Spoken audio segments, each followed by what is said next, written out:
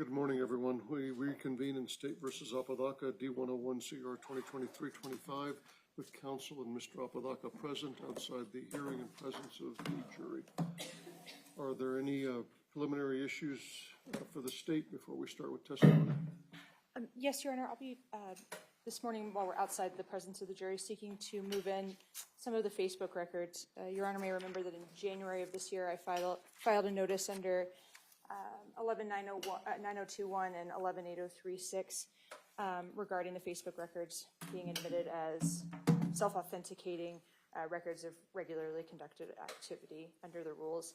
I have the certificate of authenticity of domestic records of regularly conducted activity from Meta Platforms, which preserves the Facebook records. It was signed in January of 2023 by Katie Newman, the custodian of records.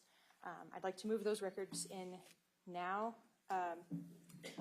under this basis, and then I will lay additional foundation as to identity of the individuals and usernames through Sergeant V. Hill. Any objection? Judge, so we've been working hard to go over what we believe needs to be redacted. There's one issue left in regards to planning and conspire. We're on the Facebook records. Oh, on the Facebook records? No issues with the Facebook records. So they'll be, they are admitted. You'll have to, again, lay some additional foundation with the officer. Yes. Any other issues? Nothing from the state. I believe defense has one on the defendant's statement. In regards to the defendant's statement, Your Honor, we have concerns about when Detective Vigil was asking Isaac a question. He was asking leading questions as part of the interrogation technique that we're going to get into in cross-examination and possibly through Dr. Wellner as well. But he was basically talking about how Isaac could have been conspiring and planning to commit this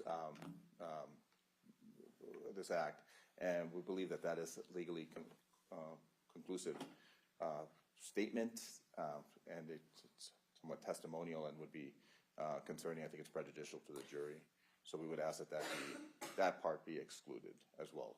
We agree on everything else, Your Honor. Ms. Murphy? Your Honor, the line is, this is from page 54 of the transcript, is Sergeant V. Hill saying, okay, I don't know, man. These messages look a lot like there's some conspiring going on, some planning going on. What? And then Mr. Apodaca responds, from that point where I was telling you from, this is as Sergeant V. Hill is scrolling through the messages on the phone in front of the defendant. The defendant gestures to a portion of the messages that he says from there on down are not his. Sergeant V. Hill responds, well, even before then, it sounds like you guys are planning something, your fate getting thrown out, and what? So defense is objecting, as I understand it, to the comment, these messages look a lot like there's some conspiring going on, some planning going on, but that is part of a question that elicits a reply from the defendant. It is not a legally conclusive statement. It is a statement being offered for the effect on the party that elicits a party opponent admission. We believe that it's relevant for purposes of this interview. It's a piece of, there isn't a legal conclusion in that. Using the word conspiring doesn't automatically make it a legal conclusion. Judge, so there's, if I may. Go ahead. Conspiracy is one of the, there's a conspiracy charge here that we're dealing with. If somebody were to go up on the stand and ask, so you committed manslaughter, didn't you? I mean, that would be legally conclusive language.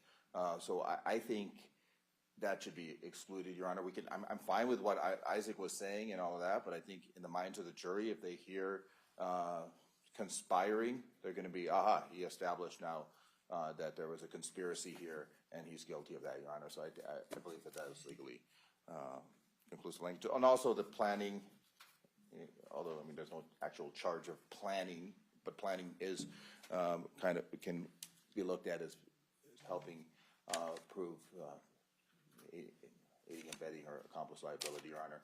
So I just think that that general statement by the detective should be excluded, Your Honor. The objection's overruled. The language, and you will have the opportunity to cross the officer as well as argue. The jury has to make a legal determination whether or not the evidence before them meets the necessary elements of the charge of conspiracy.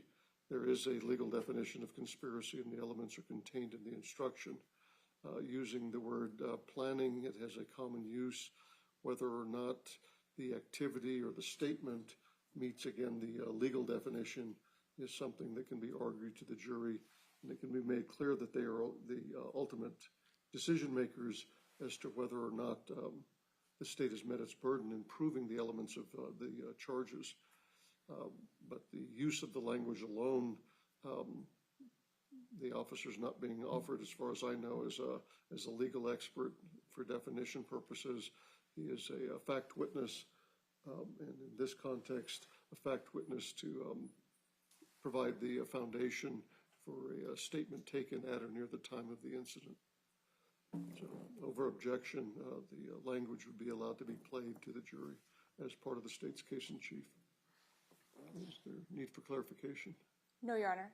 Based on an additional redaction that the parties found yesterday, the disc is being reburned as we speak. We'll just need a brief moment for Sergeant Hill to re-review that and sign it, and then we are ready to proceed.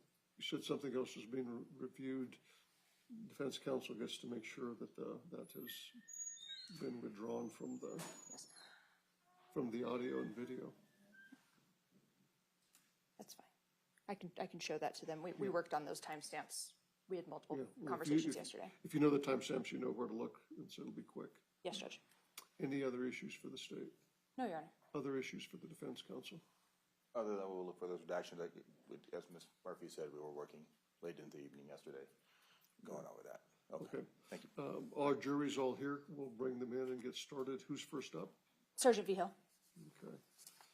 And how far into his testimony is the video going to be played? About 15 minutes, maybe 20, Your Honor. Is it here? We need the video here. They need to look at it before. Yes. They are in this room right behind me burning it. Yes, Mr. Long will check. Okay. Well, I want you to see it before we get started instead of having to stop and send the jury out and then bring them back in. Totally understood, Judge. We'll be in recess until you have a chance to look at that. Absolutely. Let me know. I'm going to step off the bench.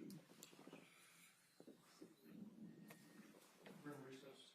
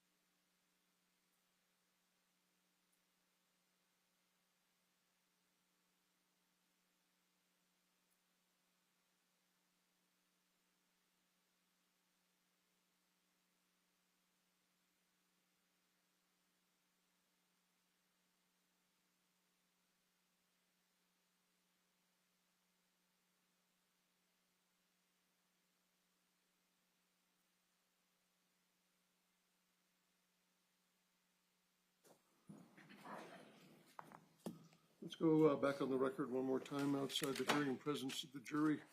Do you have an opportunity to view the video? I did, Judge. We are okay with everything. Okay. Jury's right behind me. Anything else for the state? No, Your Honor. Okay, we'll bring him in and get started.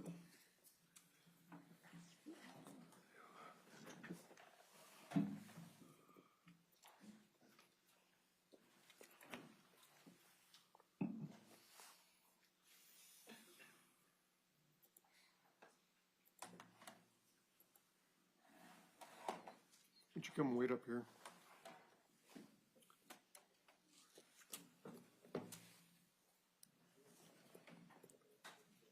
Morning, Judge. Good morning.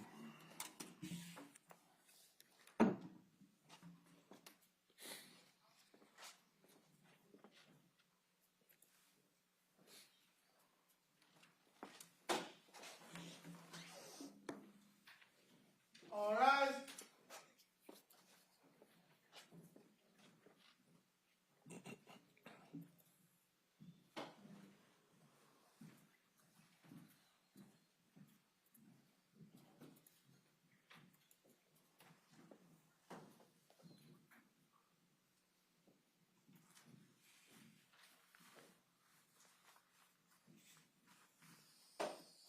You may be seated in the courtroom, ladies and gentlemen.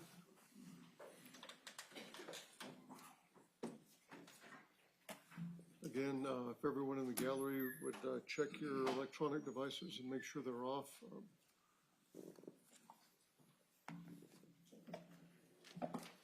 Let's go back on the record. We reconvened this morning in criminal cause D101CR 2023-25, State versus Apodaca. And we continue in the state's case in chief.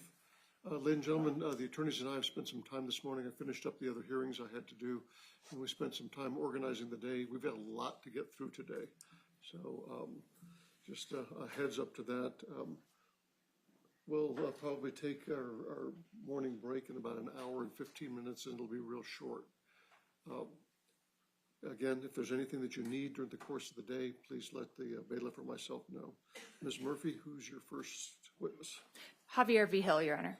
Sir, if you'd face me and raise your right hand, I'm going to place you under oath. Do you swear or affirm the testimony you're about to give is the truth, the whole truth, and nothing but the truth under penalty of perjury? Yes, Your Honor. Please have a seat.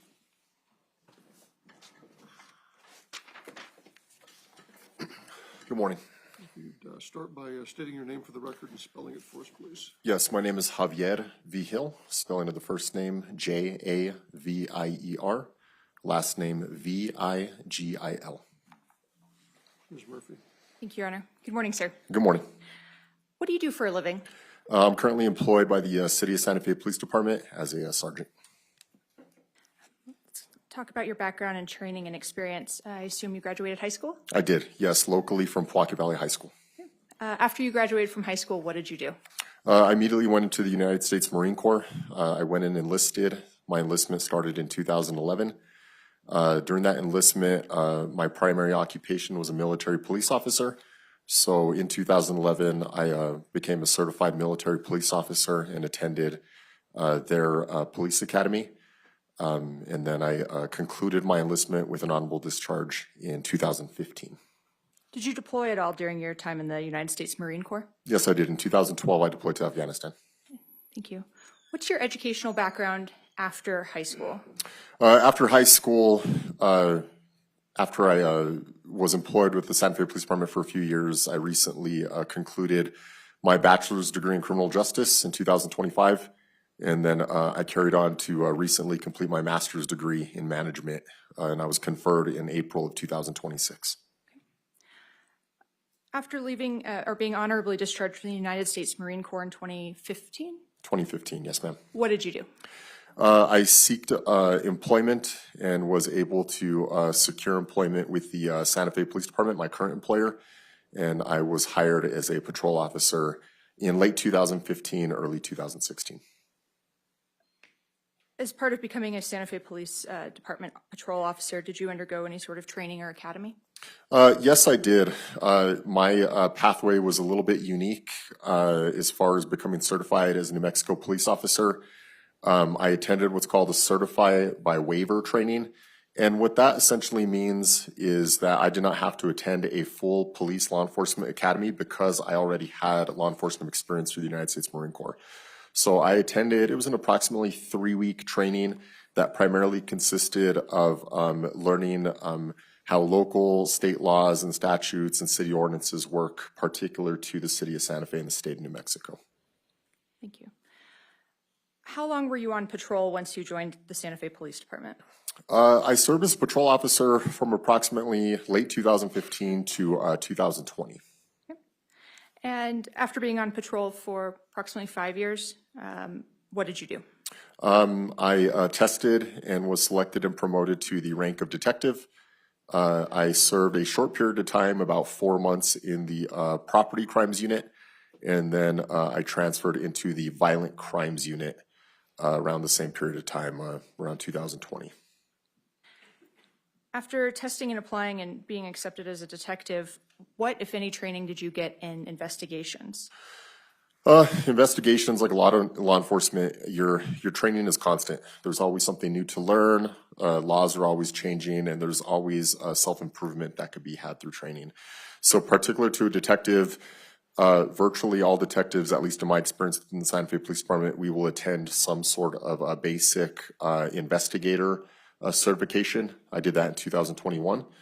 And then moving into the violent crimes unit, because we do have the tendency to work cases such as this one, homicides, violent felonies. I had the privilege of attending a couple different homicide investigation courses. One was in Littleton, Colorado. It was a 36-hour course. That was more of a basic homicide investigation course.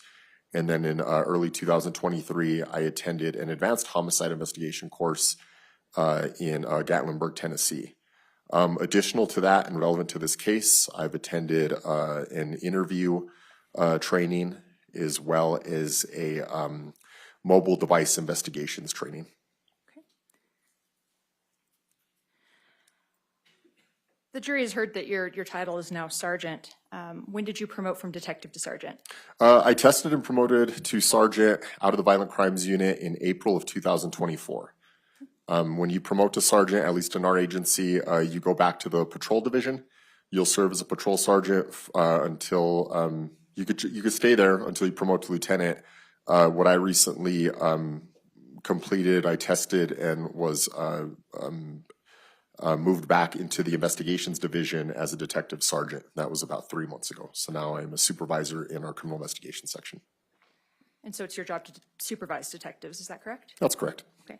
And are you part of any other extracurricular aspects of your agency? Do you do anything outside of your role as sergeant? Yeah. Specialty-wise, I joined our department's Special Weapons and Tactics team, SWAT, in 2017 approximately.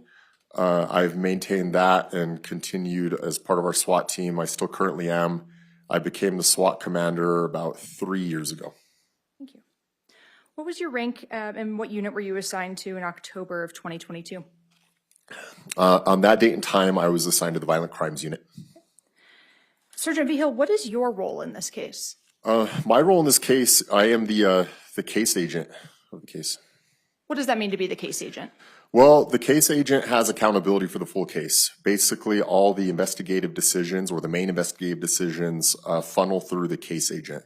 So this includes, but is not limited to, conducting interviews, completing various search warrants, ensuring that relevant evidence is maybe sent for DNA, latent prints, various examinations.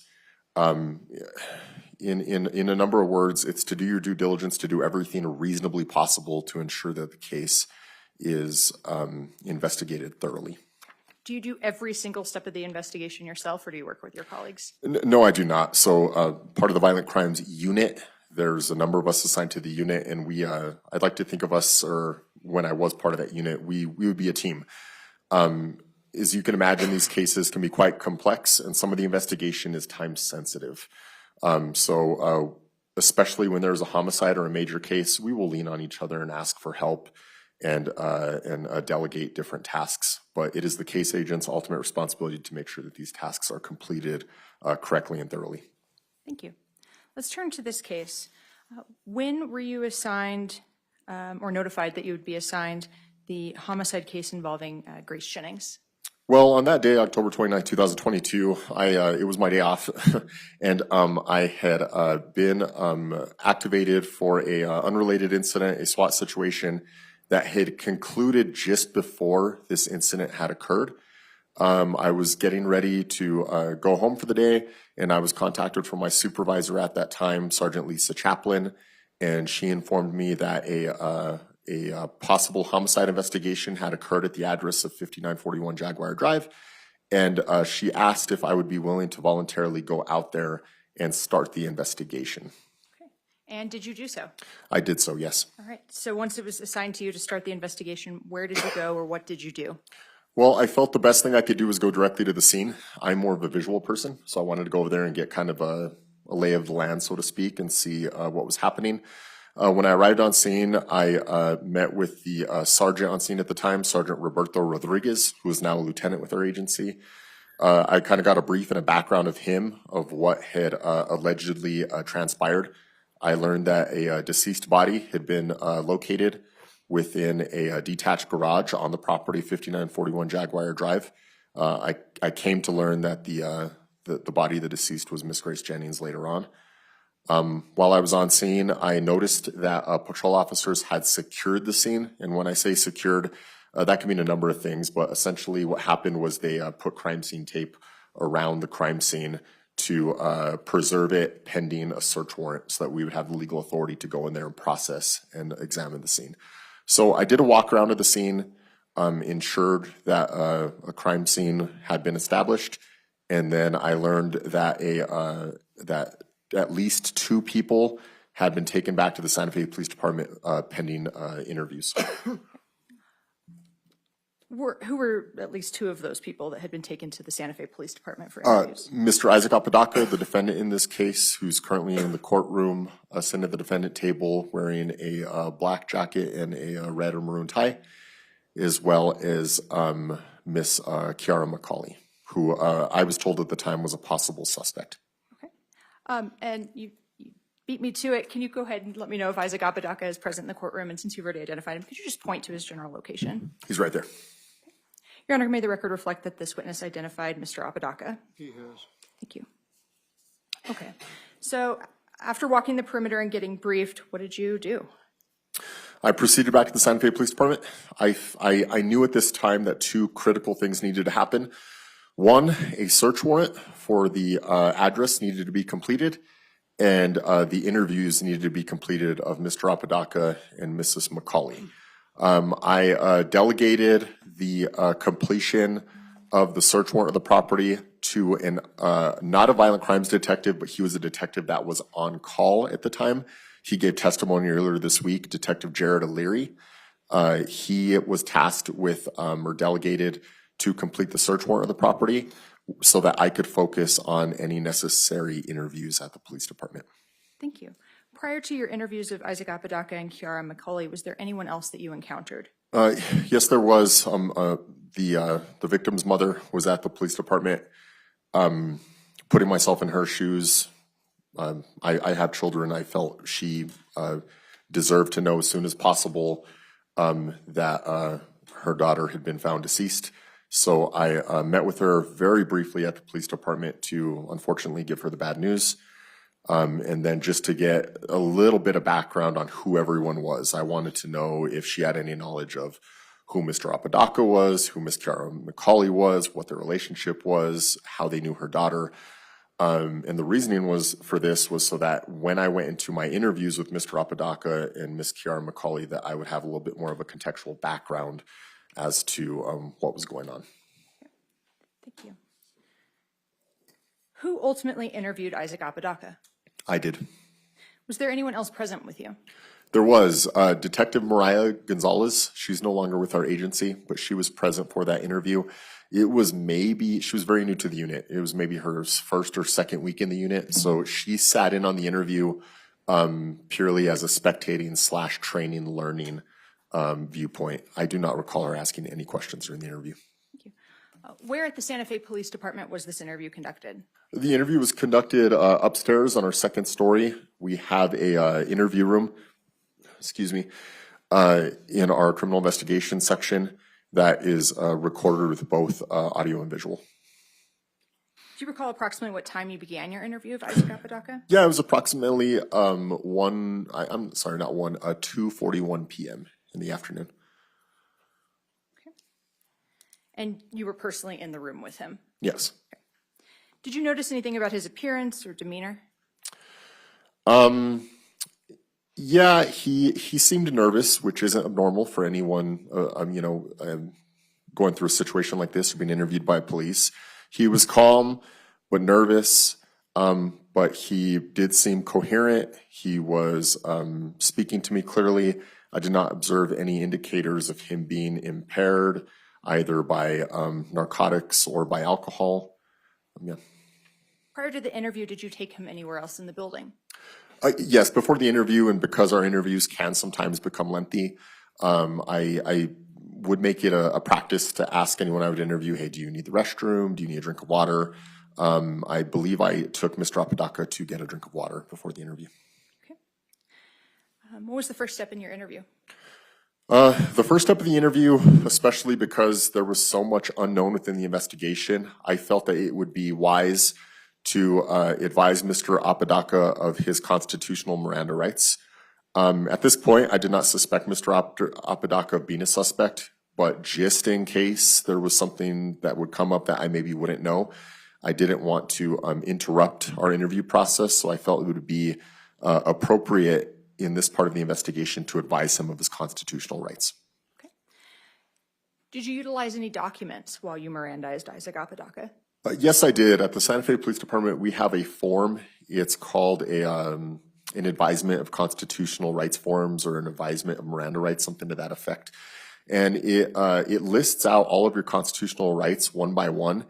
It very clearly and articulately states them. And then there are areas for the person you are reviewing the rights with to initial that they understand every single one. And the purpose of this document is to make sure that the rights are very clearly explained to the person you're explaining them to, but also to ensure that they understand them. Thank you. Did you preserve the Miranda form or advisement of rights form that you utilized and Mr. Apodaca signed? Yes, I did. After it was signed and after the interview, I submitted it into evidence at the Santa Fe Police Department. Okay. Did you alter or tamper with that document in any way? No. And we can review that document in a little bit. You've mentioned that your interview was recorded? Yes. Were you wearing your department-issued body-worn camera during your interview with Mr. Apodaca? I had it on my person. I detached it from my person and I set it aside on the table so that it had a better view of Mr. Apodaca. Was it operational on that date? Yes, it was. Did it capture video and audio of your interview with Mr. Apodaca? Yes, it did. Okay. And did you record all of your interactions with Mr. Apodaca? Yes, I did. Okay. What did you do with the footage from your body-worn camera from your interview with Mr. Apodaca? I docked my body-worn camera and then it uploaded to our Axon evidence database system. What do you mean you docked it? I docked it. We have docking stations or areas. Think of it as like an area where you can take our body cam device and you can plug it in. And then when you plug it in, it transfers any recorded data onto our cloud's Axon system so that the evidence or whatever has been recorded can be preserved. Simultaneously, the devices get any firmware updates or software updates so that they stay operating accordingly. And did you alter or tamper with that footage in any way? No.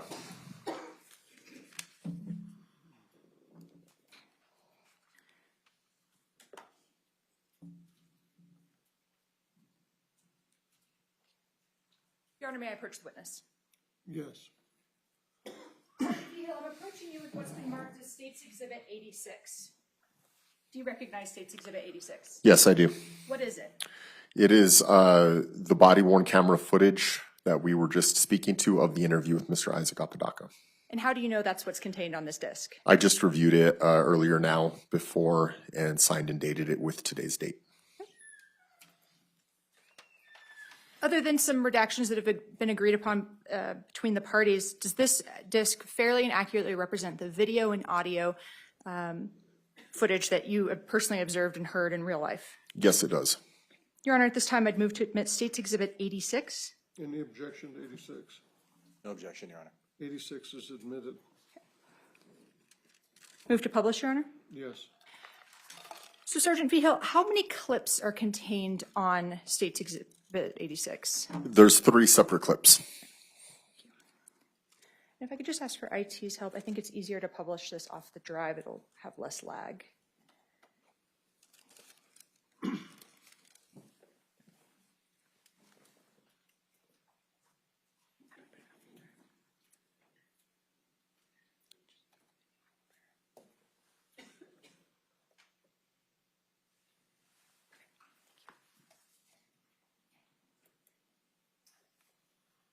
Let's begin with clip number 1. Okay. So kind of going back to last night, to yesterday, you guys are all hanging out. You, Kiara, Grace.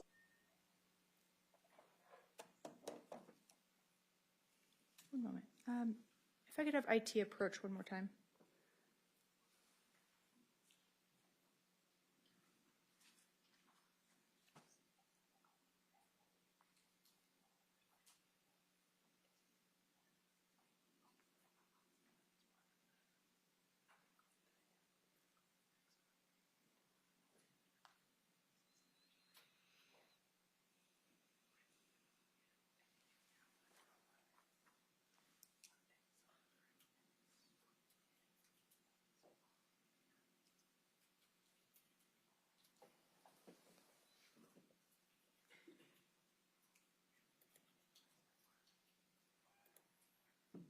Your Honor, may we approach? Yes, come on up.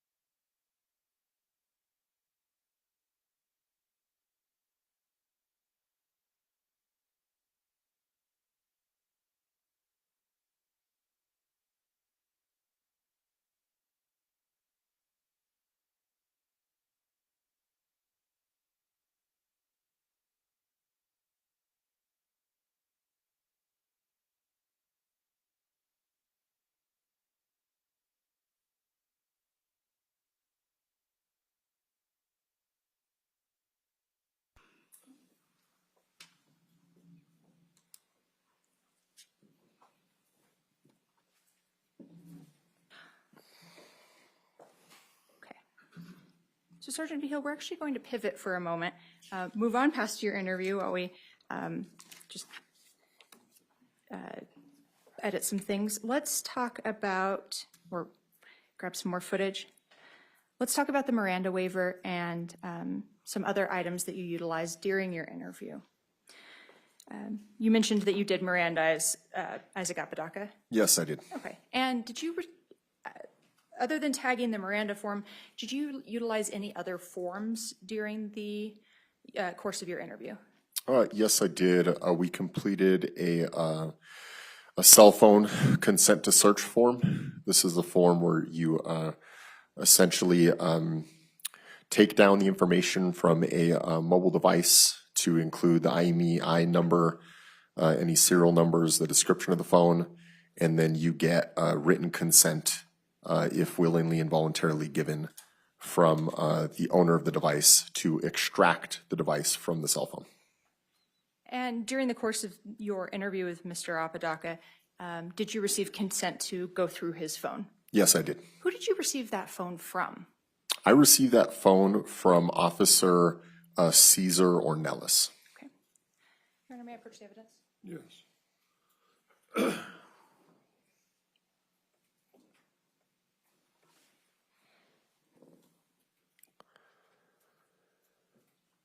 Honor, may I approach the witness? You may. Sergeant Vigil, I'm approaching you with what's been previously admitted as State's Exhibit 80, or conditionally admitted as State's Exhibit 80. I'm going to ask you to examine it and tell me if you recognize it. Yes, I do. What is State's Exhibit 80? Its description is an advice/waiver of constitutional rights, and I can see that it has two different points of seals.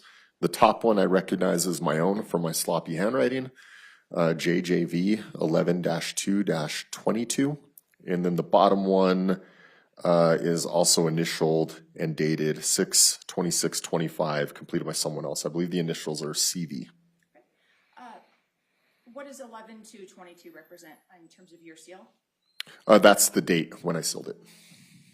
And again, you did not alter or tamper with this item at all before you tagged it into evidence? No, I did not. Your Honor, at this time, I'd move to fully admit this item and publish. Any objection to 80? No objection, Your Honor. 80 is admitted. I'd ask that the witness be able to utilize the court's scissors to open the exhibit.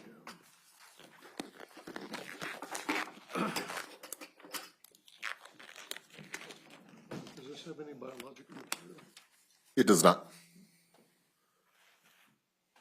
Thank you.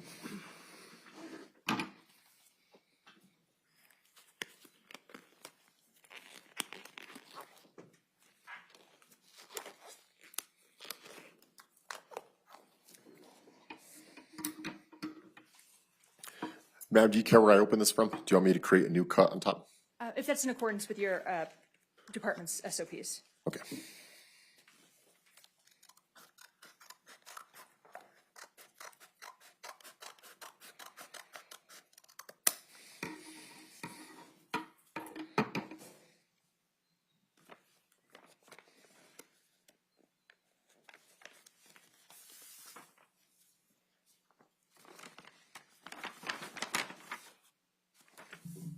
Okay. And what document or documents are was contained in State's Exhibit 80? This is the document that we had just described and explained. It's an advice/waiver of constitutional rights, a form from the Santa Fe Police Department. And would you like me to read through it? If you'll just hit the basic points. Yep, it essentially outlines who is conducting the interview. My name is listed up at the top, Detective Javier Vigil. And then it appears to have the initials of Isaac Apodaca through each of his constitutional rights, as well as the case number pertaining to this incident, the date that this was completed, which was October 29, 2022. And then this appears to be the signature of Mr. Isaac Apodaca, dated October 29, 2022, timed at 3:46 p.m. And then my signature at the bottom, along with Detective Mariah Gonzalez's signature at the bottom. And is this the actual form that Mr. Apodaca signed and initialed in front of you during your interview? Yes, this is the original. Your Honor, move to publish using the Elmo. Yes. May I approach the witness? Yes.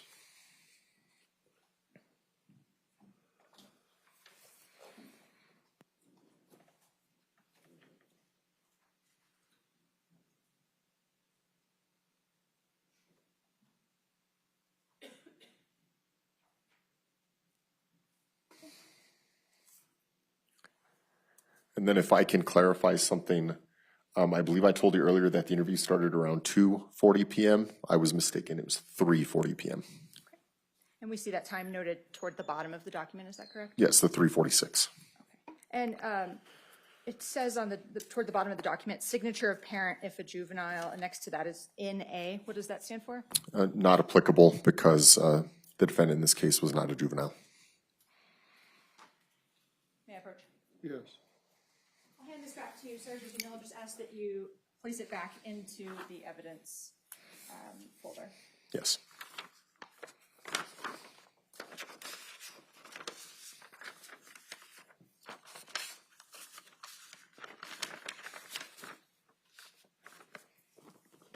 Thank you. During the course of your interview, did you ask Mr. Apodaca to draw anything for you?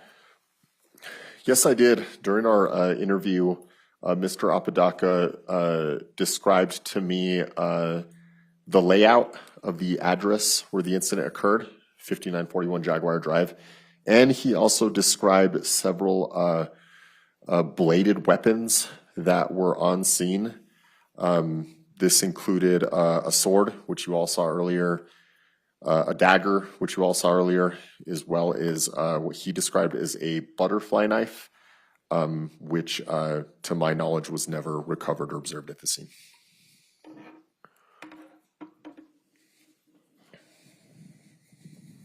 Did you preserve those drawings that Mr. Apodaca made during the course of your interview?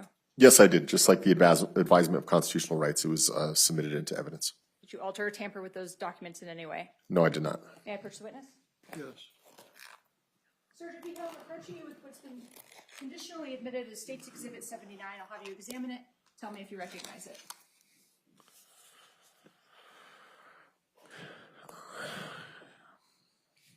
Yes, the description on this says drawings completed by Mr. Isaac Apodaca. It shows that it was collected by myself on October 29, 2022. It has the case number associated to this incident. On the top, I can see my sloppy handwriting, initials and date, JJV 11/2/2022. And on the bottom, there appears to be a secondary SIL, MJ or MT, maybe Maria Tena, dated 3/4/2026. And you personally tagged those items? Yes, I did. Your Honor, at this time, I'd move to admit what's been previously conditionally admitted as State's Exhibit 79. Any objection to 79? Defense has no objection. 79 is admitted without objection. Move to publish, Your Honor. You may. Following the same procedure, Sergeant Beadle, I'd ask that you open those documents. Yes, ma'am.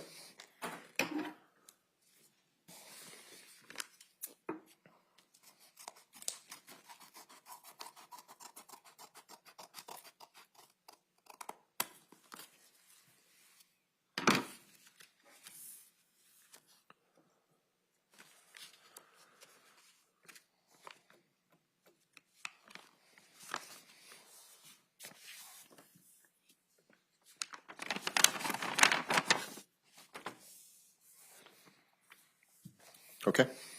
Can you please arrange those documents in the order that you would prefer to discuss them?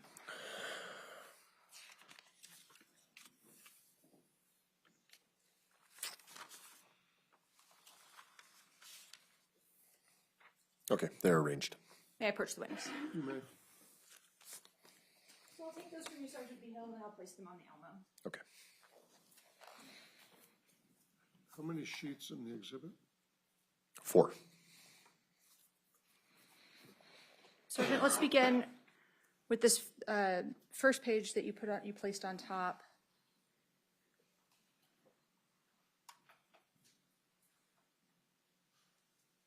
What's visible on this first page? So as I had stated, this was the overhead drawing from that Mr. Isaac Apodaca completed, the overview of the incident location, 5941 Jaguar Drive. You can see the address there written on what appears to be an illustration of a building closest to what is written as Jaguar Drive. And then it shows the boundaries of the property, and then the other little square representing the dwelling on the top part of the paper labeled as garage. And then it appears as though Mr. Apodaca wrote where the TV is at, and that Grace and Kiara were inside of the garage. It's also signed and dated at the bottom. That appears to be either Mr. Apodaca's signature or initials, along with the date of 10/29/2022.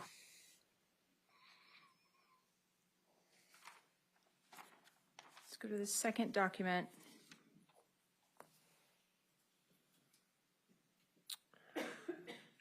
What was the second document contained within the exhibit? The second document was what Mr. Isaac Apodaca described as a sword that was there on scene and that was used during the incident. It was described as stainless steel with a black hilt and a black sheath, otherwise known as a scabbard.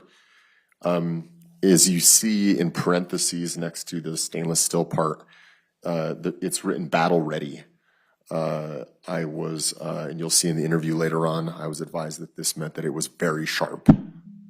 Again, at the bottom, it's dated 10/29/2022 and appears to have Mr. Apodaca's either signature or initials.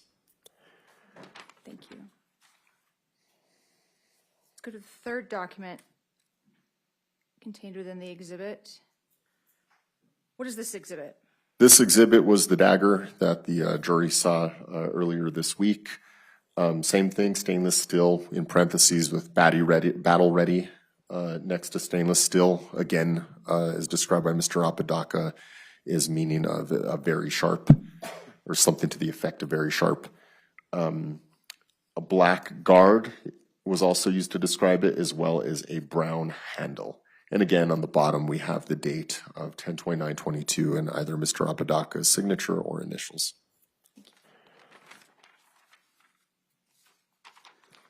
And this third document contained within State 79. This was the described butterfly knife by Mr. Isaac Apodaca, described as having a black blade, black handle with, I'm not entirely sure what that says at the end, nor do I recall what he said that was. Again, it's dated at the bottom 10/29/22, and there is a signature and or initials from what appears to be from Mr. Isaac Apodaca. Again, this butterfly knife, I never came across in my investigation physically when the scene was processed. Thank you. May I approach the witness, Your Honor? Yes. Sergeant Peel, I just ask that you place these back in the evidence folder for this item. Yes, ma'am.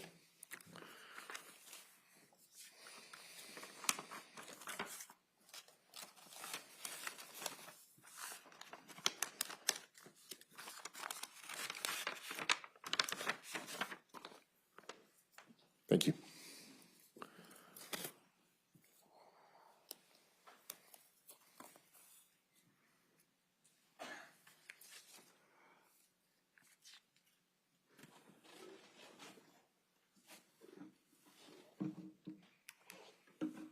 Let's talk for a minute about your interview with Kiara McCauley. After your interview with Isaac Apodaca, were you able to interview anyone else at the Santa Fe Police Department station?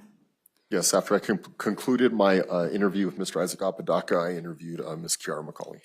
Did you Mirandize her? Yes, I did. Okay. And did you speak with her? Yes, I did. Without relaying anything that Ms. McCauley stated or said during her interview, can you please inform the jury what you noticed about Ms. McCauley's demeanor during the interview? It was abnormal. She had little like twitches and unusual things that she would do while she would talk. Sometimes she would seem like she was talking to herself. Yeah, just a little bizarre and unusual. Again, without saying anything she may have said during her interview, at any point did she show you anything on her body? Yes, during the interview, she did show me some of the tattoos that she had on her arms and on her hands. The jury's already heard that after your interview of Kiara, we know that she and Isaac were both photographed. But was anyone else interviewed at the station that afternoon or evening? Yes, Miss Lanny McCauley was interviewed at the police department. I did not conduct that interview myself. That was delegated to Detective Jared O'Leary. Have you reviewed that interview or been briefed on it by Detective O'Leary? Yes. Okay. After your interview of Isaac and Kiara, that on October 29th, 2022, what were the next initial steps in your investigation? A couple days after, I interviewed or spoke with again to the victim's mother, Roma, and then I did my own formal interview with Miss Lanny McCauley, or I'm sorry, not Lanny McCauley, the defendant's mother. Her name is slipping my memory right now. Does Linda Montoya sound accurate? That's the one, yes. And what was the purpose of your interview with Grace's mother? Just to gather more information from an investigative standpoint, figure out more how all the puzzle pieces fit together, and see if she had anything else relevant to the investigation. And the purpose of your interview with Ms. Montoya and her family? The exact same thing. Okay. Let's discuss search warrants. How many search warrants did you obtain throughout the course of your investigation? Approximately 15. Okay. And I won't ask you to name all 15, but what categories or types of warrants did you obtain? There were several cell phones involved in this investigation, so I did search warrants for all the cell phones involved. The only one that I did not do a search warrant for was for Lanny McCauley's cell phone. She gave written consent for that one. In regards to Mr. Apodaca and Mr. Kiara McCauley's cell phone, even though they had given consent to go through their phones, I went above and beyond and completed search warrants anyways, just to ensure there wouldn't be any issues with that from a legal standpoint moving forward. In addition to the cell phones, I completed search warrants for various social media accounts, namely the Facebook accounts, 2 for Kiara McCauley, 2 for Isaac Apodaca, and 1 for the victim, Ms. Grace Jennings. I completed search warrants for 2 devices that were found on the scene, a tablet device as well as a computer device. And then I completed search warrants for the DNA standards of both Mr. Isaac Apodaca and Ms. Kiara McCauley to be compared with any potential evidence that was maybe collected at the scene.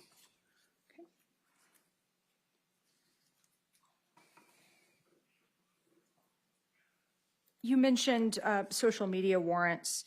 What platform or company did you obtain social media warrants for? Facebook, I believe, or around that time, they're transferring to officially being referred to as Meta, but Facebook and or Meta. Okay. Have you ever used Facebook yourself? Yes, I have. Okay. And what features have you personally used on Facebook that allow you to be familiar with it? Pretty much all of them. You can keep in touch with friends, look at different timelines, post stuff on your account for selected friends to see or the public to see. There is an associated communication application with Facebook, commonly referred to as Facebook Messenger. Through that platform, I've had personal experience communicating, sending messages through that, as well as making and receiving phone calls through that platform.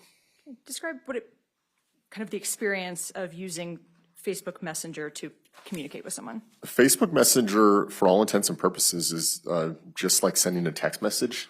You type a message in it and you can send it to one of your friends or to someone, and then you can get a response from it, but it's no different than text messaging.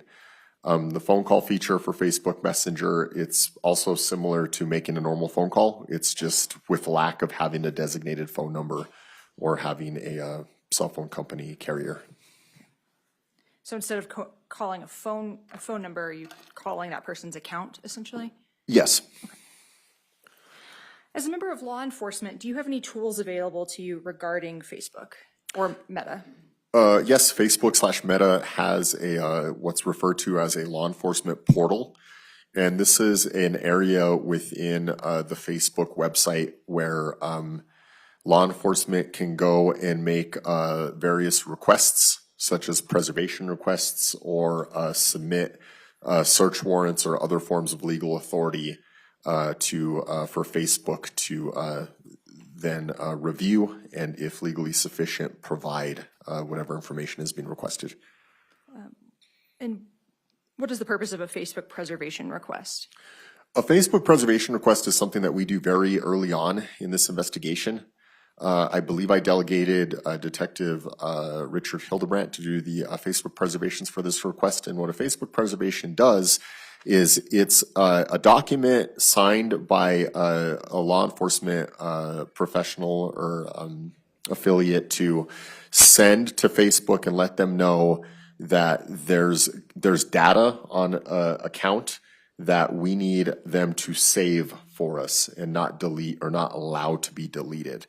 The reason for this is some social media platforms, maybe they erase data every so many days, 30 days, 60 days, 90 days, that they don't have an abundance of data.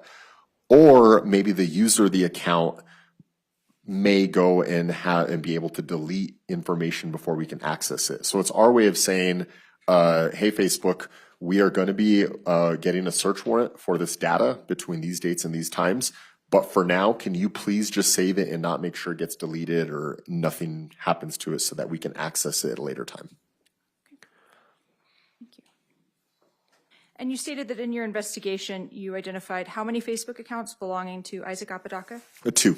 Okay, and what were the usernames for those accounts, if you recall?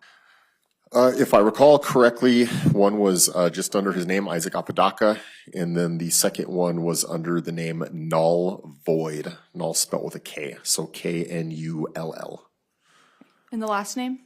Or the second part of the username, I should say? Yeah, Void, V as in Victor, O-I-D. Did you obtain, after preserving, did you ultimately obtain search warrants for both of those accounts? Yes, I did. How did you determine that the Null Void account was related to Isaac Apodaca since it didn't have his name? When I completed the search warrant for the first account of Isaac Apodaca under his name, there's a section within the records that shows related accounts that user might also have, and that's when I came across the account of Null Void and did a search warrant for that account. As to the Facebook search warrant return for the Isaac Apodaca labeled account, what did you find as it relates to this case? The one with his name on it, nothing of significant relevance. Okay.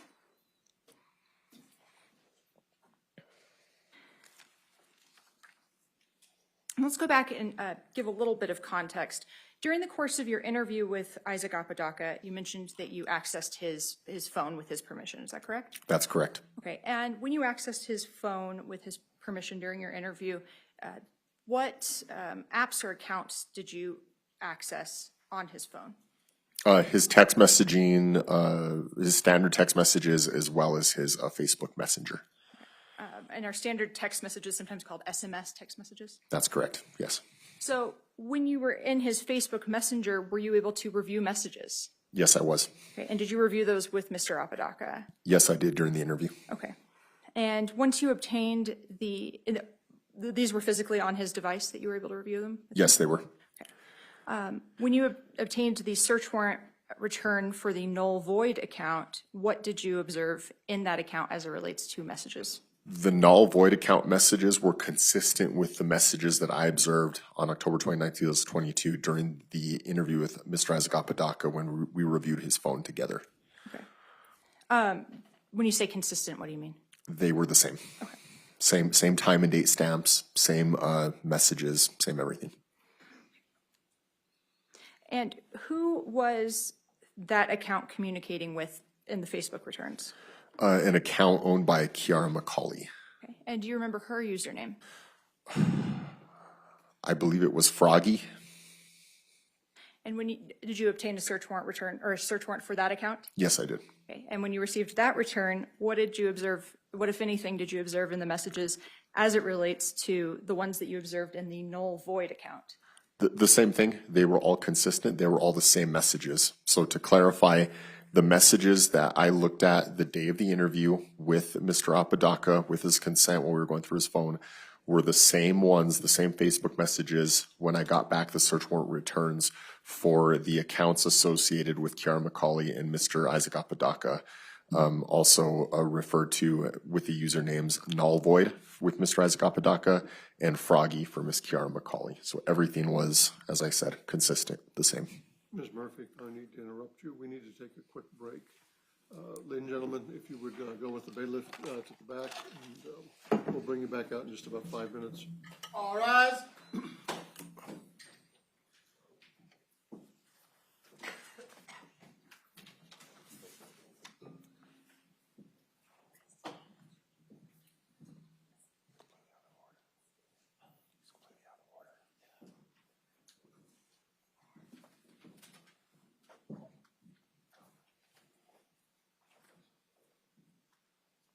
You may be seated in the courtroom. Counsel, would you approach, please?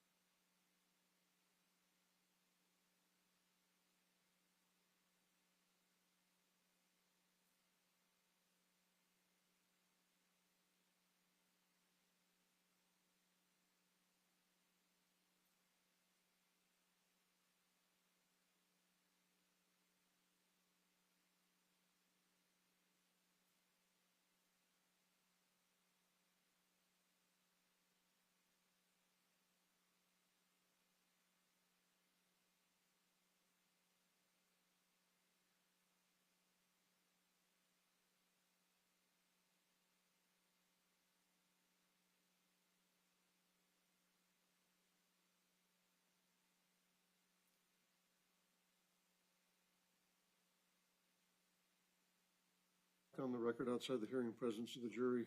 The juror is Ms. Lujan. Two things. One is I mentioned at the bench earlier that I had observed that she appeared to be nodding off a couple of times, 3 times since they've come back in. Also, the bailiff, when I asked who her name was, indicated that she had told him that she was in some type of an accident this weekend and was having a hard time concentrating on what was happening. So let's call her in and see how she's doing. That's concerning. Thank you, Judge. Do we know if she's seated or if she's an alternate? What's that? She's seated. She's, Let me right? see. I think she's like number 3.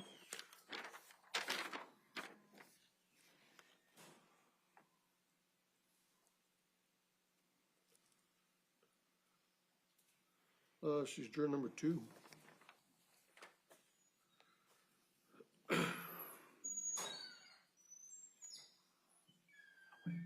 Off the record until she comes in.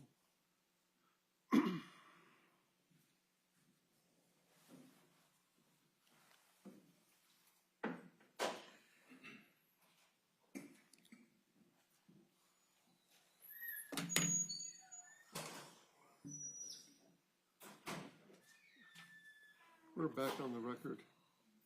Hi. The reason I wanted to call you back in and talk to you was noticing that you seem to be having a hard time staying awake. I saw you nod off a couple of times and maybe even a third time. Yeah. How are you doing today? It's been stressful. I just got into a car accident, so I haven't slept. When did that happen? I'm sorry. But 12 o'clock last night on my way home from work. So you haven't, on the way home from work, so you haven't slept. been asleep? No. Have you been able to pay attention to what's happening in the testimony or having Yeah, a I'm different? paying attention. I'm just having a hard time keeping my eyes open. Okay. Those are the court's questions. Counsel, do you have any questions? No,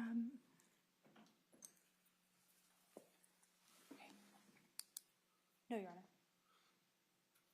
On behalf of Mr. Apodaca, any questions? Were you able to pay attention to the testimony of the detective today? Yeah. Okay. Do you think the accident could affect your ability to process information? No, I'm just having an issue like staying awake. Like I didn't hit my head or anything. I just haven't slept. Think you can stay awake? Yeah, I'm trying. Okay. And you weren't able to fall asleep? You were on medication as well, you said? No, well, I do take, I am on methadone, but I haven't taken it. Okay. Any other questions? No other questions, yeah. Okay, thank you. We'll call you back in just a minute.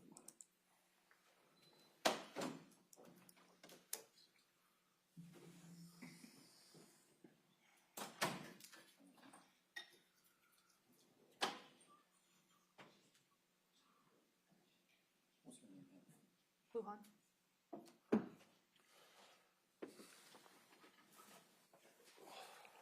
She was seated number 3 on your list, so she's juror number 2 on this panel.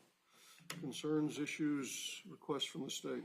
Your Honor, I think it would be prudent to strike her at this time. She has not slept, which I think is very different than a prior juror who had like a temporary nod off. She said she did say she was having a hard time keeping her eyes open. We're very, very early on in the day. Obviously, she's not going to have the opportunity to sleep as the day goes on. So there's not a reasonable expectation that this would improve for her physically. So I think it would be appropriate to remove her. She also was in a car. She said she was in a car accident at midnight last night. So the lack of sleep, the difficulty keeping her eyes open. On behalf of Mr. Apodaca, Yeah, Judge, 1 second. Mr. Mayor.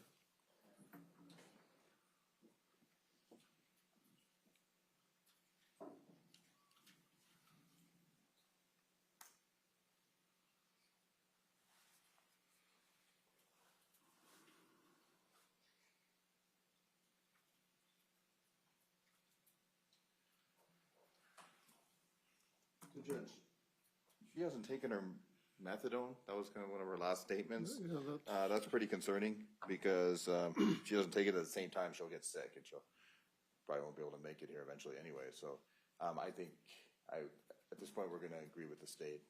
Okay. She'll be struck at this point in time. I'll give instructions to the bailiff to go ahead and release her, and then he'll walk her out. Okay. That brings up an issue about the alternates. So alternate number 1 would become juror number 12, and that was the juror seated number 44.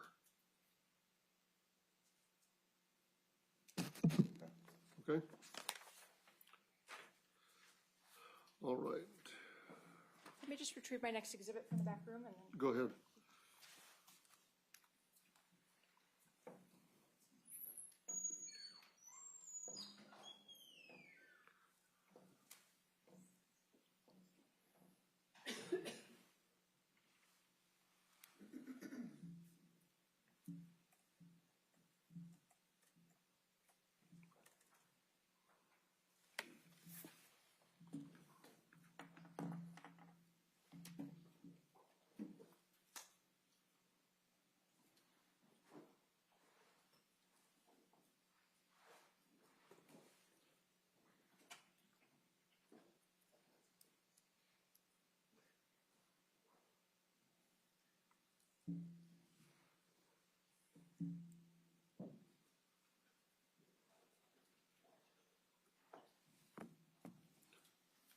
You can have a seat, gentlemen. We're off the record.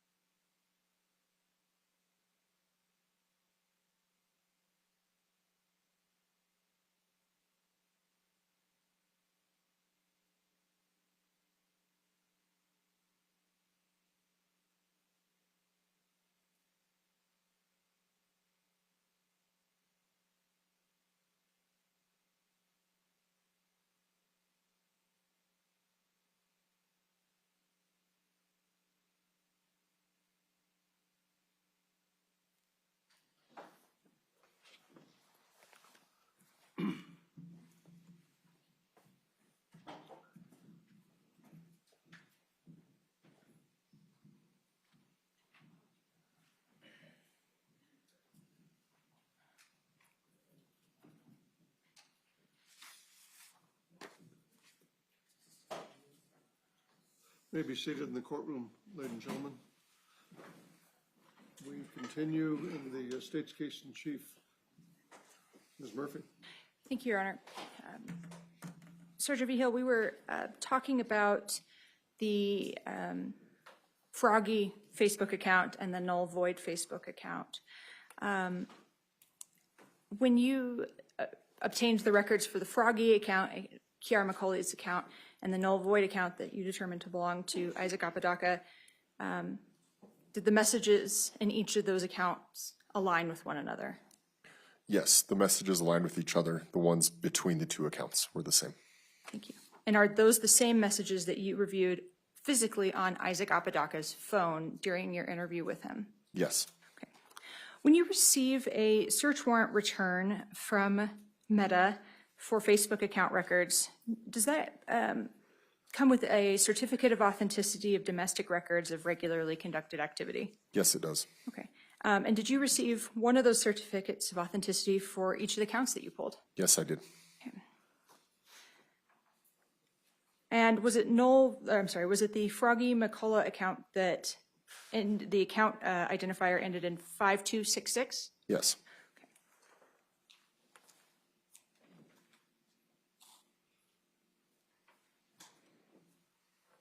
Can I approach the witness, Your Honor? Yes. Sir, I'm approaching what's been previously identified in court as State's Exhibit 85. Can you take a look at 85 and tell me if you recognize it? Yes, I do. What is Exhibit 85? It's the certificate of authenticity of domestic records of regularly conducted activity, signed by a Katie Newman.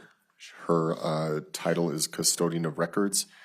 And this is a documentation that she certifies that the records from Meta platforms, aka Facebook, are authentic.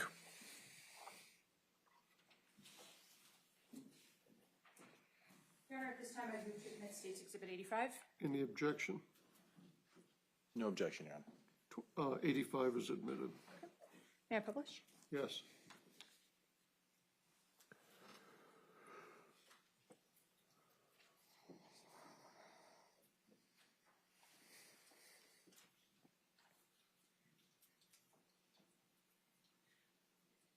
Does this contain the language that accompanied your Facebook return for the Kiara McCauley, aka Froggy McCullough, Facebook account? Yes, it did. Okay, and I see a very lengthy number. I'm going to use my pen to identify it. Can you just read this first four or the last four digits of that account identifier? Yeah, the last four numerics of that account identifier are 5266. Thank you.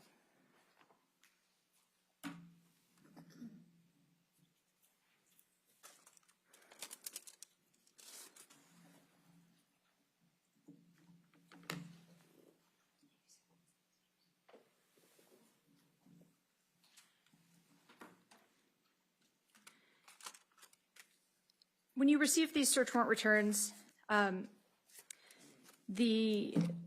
Facebook messages, what time zone are the messages logged in? The time zone those messages are logged in are UTC, otherwise known as Coordinated Universal Time.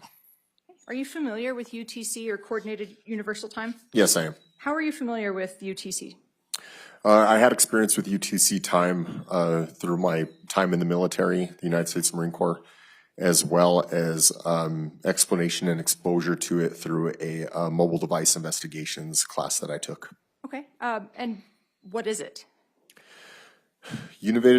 Coordinated Universal Time, UTC time, is essentially a way for the entire world to all have one frame of reference for keeping track of time. So, as you all know, like here in New Mexico, we observe daylight savings, but some other states, they might not, which can create inconsistencies if we're all trying to be on the same page of time. Now, UTC time is commonly associated with GMT time, which is a Greenwich Mean Time. And all that basically means is that's where, at that location in Greenwich, England, is where the longitude is at 0. So they use that area, that rough area, as a point of reference for UTC time to be 0. Now, if you go laterally left or right of that area, you're either going positive UTC time or negative UTC time. Here in New Mexico, because of daylight savings, we are UTC time either -6 or -7, depending on the time of year. And in October, or on October 29th of 2022, would we have been -6 or -7? We were -6 on that date and time. Okay. And when we look at individuals' body cameras in the top right corner, we see a -6 next to the local time. Is that an indication of UTC time? Yes, Okay. When you receive messages from Facebook, those messages are in UTC time? correct. So in order to kind of convert it to the local time, what do we have to do? Subtract 6. Okay. And are they in a 12-hour time format or a 24-hour or military time format? A 24-hour time or military time format. Okay. So going to make you do some math on the fly. If a record is noted at being sent or received at UTC or at 20 hours or 2000, what would that be in local time? This is the part I was most nervous about, the math. 2000 is the equivalent of 8 p.m., so -6 hours off of that would put us at 2 p.m. or 1400 hours. So subtract 6 and convert when necessary. Yes. All right, thank you.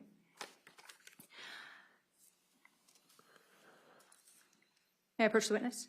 Yes. Sergeant Vigil, I'm approaching you with what's been marked as State's Exhibit 87. I'll ask that you take a look at it and tell me if you recognize it. I do. What is State's Exhibit 87? It's records of the Facebook account messages from Miss Kara McCauley's account. I reviewed them today. This is my signature and today's date on it, 7/13 of 2022. And does this exhibit fairly and accurately depict the messages that were exchanged between the Froggy McCullough account and the Null Void account in the October 28th to October 29th timeframe as it relates to this case? Yes, they do.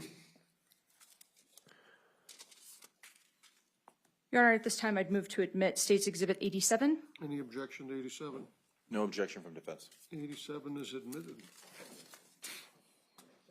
Move to publish, Your Honor. Yes.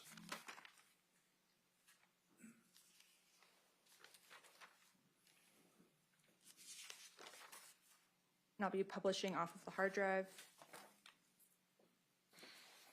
Well, she sets it up, ladies and gentlemen. The reason we do it this way is there's less lag on the hard drive than what's on the disk, but the information has been verified to be the same.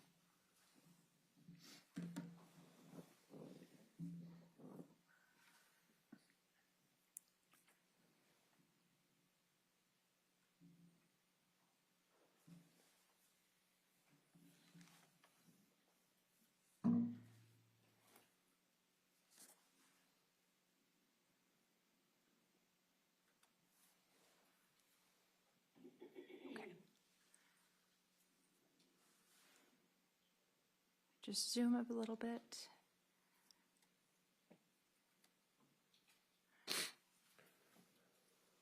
And Your Honor, if the court would inquire whether the jurors can see that text at that zoom level on their monitors?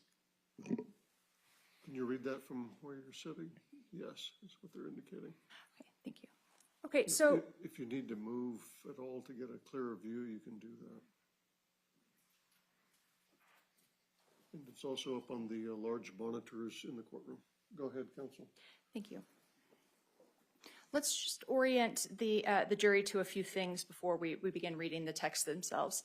At the top of the page in a blue box, what information do you see? It says Meta Platforms Business Record, page 32.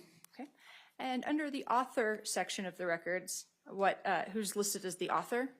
For the first message, it has Froggy McCullough, and the user ID is last 405266.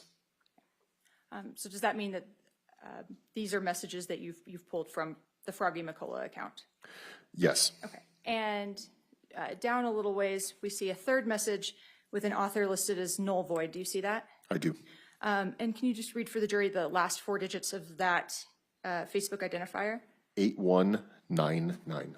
Did you receive those the messages as they were in the Null Void account, 8199? Yes, Okay, and were those messages the exact same as the ones in the Froggy McCullough account? yes.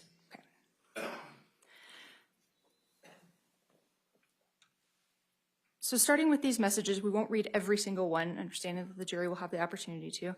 What was the date and time that the first message was sent? I'll first have you read it in UTC, and then I'll make you do some math on the fly. Yeah, UTC time for this one was dated 2022, 10/29, 05, 4, 8, and 12 seconds of UTC time. That's 5 a.m. in the morning. If we subtract 6 from that, don't quote my math on it, but I believe that would put us at 23, 48 hours and 12 seconds, otherwise known as 11:48 p.m. Mountain Standard Time. And what does that first message say? Have her drop off her shot and the cat, then go to the park. My mom is up. ATM, I need a quick escape. I'm going to go to the porch. Avoid the porch. Then the next message? Did y'all just get to the garage?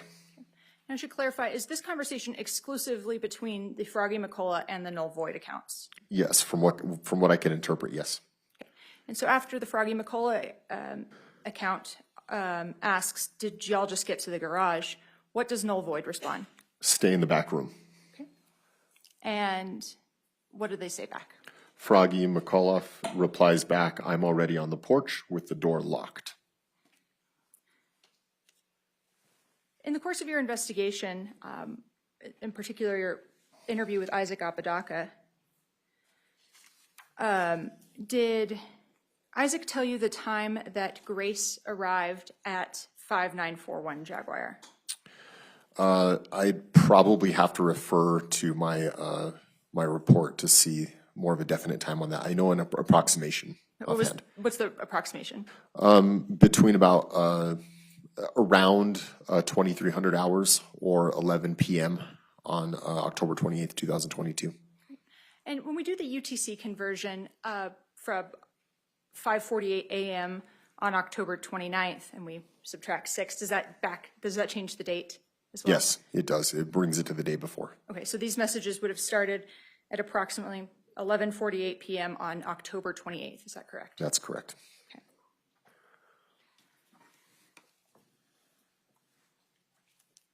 See if it will let me.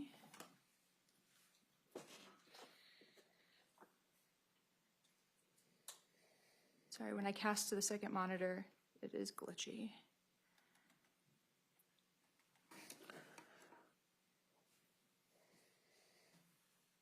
Okay. Going to this next message at 5:57 UTC, which would be just before midnight. Is that correct? That's correct. Okay. What does the Froggy McCullough account say? What's going on? I'm thinking to head to the park. Okay. And at 5:58, what does Froggy McCullough say? The one after null void, the 558 one says, I'll LYK, which I believe means let you know. When I get there, then you head there. And what does null void respond? I'll head there shortly. And what does Froggy McCullough respond? She's with you, yes? And what does null void state? Yes. Okay. And then null void again at 6:04 UTC? We are talking, but we will head there shortly. And then Froggy's next response? In the body of it is some kind of like an image or something like that. So when we see those two little square type brackets, what does that mean in terms of what you were able to see in the messages on the phone? From my investigation, I learned to see that means it's like some kind of emoji or some kind of picture or something that was sent that isn't encapsulated on this particular record. Do you recall the type of emoji that the Froggy McCullough would most frequently use in this context? Yeah, it was like some kind of like dog or something like that. Or did she ever use a mushroom? Yeah, she'd use a mushroom as well, yeah. And is that something you discussed with Isaac Apodaca? Yes, I believe so. Okay, so what does Froggy McCullough then say after she sends some sort of emoji? I'm sitting at the table, make it seem as though you promised to meet with a friend. Going to page 33, which is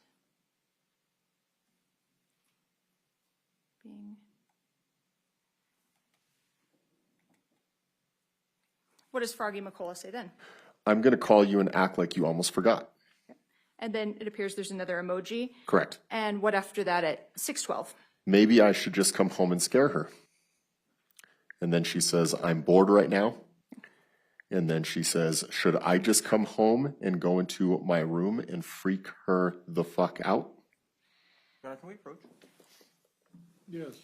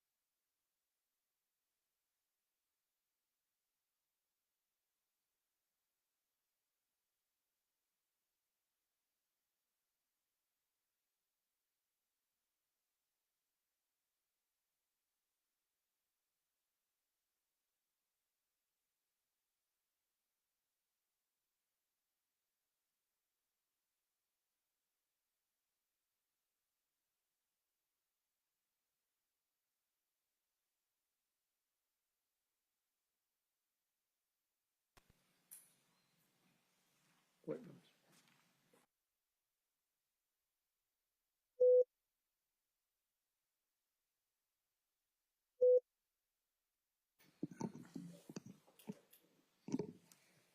You may continue. Thank you. So after the message stating, should I just come home and go into my room and freak her the fuck out, what did the null void account respond? We'll come talk to her. Okay. And what was the next message? From Froggy, you're coming to me or I'm coming to you. And then should I keep reading them as you scroll through to for sake of time? Please. Okay. Froggy then says, why should I bother talking to her? Null void responds, you come to me. I told her you want to talk to her and no arguing. Froggy then replies, I'm angry, hun. Null void states, I know, but it's better to reach a common sense of direction. Froggy then says, is the door unlocked? Froggy sends another message, I look like a monster, dude. Null void says, yes. And I'll have you just slow down a little bit. Sorry, Sure. So after Froggy McCullough says, I look like a monster, dude, what does the null void account respond? Yes. Going to page 34. Froggy says, I don't have anything nice to say. And I'd like to note that now we're at 6:53 UTC time, which would be past midnight. So 12:53 a.m. on October 29th, 2022. Null void states, I know, but be kind with your words. Like when me and you talk, instead of violence, show compassion. Froggy appears to send some kind of emoji or picture. Null void replies, you know what I mean, platypus? Null void then states, rar, rar. Froggy then says, get the conversation rolling, dude. I'm not feeling nice.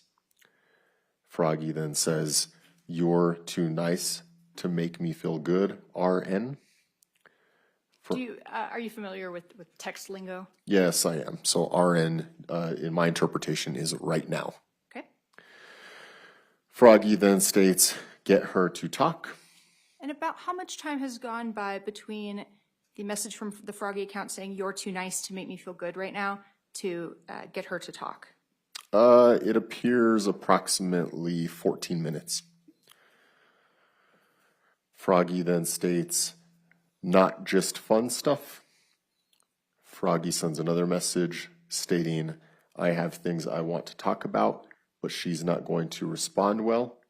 She's never been the one to listen. Froggy then says, get her to talk so I have somewhere I can butt in. Null Void then responds, okay.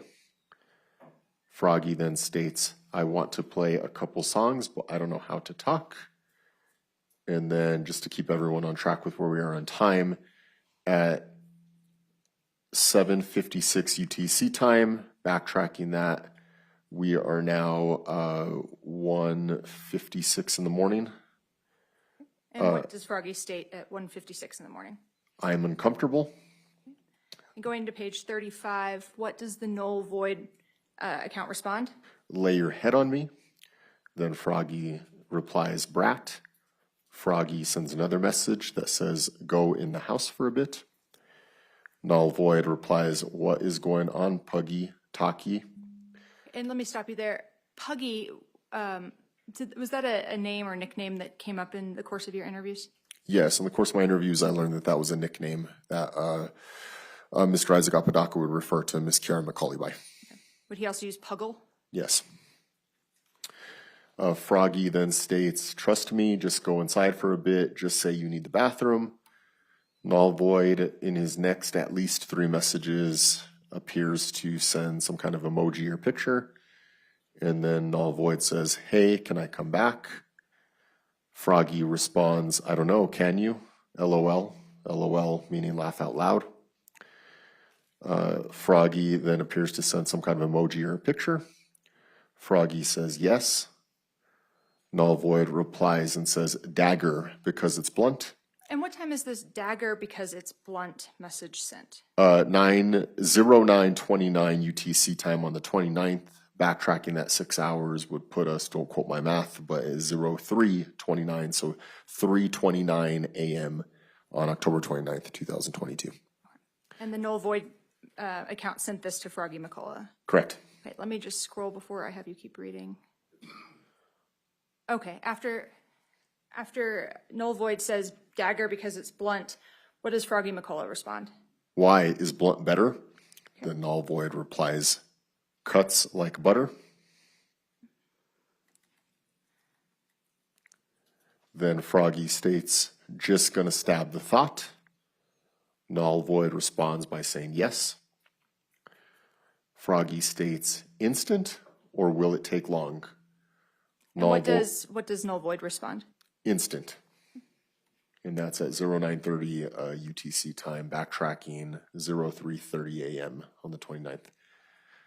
Okay, and now going to this portion, at 9:31 and 5 seconds UTC, what does Froggy McCullough state? She states, what do we do about the mess? Null Void responds by saying, we burn it. I'll buy new blankets and bed. Froggy then says, but until we can, I love these sheets, and my favorite fuzzy blanket is here. Null Void then replies by saying, I know. Froggy then says, just intense wash tomorrow. Hydrogen peroxide and ice waster will get it out. No. Let me stop you for one moment. Sure. When you were reviewing these messages with Isaac Apodaca, did you ask him about this conversation regarding a cleanup? Yes, I did. And just briefly explain to the jury what Mr. Apodaca said this mess was going to refer to. I wanted to know what he meant by that, and he referred to it as there was poop on the bed, that someone had maybe defecated on the bed or an animal or something like that.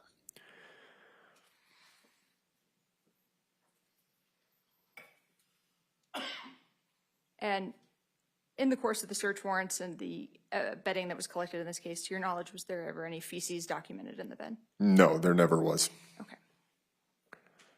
After the Froggy McCullough message about an intense wash tomorrow in hydrogen peroxide, what did Null Void respond? He says yes. And then Froggy replies with, "Can you help this time?" And Null Void responds? "Yes, I am just waiting for you to make the first move."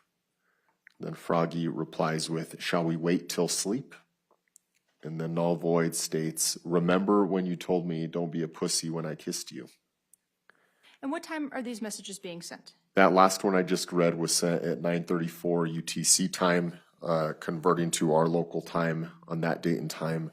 That would have been 3:34 a.m. on October 29th, 2022. How many seconds are there between the "shall we wait till sleep" text and the response of "remember when you told me don't be a pussy when I kissed you" message? From this record here, there is 1 second that has transpired between those two messages that were sent.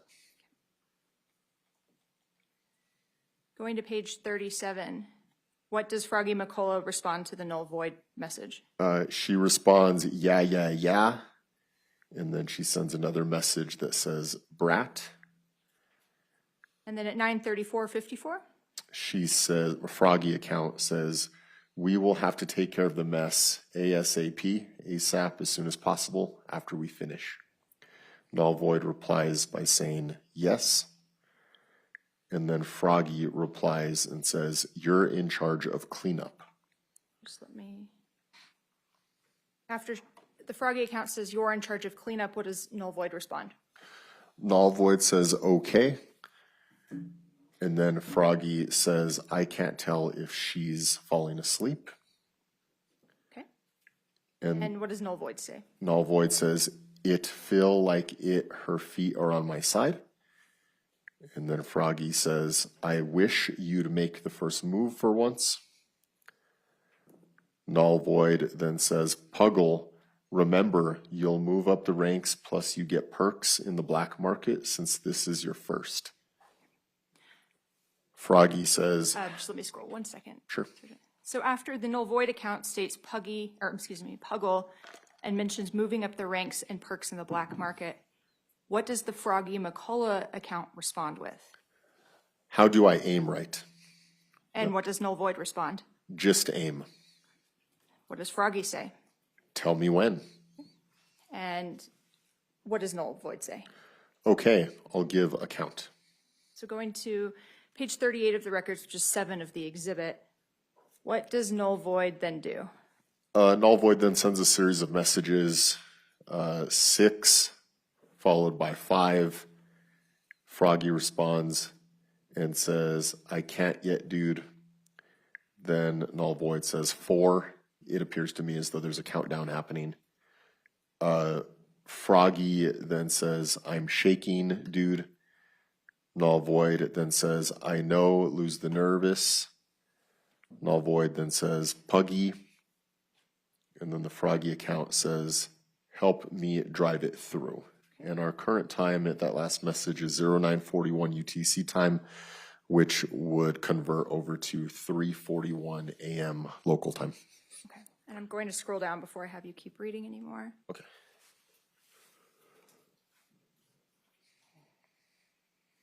What does Froggy McCullough respond with next at 9:42:02? "Anger me." And what does Null Void respond? "I invited Brittany." Okay. Then Froggy says, "That's annoying." Froggy then says, "Not angering." Null Void replies, "Oh." Then Froggy says, "And if it goes wrong, then what?"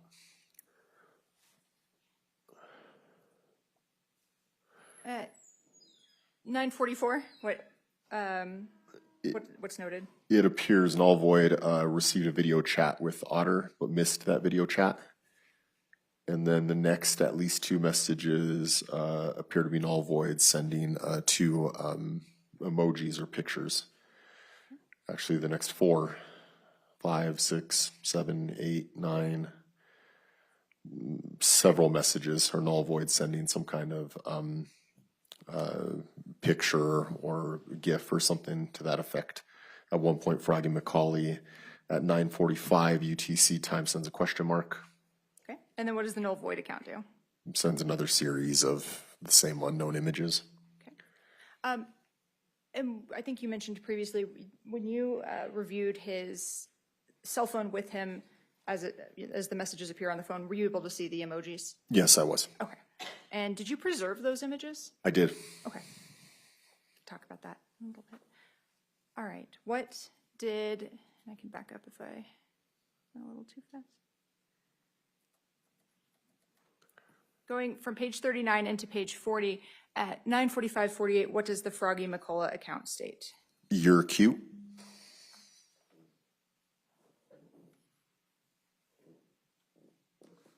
And what did Null Void reply? How so? And then Froggy appears to send some kind of image that is captured on these records. Okay. And can you just describe that image?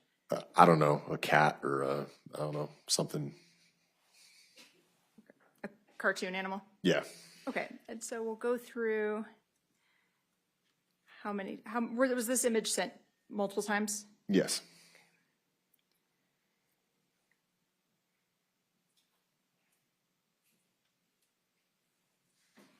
Scrolling into page 43, has this image just kind of continually been sent? It has.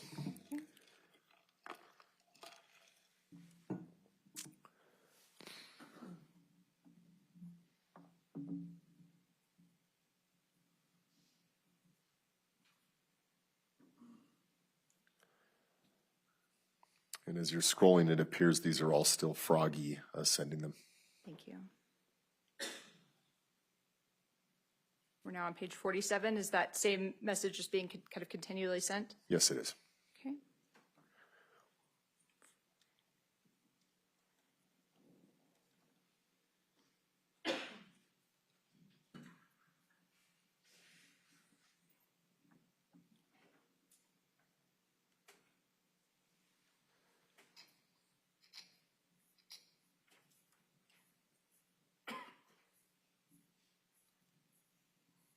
We're now at page 53. Is that message just continually been sent throughout? Yes. Okay.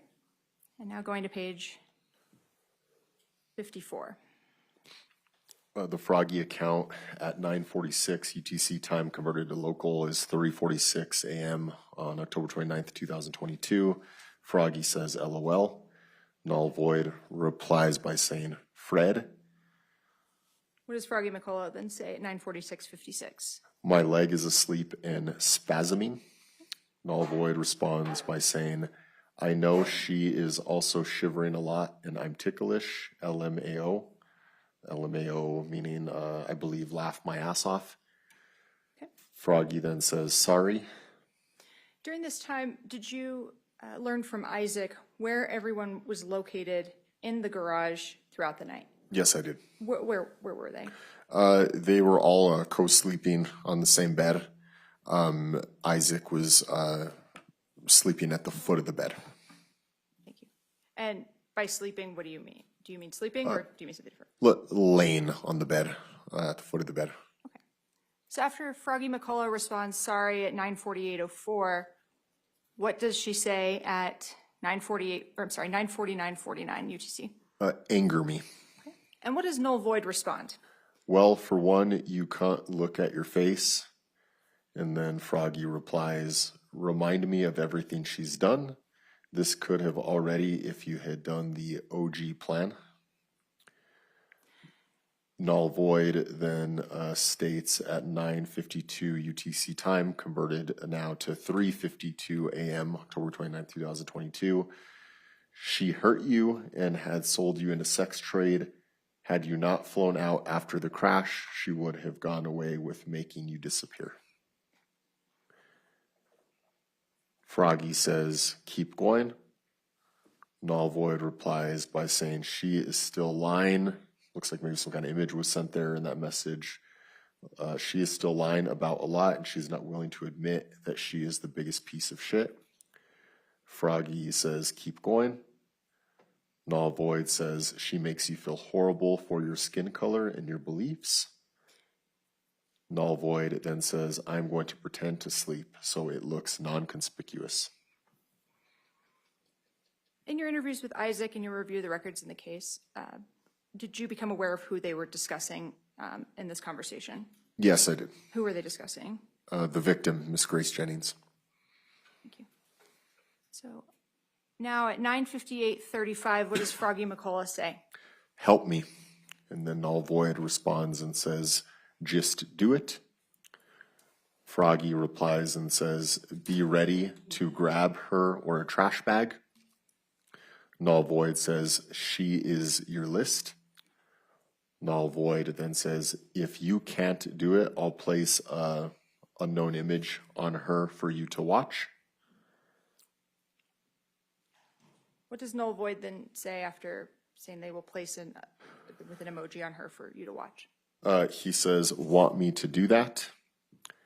Then Froggy says, this ends now. And what time is this message sent of this ends now? Now we're at 10:02 UTC time. Converting to our local time, it would have been 4:02 a.m. in the morning on October 29, 2022. And after she sends the this ends now message, what is the next message that is sent? Froggy says, I getting sword. Then null void appears to reply and say, I can get Christian to help and Chris. What does Froggy say? Froggy says, this ends now. Null void says, I know. Then at 10:04 UTC time, which translates to 4:04 a.m. Local time, null void says, dagger, because the sword will need to be hidden.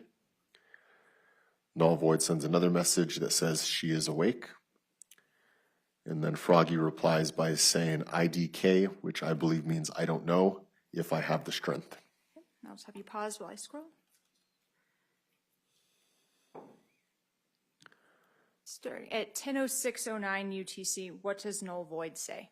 Her phone screen is dim. And then null void sends another message that says, also, if you can't do it, I'll have them do it, and it will still count as your first. I'll just rewrite the report and submit it to the black market heads. Okay. Froggy then says, I don't think the dagger will go through both hoodies. Null void then says, I'm willing to falsify your first. Okay. And there is an image that comes through on this one after first. Can you tell what that image is? That image appears to be a skull and a crossbones image. Okay. Then Froggy then says, let me do this. And then what's the next message? I'm using Zira. And then what does null void say at 10:09:03? And deposit your Bitcoin in your crypto wallet. Okay. So what is the amount of time that transpires between Froggy McCullough saying that she's using Zira or Shira at 10:09:02 and null void responding and stating, and deposit your Bitcoin in your crypto wallet? 1 second. What does Froggy McCullough then say? Grab a knife now. And then going from page 56 to 57, it appears the Froggy account says, you're helping me end this. Null void then says, then end it. The Froggy account then says, I'm done waiting and playing nice. Help me now. Show me the ropes. Then the null void account replies, I am saying just swing and don't regret the aim. Null void sends another message that says, what is holding you back? Another message from null void says, type it. Let me just scroll, get that at the top. What does Froggy McCullough respond at 10:19, 10 seconds? Hope, period, love, period, bullshit, period. And what does null void respond? Well, at what percentage are they? And Froggy? IDK, which I believe means I don't know. Then null void replies by saying, you still love her? Null void then says, you have hope in her? Null void sends another message that says, and you're tired of the bullshit she put you through? Scroll. Then at What does Froggy 10:20, then respond with at 10:24:28? I want to break her heart. She hurt me more while you were out. Null void replies and says, how? And then null void sends another message between page 57 and 58, which says, then target Jackson. In the course of your investigation, did you learn of somebody named Jackson? Yes, I did. And what was the relationship or prior relationship between Grace and Jackson prior to this night? I can't recall at this time. At 10:26 and 0 seconds, what does Froggy McCullough say to null void? Once it's done, there's no one doing it. And what does null void say? Okay. Null void then says, want the barn because you'll get to have a lot of fun with your hunt. Null void sends another message that says, and the screams cannot be heard, soundproof walls. Null void then says, middle of nowhere. And then Froggy says, I need this done now. I need that push. I want to talk briefly about the term the barn. Did that come up anywhere on any other devices in the course of your investigation? Yes, it did. Where did that term appear on other in the course of your investigation? During my investigation, I received a Cellbrite report, a data report of Mr. Isaac Apodaca's cell phone. This extraction and report was completed by Detective Ryan Romero, whose testimony you all heard earlier this in the course of this trial. And within that extraction, that Cellbrite extraction, which I reviewed, there were some Google searches referencing the barn. And that was on Isaac Apodaca's cell phone? That's correct. After null void states middle of nowhere at 10:38:56, I think I may have had you read this already, but I apologize. What does Froggy McCullough respond at 10:38:57? I need this done now. I need that push. And then the Froggy account says, but first I need to pee. The null void account responds pee. The Froggy account says, I'm so cold. The null void account replies, I know. Then the null void account states the following at 10:40 UTC time, which translates to 4:40 a.m. local time. If you want the barn situated right with your tools, just say yes. The Froggy account replies, please help me now. The null void account says, you can do it, Abby. And then the null void account says, Durga. During the course of your investigation, did you hear any other references to the concept of Abby? Yes, during my interview of Miss Kiara McCauley, she referenced one of her personalities, and she described it as having the name Abby. Going now to page 59, what does null void state at 10:44:18? Null void states, Puggle, if you want me set the barn up, I'll be going Wednesday. And Froggy responds, Now. Null void then replies, text. Froggy then replies, I just wish my blankets weren't in the way, and her cats. and in terms of texting, so these are obviously from Facebook Messenger, correct? Correct. Were SMS text messages used in the course of this evening as well? Yes, they were. In that same Cellbrite phone extraction report of Mr. Isaac Apodaca's phone, I also came across relevant text messages from this night. Okay, and those are contained in a Cellbrite report that we'll talk about in a little while. That's correct.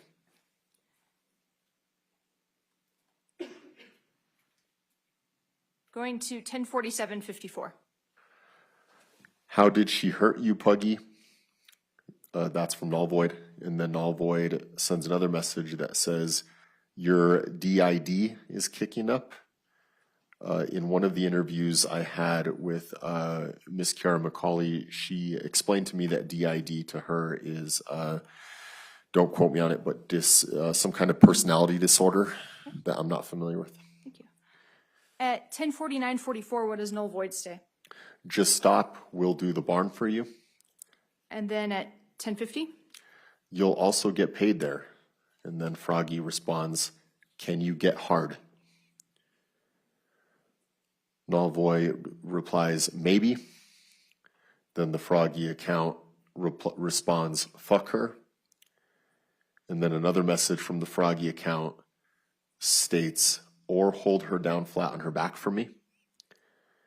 Then between page 59 and page 60, the null void account states, is she wearing pants, or, and then 2 question marks. The Froggy account then says shorts. The null void account responds back. The body of that message says Otter unsent a message. Do you know under what nickname or shorthand Isaac Apodaca was saved or referred to in Kiara's accounts? It was Otter, that one that's referenced there in that last message. So that would be, Otter would be Isaac Apodaca, and Puggy or Puggle is Kiara McCauley? That's correct. Null void then sends a message at 10:52 UTC time, which is the equivalent of 4:52 a.m. local time. Unders. Froggy then responds IDK, which I believe means I don't know. Froggy sends another message which says I doubt it, TBH. I believe TBH means to be honest. The Froggy account sends another message which says I want to scare her by popping a balloon by her ear. Null void responds and says, oh God, LMAO, which I believe means laugh my ass off. The Froggy account says, should I? The null void account says, maybe. The Froggy account then replies, this isn't helping. The null void account responds, what? The Froggy account responds, do something. And then the null void account says, let's give her false sense of security. I'll set the barn up. It is the hell tunnel. And that last message was sent at 10:57 UTC time, which is the equivalent to 4:57 a.m. local time. And after null void, since that message, moving into page 61 of the records, what does null void then say? Between page 60 and 61, the null void account says, I'm trying to figure this out. Would y'all be able to meet me at the mall tomorrow after 8? I'll do it. The Froggy account at 11:13 UTC time, which is the equivalent of 5:13 a.m. local time, says she's fake sleeping. The null void account responds yes. And then the null void account sends an additional message which states, I am going to take her elsewhere. So be ready Wednesday around 1 p.m. The Froggy account responds by saying CPTSD episode. The null void account then says, close your eyes. This is not good for you. Put on rain sounds. The Froggy account then says, if she's faking, make it seem like we're fighting and fake hurt me. The Froggy account then says, the episode is real. Bit used to advantages. The null void account, if you can scroll down more, then says at 11:24 UTC time, the equivalent of 5:24 a.m. local time, says CPDSD will make you flip out. I can actually give you a stroke because when it flares, you twitch. The Froggy account responds, it's okay, trust me. The null void account says you will lose mobility to your right side of your body. The Froggy account says, I'll be okay. Another message from the Froggy account at 11:25 UTC time says, let's do this and have her get hurt in the process. The null void account says, how does she get hurt? In between page 61 and page 62 of the record, the Froggy account says at 11:26 UTC time, bring out the knife and miss me. The Froggy account says, not yet. Okay, scroll. At 11:28 UTC time, that's the equivalent of 5:28 a.m. The Froggy account says, put the knife away. The Froggy account then says, or go through with it. The Froggy account then says, start fighting me. The Froggy account then says, start beating her, please. Another message from the Froggy account says, having her here is already a trigger. Then at 11:32 UTC time, converted is 5:32 a.m. our time. The Froggy account says, even hearing her name and seeing her face. The null void account responds and says, why don't you hit me while I fake sleep? The froggy account says, make me a worse bad guy, no thanks. The null void account says, not really.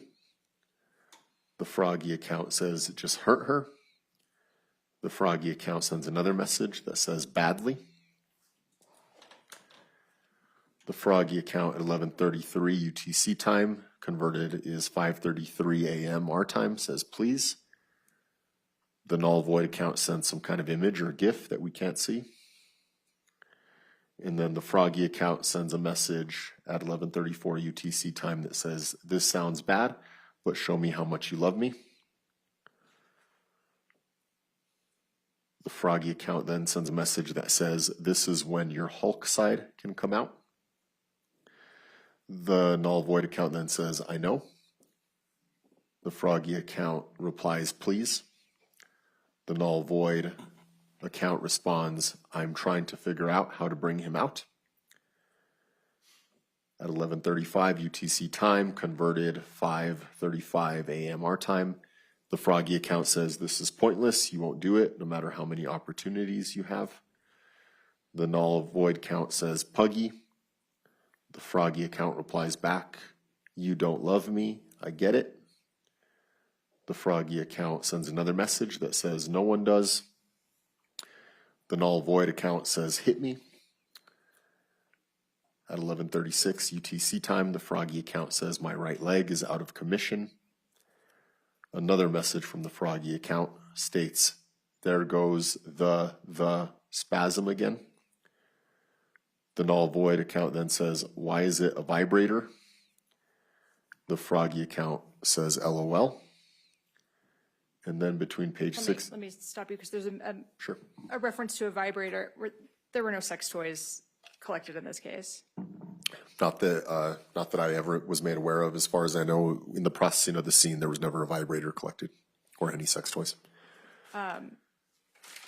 The mention of a vibrator in your review and discussions with Isaac, does that relate to the spasm that's purportedly going on here? I'm not sure.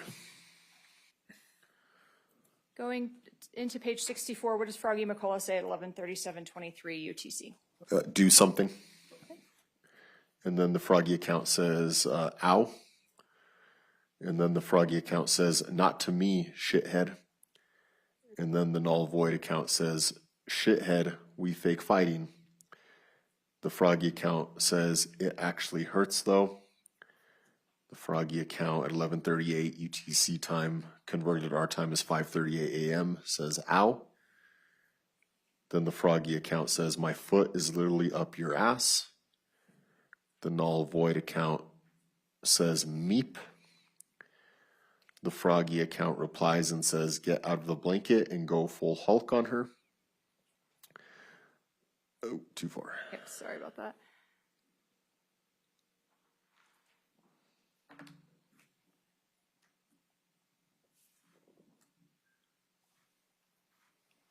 The froggy account then says, owie. Another message from the froggy account says, come over me, sit on me like when we fight. The null void account says, turn on rain sounds and start fake sleep kicking. The froggy account replies, okay, there's a tear. The null void account at 11:41 UTC time says, what? The froggy account then responds, owie. And then between page 64 to 65, we start with a message from Froggy that says, bring out Hulk, remember the anger from that night, feel it, but use it on her. The Froggy account then says, please. The Froggy account then says, stop with the socks, dude. The null void account replies and says, LOL. The Froggy account then says, voodoo. The null void account says, LOL. The null void account says, blanket moves. He's like, oh, playtime. Did you learn the name of any of the cats that were in the garage in this case? I did not that I can remember. The Froggy account says, I've got a voodoo on me. The null void account says LOL. Now I'd like to go to page 66. And it's obviously a bit blurry, but did you encounter this, this image contained on page 66 during your interview with Isaac Apodaca when you were reviewing the phone with him? Yes, I did. When we were reviewing the phone together, we brought up this image. I couldn't quite make out what it was. I asked Mr. Apodaca what it was, and he told me that it was him laying across horizontally on the bed, kind of at the foot of the bed. Okay. And are there any features that identify this as occurring in the garage? Yes, if you look above where it appears Mr. Isaac Apodaca is laying, there's what appears to be a mask above him. That mask in that image was recovered and collected as evidence during the search warrant of the address of 5941 Jaguar Drive. And in this image, can you just kind of orient the jury where Isaac Apodaca's face is in this image? It's to the far right-hand side of the image, somewhat to the center right side. And does there appear to be any sort of light or lighting underneath his face? It appears to me as though there is some kind of illumination coming to the bottom left-hand chin side of his face. Thank you. Going now to page 67. Page 67, the first message is from Froggy at 11:45 UTC time, converted back. This would be 5:45 in the morning. Our local time says, "Can you please finish this?" The Froggy account then says, "Now." The Froggy account then says, "Ow." The Froggy account then says, "I'm short." Oops, sorry.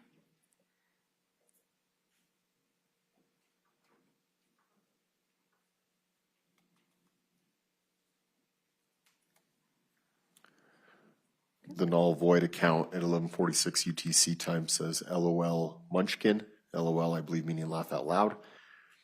The Froggy account then says I want a smoky. The Froggy account then says fucking clobro. The Froggy account then says stop. The Froggy account then says don't make me get you. The Froggy account then says please do something about her. The Froggy account sends another message that says now. The Froggy account sends another message at 11:45 UTC time, don't break me again. Going to page 68, going into 68, what does null void say? Null void says at 11:48 UTC time, get a cat and throw it over by her cats.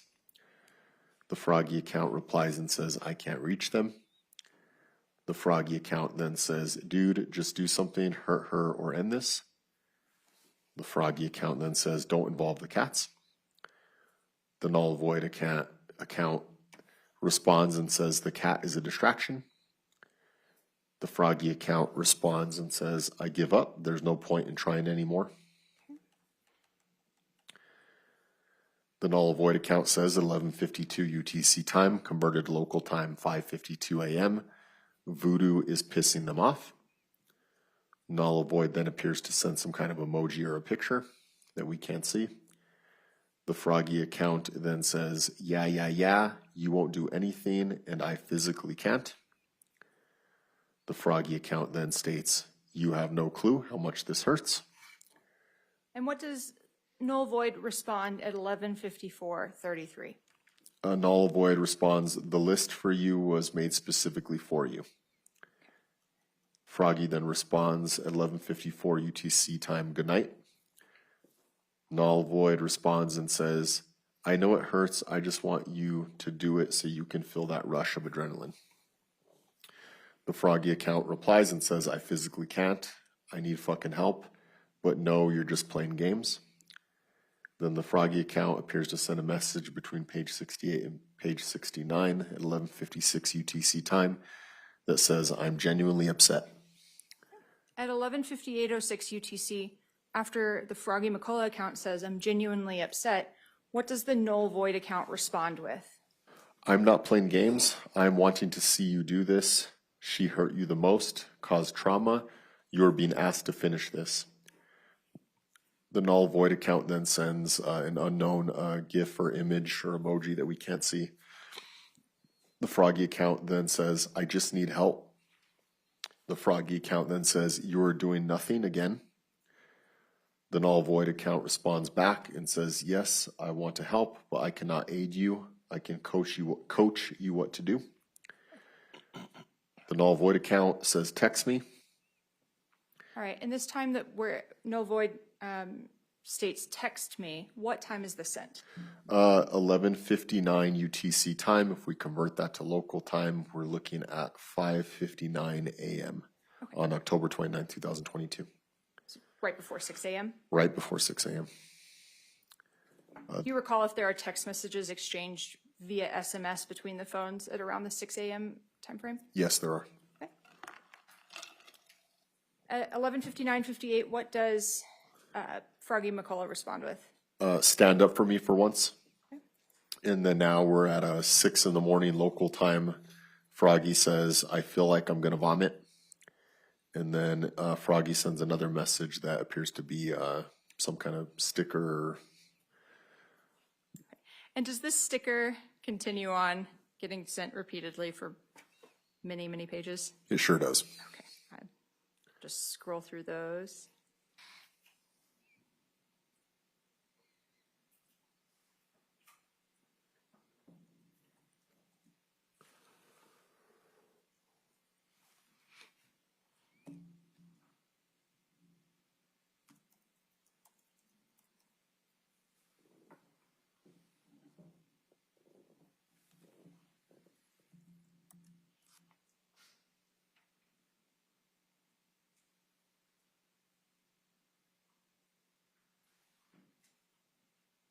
And as you're scrolling, I noticed that these are all being sent from the Froggy account.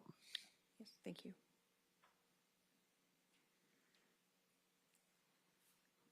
So we're now scrolling past page 100. Has it still been the same sticker just being sent continuously? It has same sticker, same sender, the Froggy account.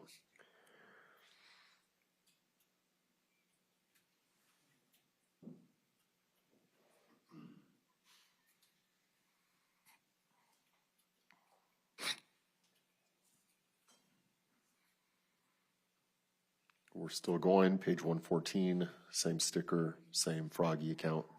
We'll stop here at 118, page 118. Let me just go up a bit. So on page 118, as they're notated in the Facebook records, which is page 87 of the document itself, what is the next, after the long series of those stickers being sent, what is the next message that's actually sent? It's sent from the Froggy account. An important thing to know before we get into this next series of messages is that the time has changed, or it's gone up a bit. We're on October 29, 2022, 15:45 UTC time. Converting that back, that is because that'll be 3:45 p.m. 10:45 a.m. in the morning. Is my math correct? You're asking a lawyer to do math, which is even more dangerous. I think could it be at 9:45? I believe 9:45, 10:45 a.m. in the morning. Okay, thank you.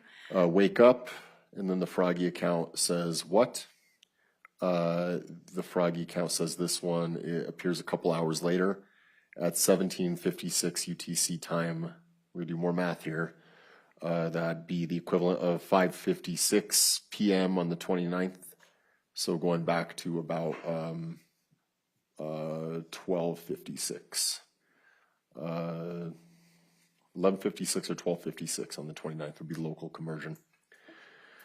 Null void says, hey, I have a plan with what I said. All I have to do is be over there at my fam's place and call the cops. Null void says, for a breaking and entering. Froggy then says, hold up. Froggy then says, listen. Null void says, okay. Null void says, plan B. Froggy then says, just tell her she needs to leave. Null void says, follow my lead, my lady. That one, we're now at 18:06 UTC time, converted backwards. That'd be 6 p.m. back, so we're now at 12:06 p.m. Standard time. And what does Froggy McCullough say at 18:06:54 UTC? Just tell her to leave, dude. And then Froggy says, I'm in a mood. The null void account says, I did. And then the null void account between page 118 and 119 at 18:07 UTC time, which would be 12:07 p.m.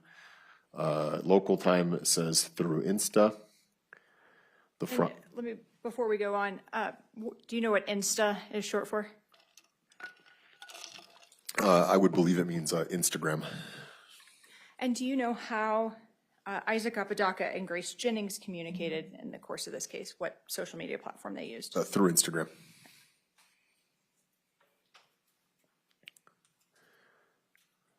Right. At 18:07:30, what does Froggy McCullough say? So now what? Null void responds by saying, Operation Kickout, me following the call to the cops once at my family's.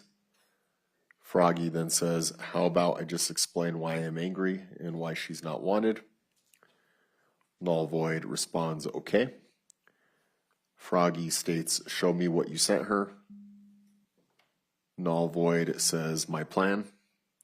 And at this point, does the null void account transmit any screenshots from other conversations?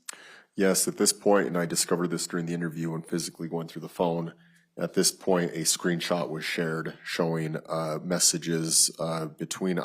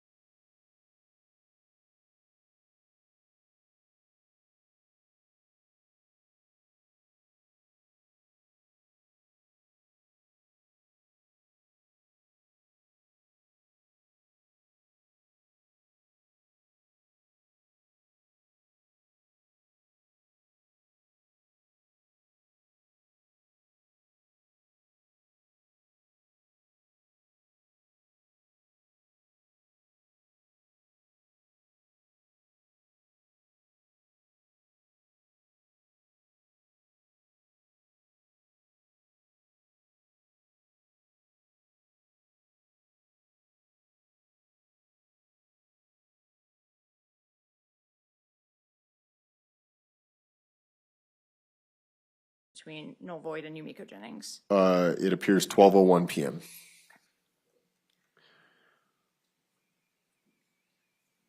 Now going to page 121.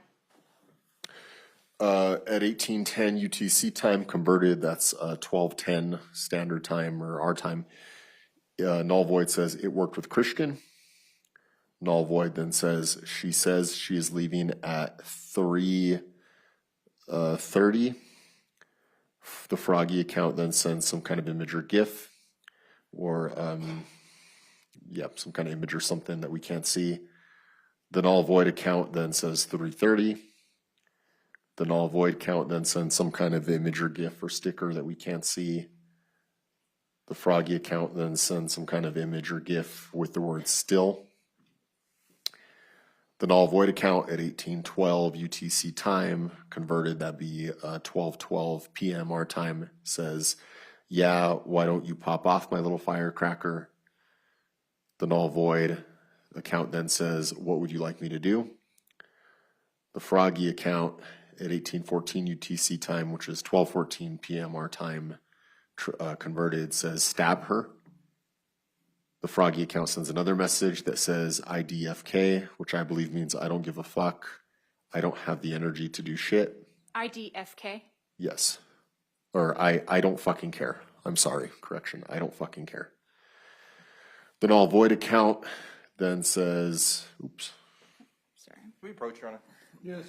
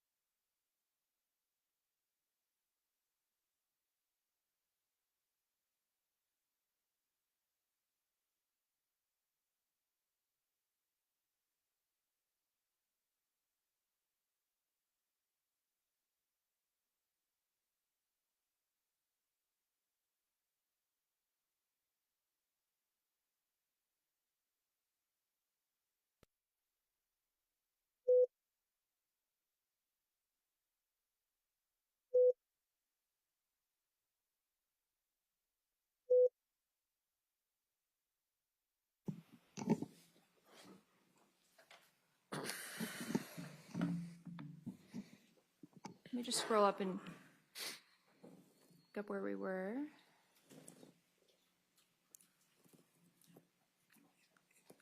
Okay, on page, going from page 121 into 122, and 1815, what is sent from the null void account? it says Otter sent a photo. Just scroll down to the image. All right, on page 123, what is that actual image? It appears to be an image of a screenshot taken from a phone that has a notification from what appears to be the Instagram logo from a sender of Yumiko Jennings that states, "Why is she kicking you out, and does she know I'm here?" There are also some other miscellaneous notifications that don't seem to have relevance. Going to 124, page 124, at 1815, after null void sends that screenshot containing the message from the Yumiko Jennings account. What does null void state? Read what she sent. Okay, and what does Froggy McCullough respond with? Is she stupid? And what does null void respond with? Yes. And then what does the null void account do next? It says Otter sent a photo.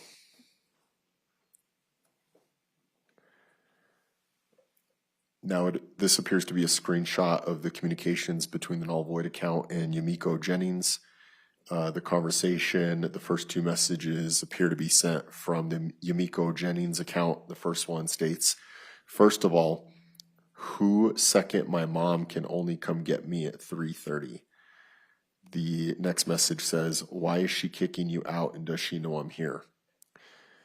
The null void account says she is kicking me out because you're here and she knows it. The Yamiko account says how? And then the response from null void is she is right next to you.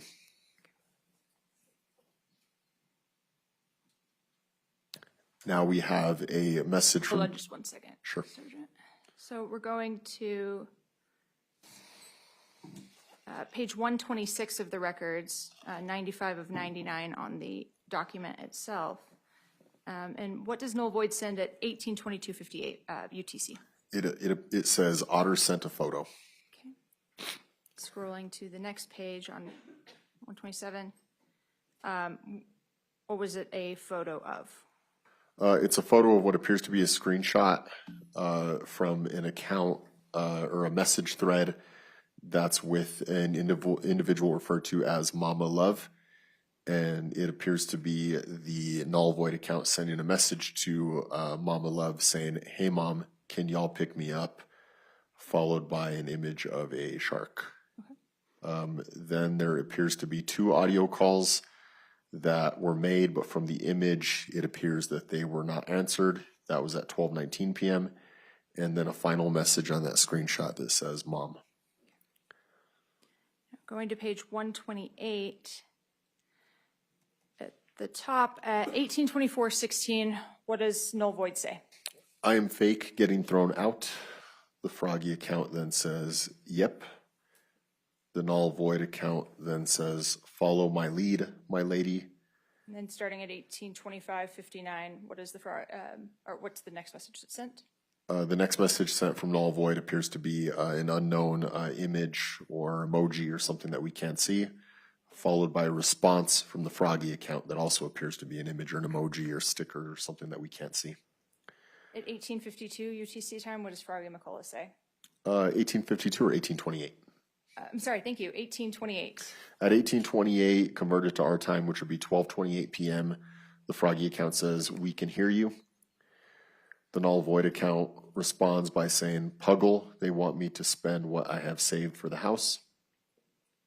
The Froggy account responds by saying, don't. The Froggy account then says, WTF. The null void account replies and says, I know not to, and I'm not feeling good. Still told Steven, and he said, okay. The Froggy account at 1842 UTC time, translated to 12:42 p.m. local time, says, you heard that, right? The null void account says, yeah. And then between page 128 and 129, it appears the null void account says, Rune is legendary pink spotted Pokemon. The null void account then says, unless I ask your mom to give me a ride to Target and you do what is needed. And let me stop you there after null void states the information about giving a ride to Target and you do what is needed. What does Froggy respond at 18:45:18 UTC? Her mother is her backup ride. And null void responds. Okay. Null void account then says, want me to get your mom to give me a ride to Target? And then another message from null void says, so you can take my stuff into the back room. Null void sends another message that says, and her mom and your mom don't get into it.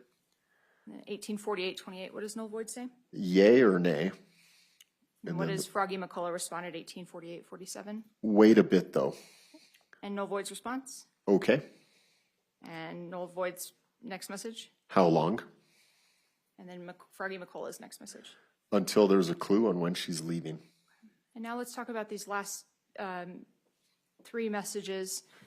At 19:25:19, what does the null void account send to Froggy McCullough? At 19:25:19 UTC time, converted to our local time, would be 1:25 p.m. on October 29th, 2022. The null void account says she admitted to me when she lived at those apartments. Okay, and then at 19:25:43, what is the next message that null void sends? And she was sober then? And then going from 120, page 129 into page 30, or excuse me, 130, what does null void state at 1927:35? She admitted to me also back when I first met her calling you crazy.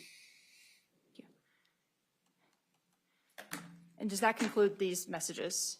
Yes. Okay.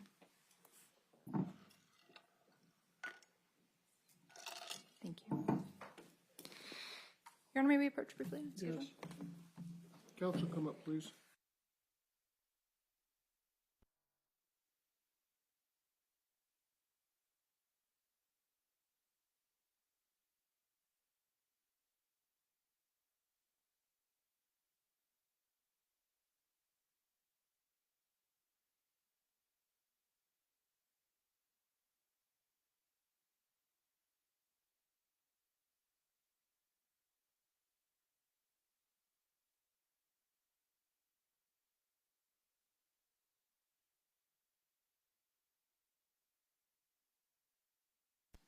So, Sergeant, I'd like to talk about now these social media, or the social media messages as they relate to the Celebrite phone extractions from Isaac Apodaca's phone.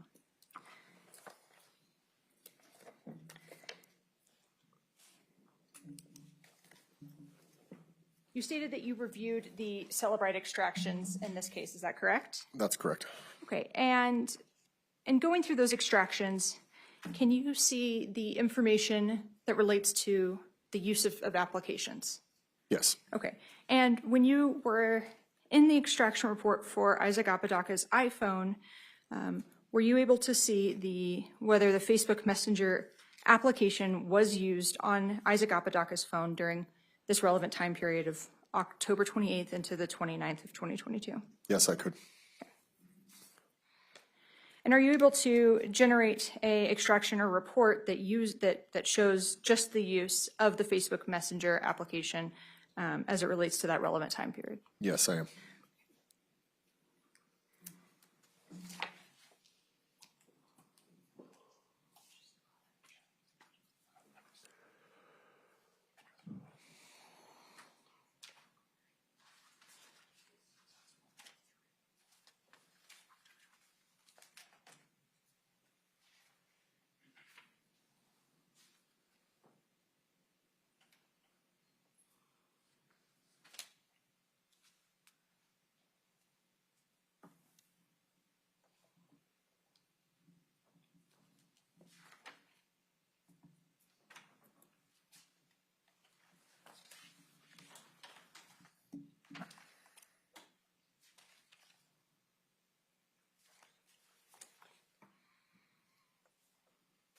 Your Honor, may I approach the witness? You may.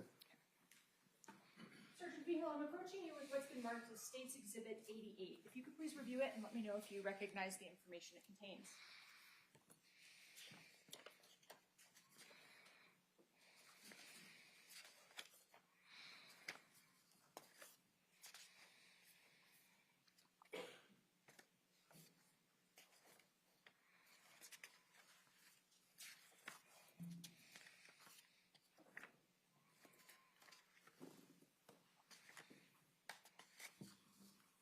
Yes, I do. And what is State's Exhibit 88? It's a Cellbrite-generated report documenting the data from Mr. Isaac Apodaca's phone, in particular the Facebook usage, such as the messages and the call history. And when you've reviewed the Celebrite extractions, have you been able to access this data? Yes, I have. Okay, does this log entries portion of the extraction report fairly and accurately depict the data from the extraction demonstrating the Facebook application or Facebook Messenger application usage in the relevant time frame? Yes, it does. Does that information appear to have been altered or tampered with in any way since you've reviewed the information itself on the actual extraction? No, it has not. Your Honor, at this time, I'd move to admit State's Exhibit 88. Any objection? No objection from defense here. 88 is admitted. Your Honor, we don't need to publish this.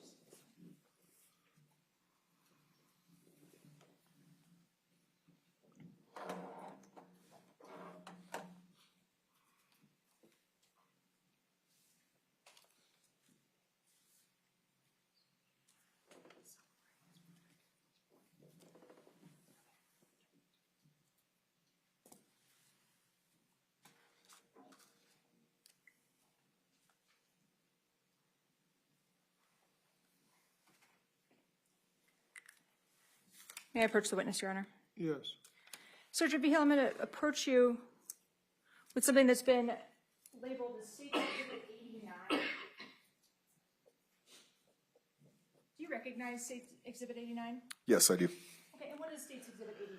It's a copy of the Cellbrite report from the data extraction of Mr. Isaac Apodaca's cell phone, which I reviewed, signed and dated. And other than the redactions for relevance, does this fairly and accurately depict the information that was pulled from Isaac Apodaca's phone during the extraction? Yes, Okay. Are search terms contained on this report? there are. And are SMS text messages contained on this report? There are. Your Honor, other than the redactions that are noted for relevance, did you, has this information been altered or tampered with in any way? No. Your Honor, this time I'd move to admit State's Exhibit 89. Counsel, Defense has no objection. 89 is admitted. Move to publish, Your Honor. Yes.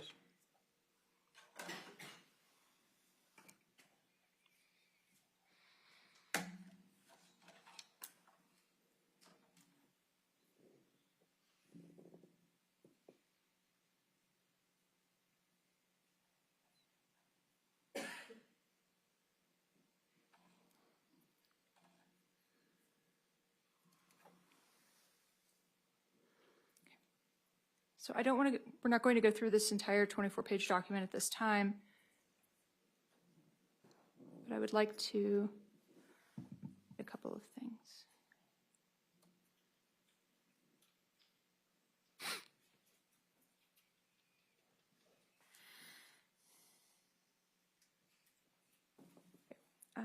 Would the court inquire whether the jury can view this text at this zoom level if I need to zoom more? Can everyone see it? Yes, go ahead. Thank you. Okay, so looking at this, this report, let's start with this first section. What does the first section contain on this report? The first section, the timestamp, shows the date of the incident, October 29th, 2022. This one seems to already have UTC time accounted for, so it's already been converted into converted into local time. That's why you see UTC-6 there, and it's showing a time of 4:46 and 57 seconds in the morning. The source shows from an iPhone, and it appears that the Safari application was used. Safari, I have knowledge and experience of that being a web searching tool commonly used on iPhones. And then the value is displayed as the barn. And in the columns above that and to the right, there's a created and a modified date. What do those dates correspond to? The created date is 12/13/2022, 10:59 and 5 seconds in AM. And the modified date is 12/13/2022, 10:59:05 AM. And on what date was the extraction pulled from these phones? On or around that time. Thank you. Okay, so this first series of searches on the phone under searched items 1, 2, 3, and 4, what is the search term that is utilized during those times? The same search term. It's all the barn. Okay, and are the timestamps different? They are different, but they're all within, it appears, a couple seconds of each other. Okay. And then now going to search terms conducted at, or search terms labeled, as 5, 6, and then the portion of 7 that's visible. What date and time were these these search terms utilized? 5, 6, and 7 all appear to have taken place on the date of the incident, October 29, 2022. Number 5 in particular has a timestamp of 1:34 and 43 seconds PM, UTC time already accounted for. It appears to be another Safari internet search, and the value is how to dispose of a body. Thank you. Yeah. And is that the same search term utilized in 6, 7, and 8? Yes. Okay.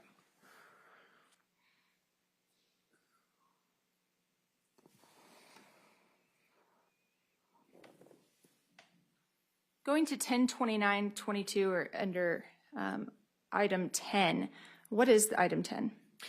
Item 10 appears to be an outgoing phone call to the phone number 505-428-3700. Do you know that number? I am familiar with this number. This is the non-emergency dispatch number for the Santa Fe Police Department. And we heard a recording earlier on in this case where Mr. Apodaca had a conversation with dispatch. Is that correct? That's correct. Okay. And that this call was made at 1:52:56? Yes, and it had a duration of about 7 minutes, it appears. Thank you.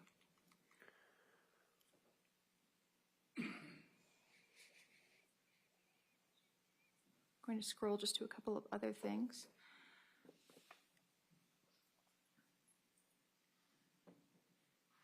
Are some of the Facebook Messenger phone calls or are those visible in this portion of the Celebrite extraction? They are. You could see number 15 right there appears to be an outgoing phone call to Mama Love, time stamped the date of the incident, October 29, 2022, 12:19 and 53 seconds p.m. It was not answered, it appears. Going down to number 19 in the call log, is there a time where there is a outgoing phone call not using the Messenger app from the phone itself in this time frame?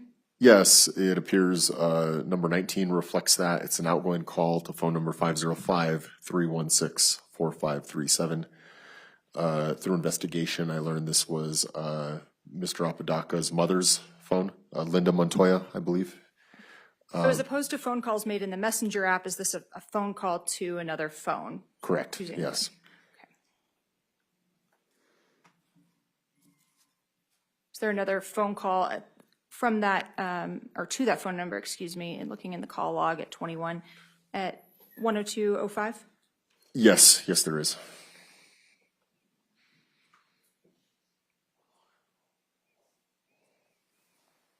And going to 142:24 in the entry, 24 in the call log, is there an outgoing call and a answered call at this time? Yes, there is. And to what number? To the 1-505-316-4537 number, which is Mr. Apodaca's mother. Okay. And at 25, there's a call log noted. Is this an incoming or outcoming call? It says an incoming call, and again, that appears to be the number for our non-emergency dispatch number at the Santa Fe Police Department, and it appears the phone call was not answered.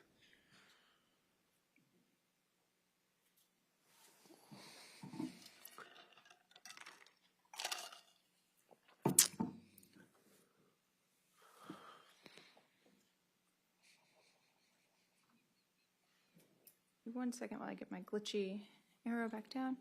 Okay, there's just a few other things I'd like to ask you about. Here at entry number 28, are you able to see, what are you able to see? Entry number 28 appears to be a source of dialogue on Instagram between the Grace Jennings profile and the Isaac Apodaca profile. And we've already discussed these entries that also come up under web history. Is that correct? Correct. Okay. Now, going to the native messages on the phone, what are native messages? Native messages are like what you referred to earlier, the SMS messages. So messages directly from one phone number to another phone number. Okay, and in number 37, what does it indicate in terms of a message sent from this device, and who is it sent to? It appears to be a native message outgoing sent to phone number 197-138-10111, which I learned through my investigation was Miss Kiara McCauley's phone number. And the outgoing message sent from Isaac's phone to Kiara's says in the body there, with the dagger, bring it up, turn flat south to north, and with hilt east to west. What time was this message sent? This message appears to be sent on the date of the incident, October 29, 2022, at 6:01 in the morning. After that, it logged in entry 38. Is there an incoming message from the number that he'd been communicating with? There is, from the number associated with Miss Kiara McCauley, and the incoming message says, "I'll just hand it to you, dude." In entry 39 in the messages derived from the phone, is there an outgoing call? I'm sorry, excuse me, an outgoing text message from Isaac's device to the number that you notably belonged to Kiara McCauley? Yes, there is, and in the body of that message it states, "Then turn it blade east to west, hilt north to south, and voila, she dead." It looks like a response message back from the phone number associated with Miss Kiara McCauley. Let me just ask the quick question first. Yes. In entry number 40, is there a response message from that phone number back to Isaac's phone? Yes, there is. Okay, and what is the response from that individual? I physically can't. And number 41, is there another? Apologize.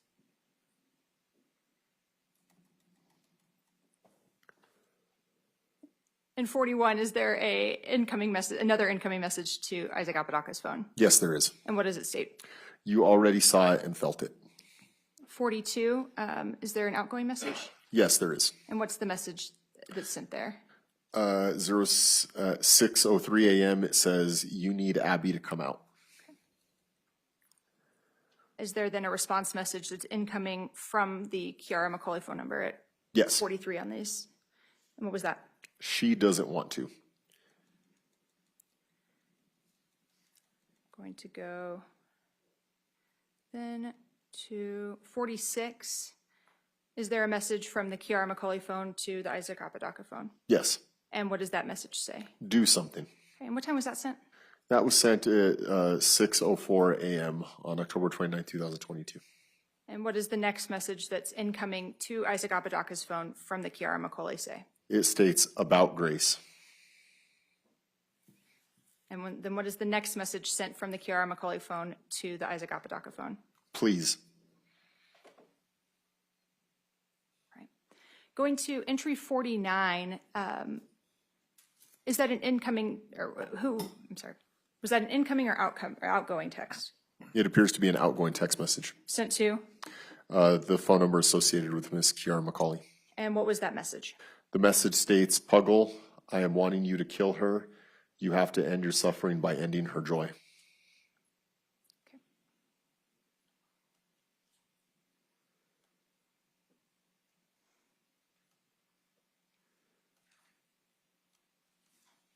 I know there's some other extraneous messages. All right, going to instant message, or the category 56. What, is this an incoming or an outgoing message? It appears to be an incoming message. Okay, and what does that message state? "I'm in a lot of physical pain as well as emotional. And the next message at 57? Do something." What does Isaac Apodaca's phone respond with? The outgoing message says, "I feel that, just leave her, have rest."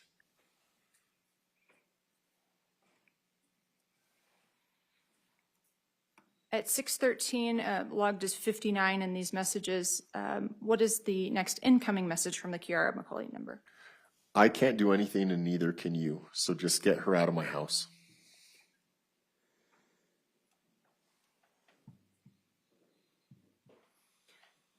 At 6:15, what does the Kiara McCauley message text to Isaac Apodaca's phone? It states, "I want her gone for good." And what does Isaac Apodaca respond with? Okay. And what is the next message from the Kiara McCauley cell phone? For good. And the next message from the Kiara McCauley cell phone? Do something physically, please. And the next message from the Kiara McCauley? You won't, why do I even ask? Do I even try to ask?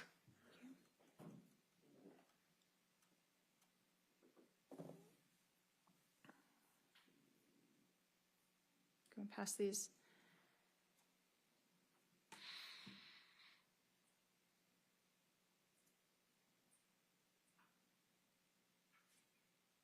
Understanding that the jury has the rest of these.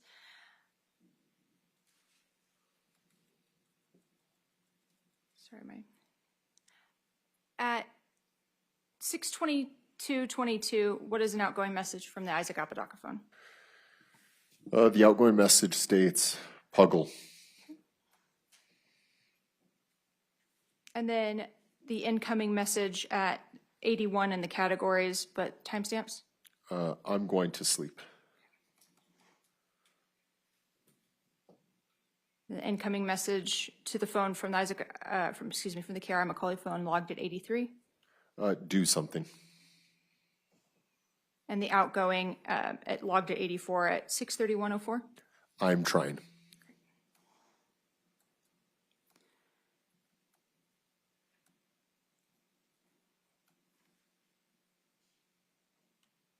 The incoming at,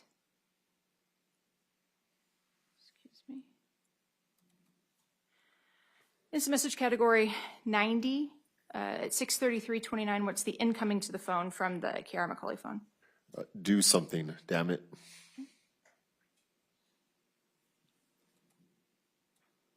And the response? I can't. Why? And the next response What? from the KRI Macaulay phone? Why not? And the outgoing response to the KRI Macaulay phone at 93. My lower half locked in hand.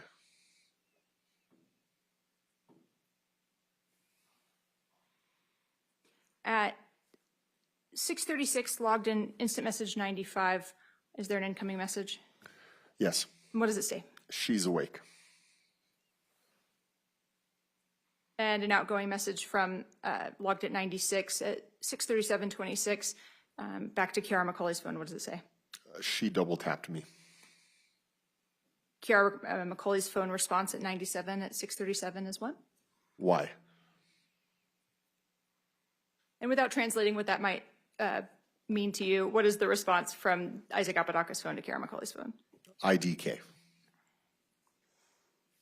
And the incoming message from Kiara's phone? Do something. And the outgoing message from Isaac Apodaca's phone to Kiara Macaulay's phone at 6:38:57. I tried twice and locked. Thank you. Then the next message from Kiara Macaulay's phone incoming to Isaac Apodaca's phone at 6:39:31, logged as 101 on the categories. Then talk to her. I don't fucking know. Okay, thank you. That concludes that evidence, or that piece of evidence, Your Honor. Come on up.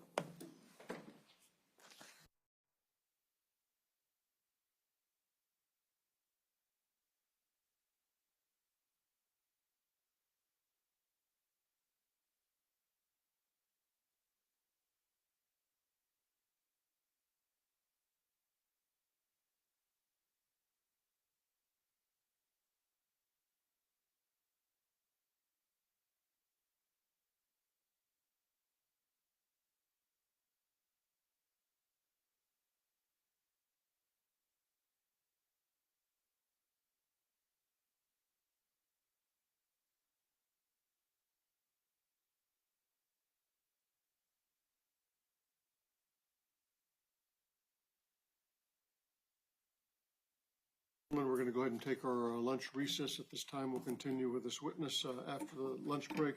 If you would be back at 1:30, again, meet the bailiff on the second floor. He'll bring you up and we'll get started. Leave your notes with the bailiff. Don't seek out any information. Don't speak to anyone about the case during the break. All right.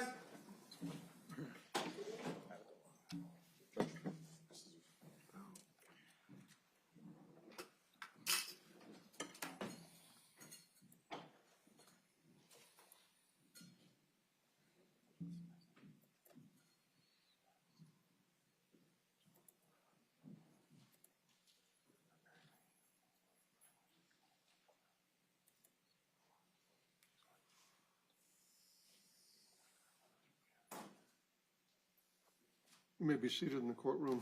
Counsel, just to give you a heads up, I have a evidentiary hearing I have to do at 3 o'clock, and it's Google Meets, but it's from MDC, and I don't know if you all are aware of the difficulties it is in getting time slots from MDC to be able to conduct video hearings. So as soon as they're on, we're going to go ahead and break and do that hearing, and then we'll come back and continue. We're going to continue with this witness on the stand. View the video if you haven't already viewed the redacted version. I'm assuming we're going to get to that after we finish the rest of this portion. That's correct, Judge. Okay. Don't discuss your testimony with anyone over the break. I'll have you back up here when we continue, but you may step down. Yes, Your Honor. We're in recess and off the record. 1:30, counsel. Thank you, Your Honor. We need Mr. Apodaca dressed out about 20 after 1. And have him back up here.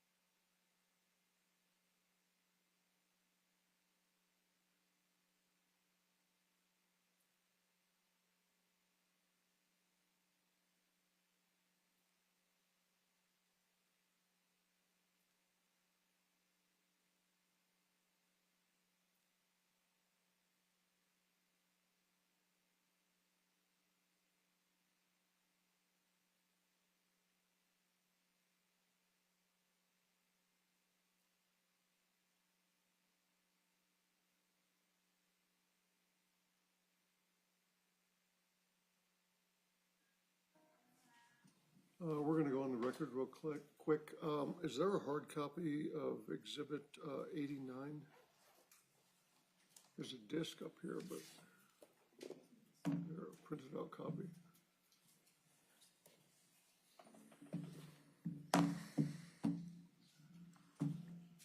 No, there's only the disc version. Okay. Need to print one out. The monitor thinks there might have been one record where something was redacted in the body, but maybe not in the heading. And so we need to print out a hard copy. It was toward the end. Exactly what that is.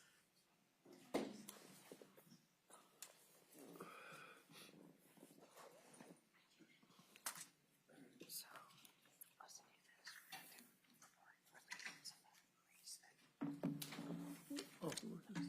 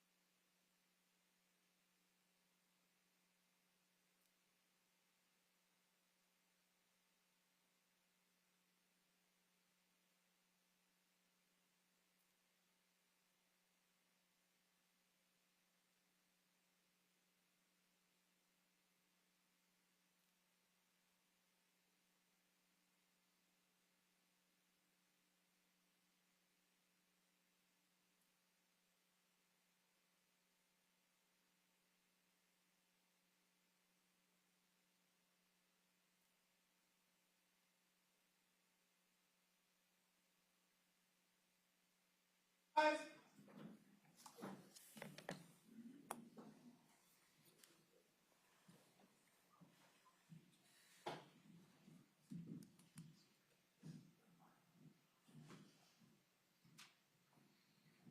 mean, I don't know if we need to even read, oh, certainly not now.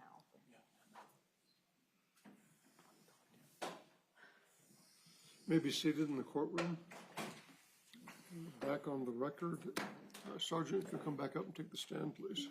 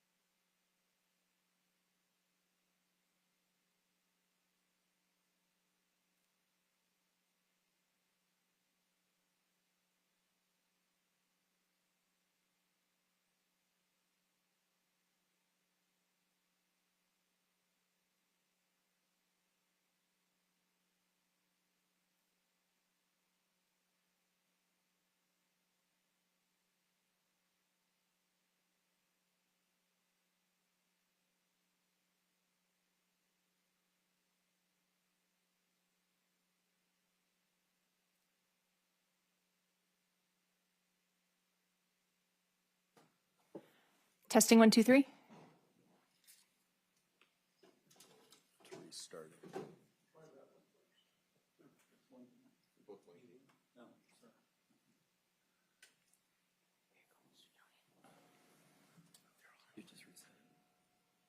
Yeah, well, I ended up, we said a couple.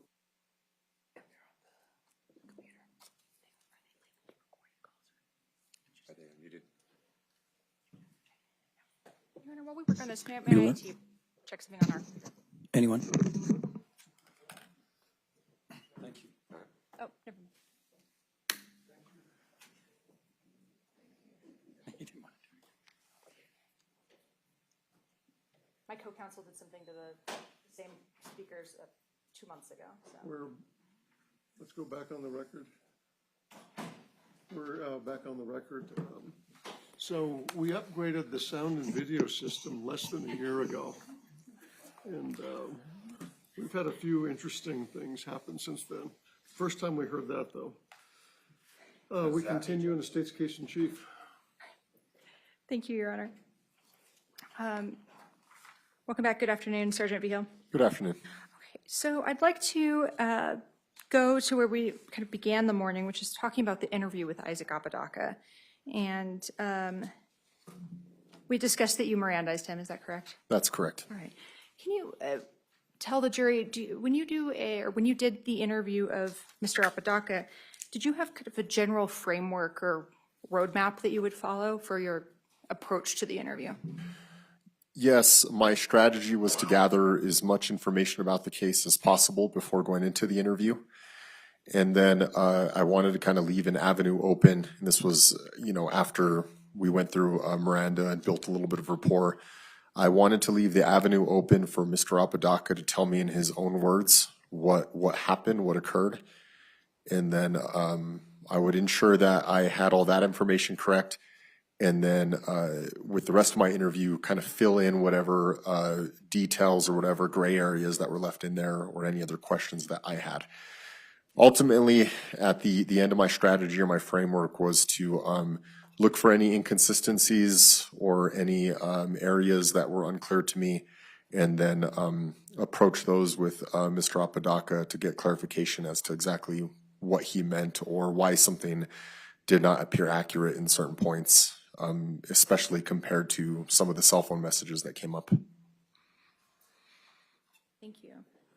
Your Honor, at this time, I'd ask that we swap out into the record the original 86 with 86A, which fixes the extraction issue on the first recording.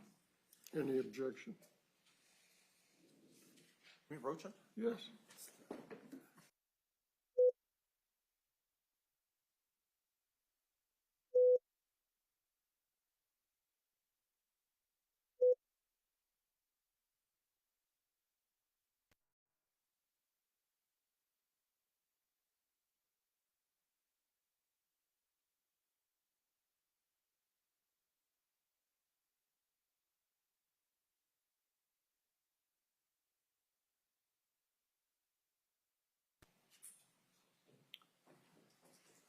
Uh, 86A is admitted, so this is what will go back to the jury box, the deliberation room with you. 86 didn't, as you heard, have, when we started earlier, the opening piece, and so that's now been added to the audio. And before I play this, Sergeant Vigil, at times in these recordings, we may hear kind of a buzzing or a rattling sound.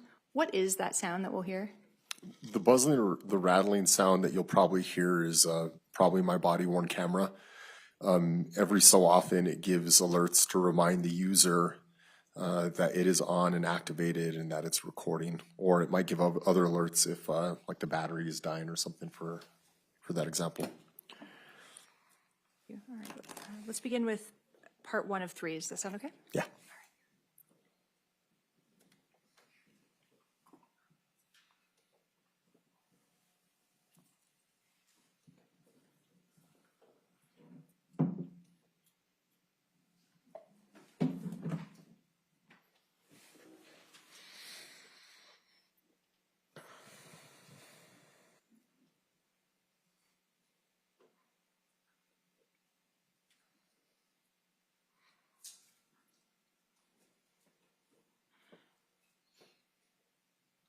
Sergeant, I'm noticing that there's no sound during this first portion. Why is there no sound during the first 30 seconds or so of this?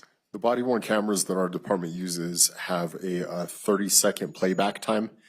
What I mean by that is once you activate the body-worn camera, it will capture the video that occurred before you activated it for 30 seconds, but there is no audio.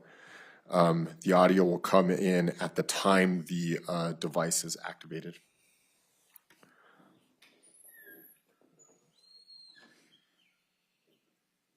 Actually, there should be audio by now. Let me just...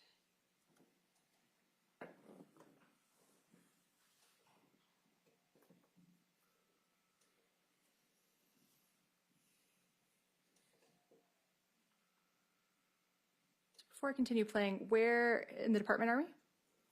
This is the second floor of the Santa Fe Police Department, and this is an interview room that we have set aside on that second floor that records both digital and audio.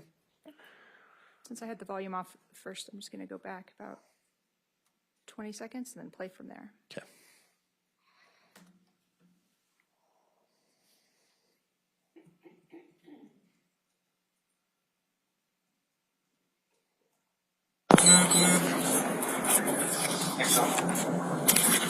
I know the mom's waiting outside of the mail's mom. Hey, what's going on, sir? Oxygen. What's your name? Go home and Hi, recharge Isaac. I'm it. Detective Eagle Santa Fe Police Department. This is Detective Ryan Gonzalez over here. Or have her come back. You need water in the restroom or anything before we talk to each other? Just water. Okay, we'll walk you for some water overhead. Okay. Those are cool shoes, by the way. Thank you. They were on sale 110 over there at Journeys. No shit. I'll have to go get me some.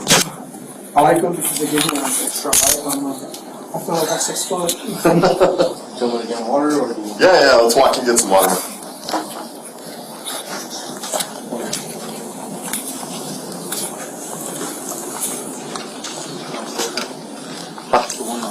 No, there's some right over here. I don't know what was in it. Yeah, there's one right here to your left.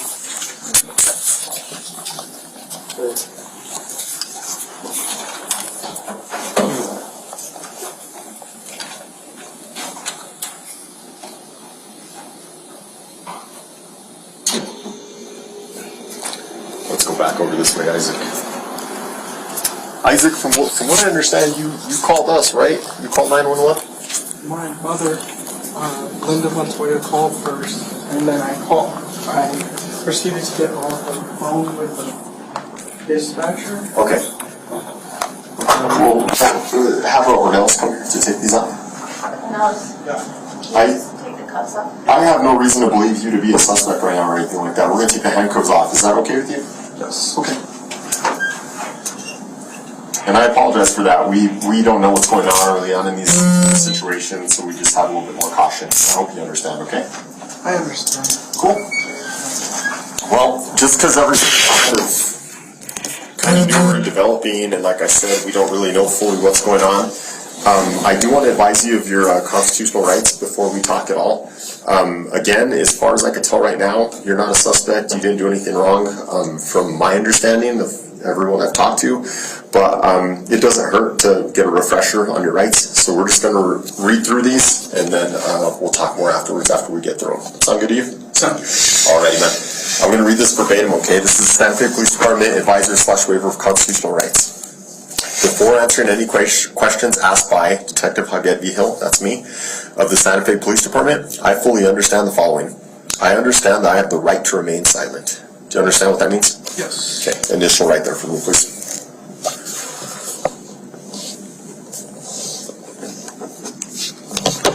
I understand that anything I say during this interview can be used as evidence against me in the court of law. Do you understand that? Yes. Initial there, please. I understand that I have the right to an attorney before and during questioning, and at all times. Do you understand that? Yes. I understand that if I cannot afford an attorney, one will be provided for me without cost to me or to my family. Do you understand that? Yes. Okay, initial there.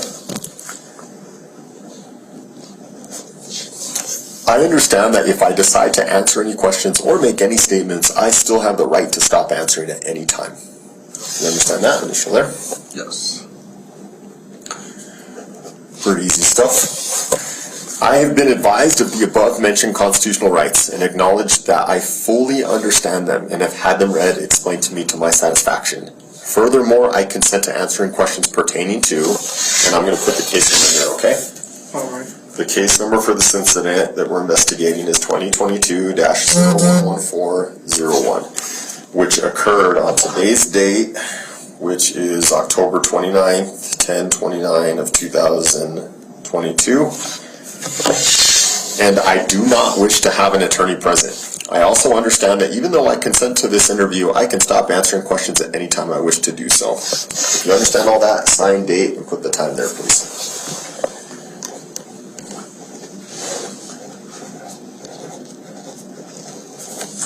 And again, the date is 10/29/2022. Almost Halloween.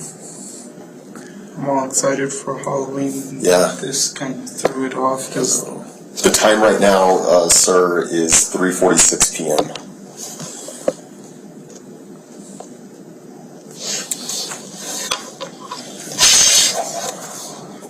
I'll be one of your witnesses. Yeah, do you know where she's driving? And Detective Gonzalez here will be the witness, okay? You can just hold on to that for us, all right? Okay. Excited for Halloween? Do you have any costumes set aside you're gonna dress up as or anything?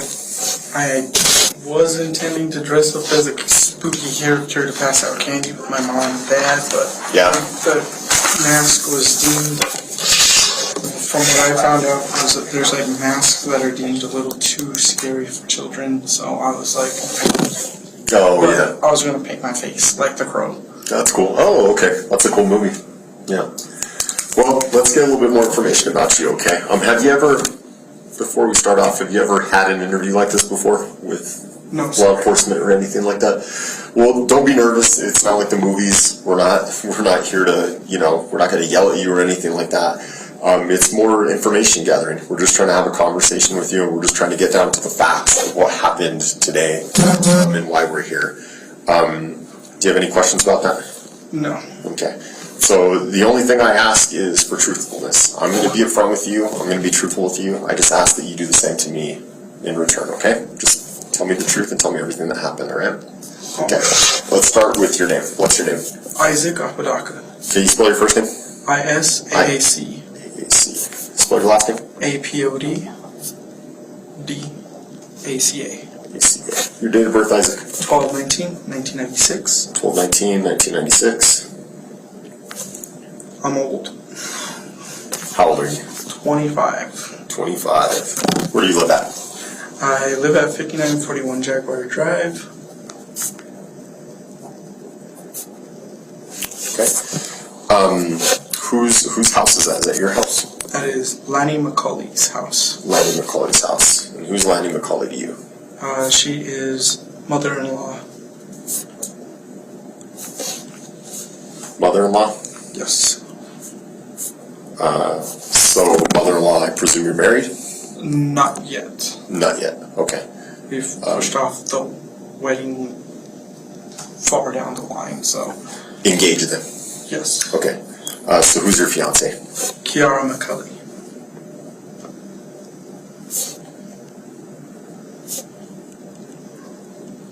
Okay. Because it's Lonnie McCauley's house, does she live there or does she live somewhere else? She lives there. Okay. In the main house. In the main house, at 5941 Jaguar Drive. Correct. And when you say the main house, what do you mean by that? The main house, there's a garage in the backyard that's separated from the main house. It would be,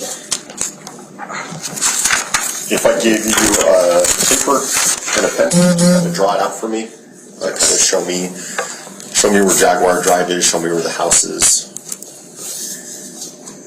Here, let me start it off for you. How about this? I was going to do it that way. Let's do it like that. So we'll call this Jaguar Drive.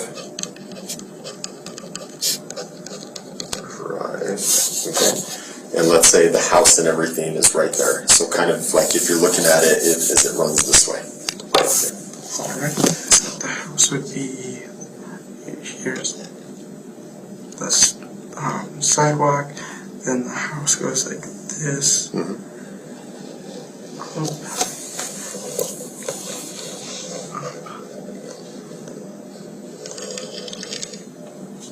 Just a little bit like that.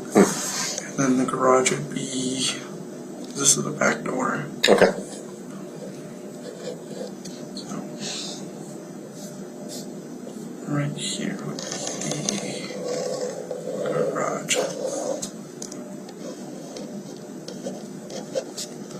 I'm horrible at drawings. It's okay. I'm not so good myself. If you could tell from my road, my lines aren't straight at all. That's the park drive. So what's all this in between? Is this all part of the property?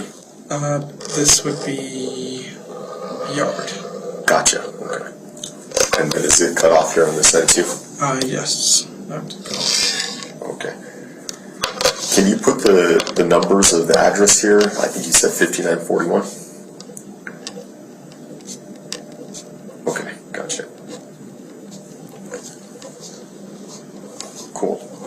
I'm a visual person, so things like this help me a lot. Okay, so let's put this to the side for a minute, and we'll kind of reference this as we kind of describe what's going on here. So again, you said you live here. So do you live in the main house or do you live in the garage? In the garage. You live in the garage. How long have you been living in the garage? A year and a half. No, a year. Yeah, a year and a month actually. I don't know why I said a year and a half. Okay. And how long have you been in a relationship with Kiara? 3 years. And 3 years, 10 months. 3 years and 10 months. Almost 4 years. And you've been staying here for about a year and a month, you said, right? Okay. Now, going back to talking about Lonnie McCauley, you said she lives here in the main house? Yes. Okay. Where does Kiara live? In the garage. Okay, so you and Kiara live in the garage. Okay, cool. That gives me some good background. Okay, let's bring ourselves to today and kind of why we're here. So this is what I want you to try and do, okay? I want you to kind of think back to where kind of all this began before there was ever anything regarding the incident. And I want you to kind of tell me in your own memory what happened from that time all the way to getting here to this interview.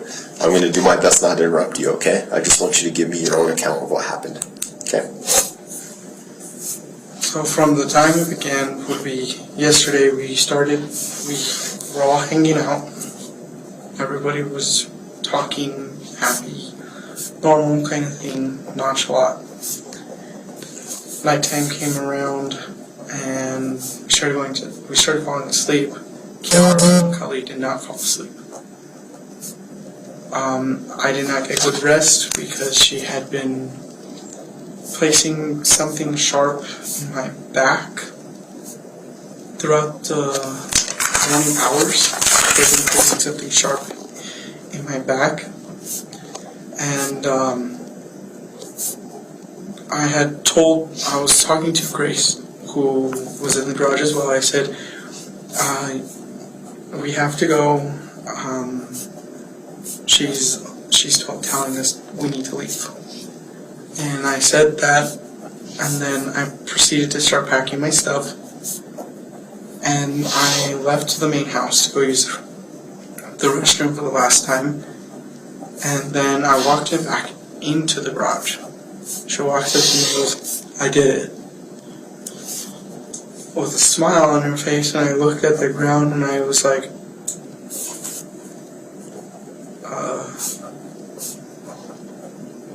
what do I do now? So I called my mom immediately to let her know that something happened. My mom proceeded to call 911 to let the dispatcher know exactly what happened. And the dispatcher called me to make sure everything was okay. I got greeted by the cops because they detained me, which was normal, but they noticed that I was freaking out. Everybody that was around me was noticing I was freaking out. I was really scared because I've witnessed, I've witnessed my friend getting shot. So, Separately from this? Yes, it was a while back. I was asked to be his best man at his wedding. I was sitting in the back seat. Guy walked up, blew his brains out. They landed on me. I had to testify in court, and I'm super. Anything like this gets me super traumatized, and it's a traumatic event. I can imagine. And I saw my friend laying on the ground. This is going to be back to when I went back in the garage. When I saw her in the ground, on the ground, I was like, I couldn't say anything because I was like, this is another one of my friends gone. I keep losing friends left and right. So I'm gonna go back here, go back to the cops. When they detained me, they had me in the car. They did a search. First time I had my phone, my wallet with me. And then the second search before we came here, they took my phone and wallet. And then we were here. We're here I'm here getting interviewed by you nice police officers. Mm-hmm. Thank you for that.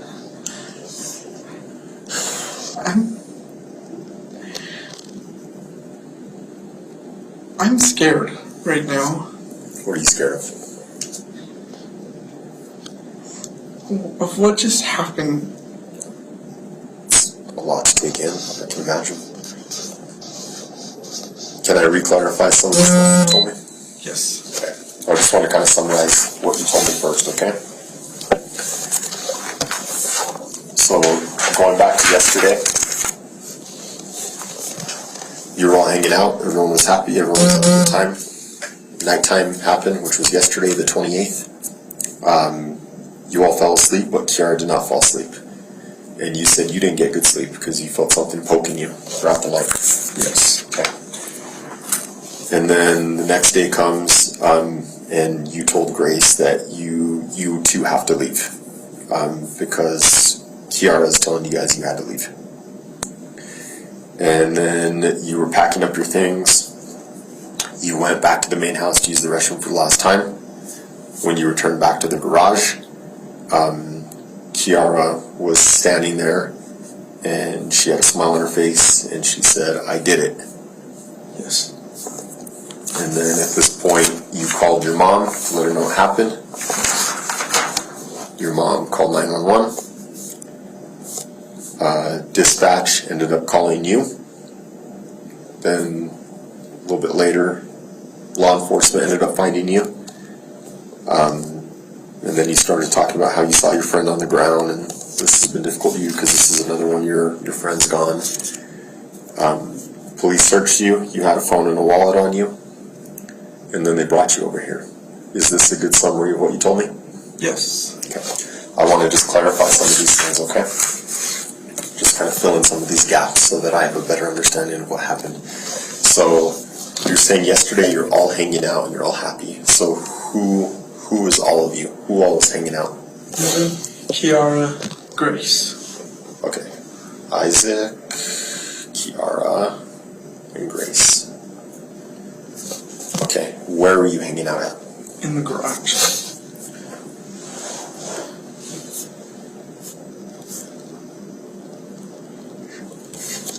Okay. Tell me a little bit about this.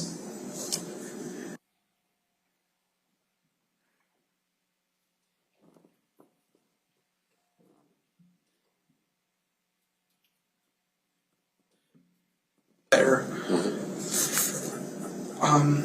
But we started hanging out as friends, and she became like one of my best friends. I have a long list of best friends that are really nice to me, and they treat me with a lot of respect.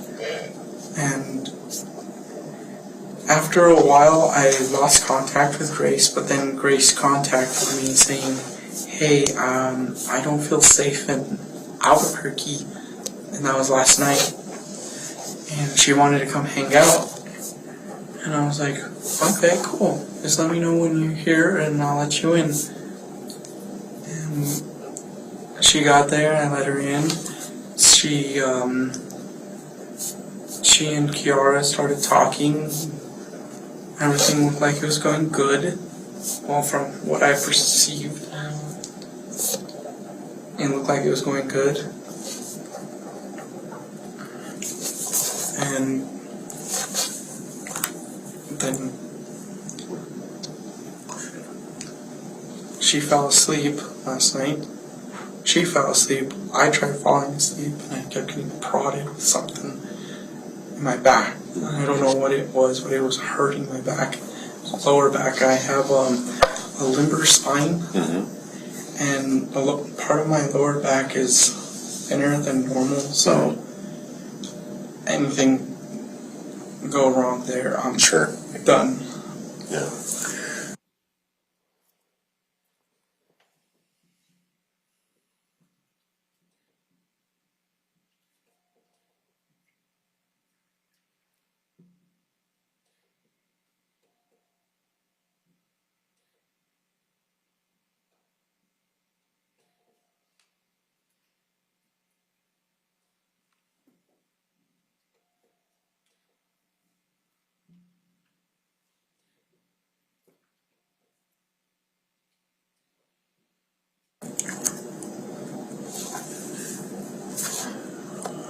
Okay, you guys dated for a while and then you lost contact. So this period of losing contact, was that, would it be safe to call that a breakup or what was that?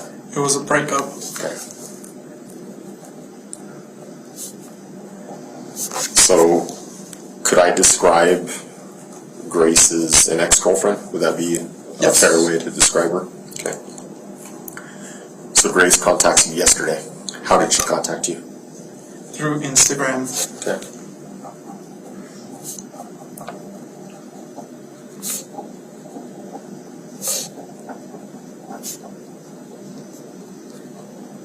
You both have Instagram profiles, I imagine, you and Grace? Yes. Okay. She was asking for a place to stay? A place to hang out for the night. A place to hang out for the night? For the night? Yeah. Okay. So you told her this was fine? Yes. Okay. What time did she get to your place, the garage, we'll call it? What time did she get there last night? 11:32 p.m. That's very specific. How do you remember that exact time? I kept seeing I kept looking at my phone, and when she said she's here, that's the time that it showed up on there. You have a good memory.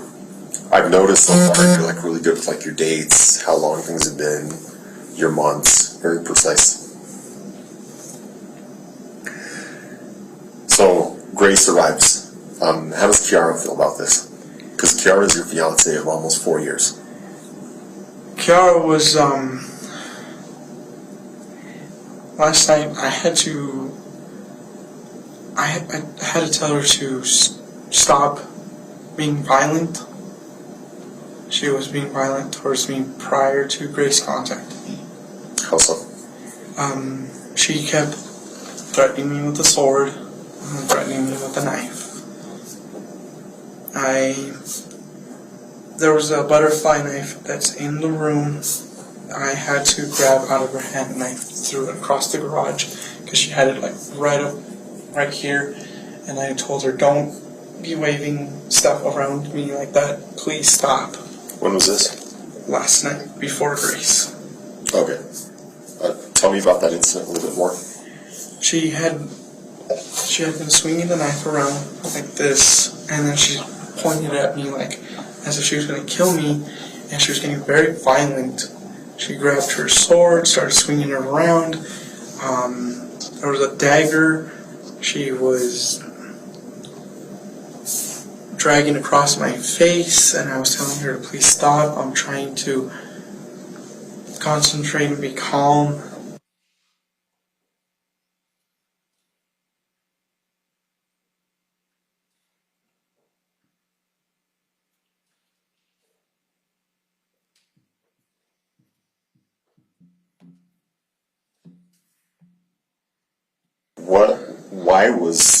Why was Kiara being violent last night?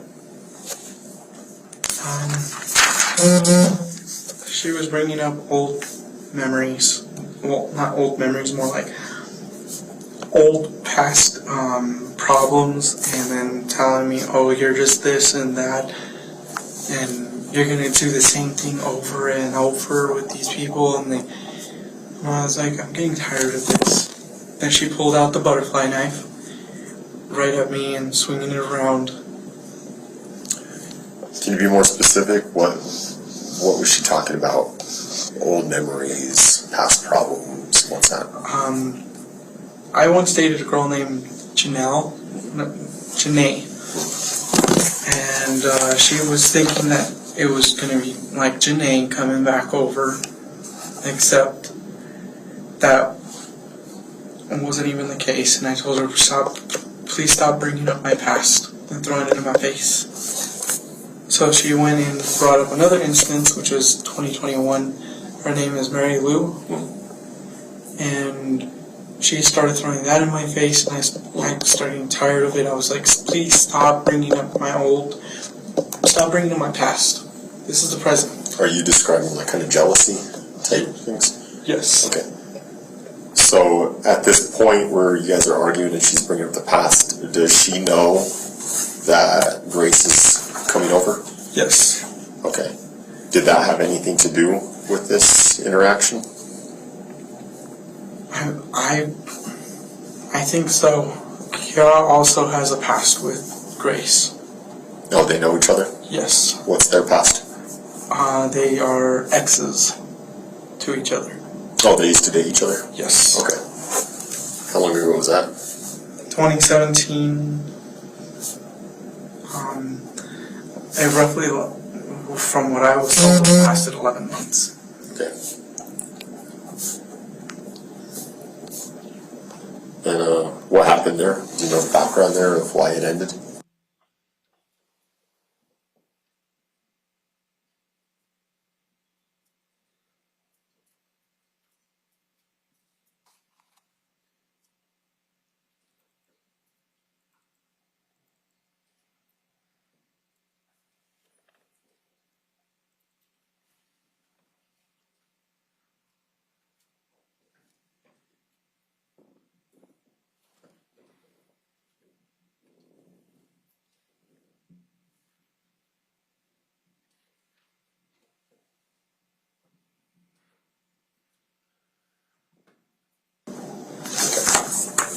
So kind of going back to last night, to yesterday, you guys are all hanging out.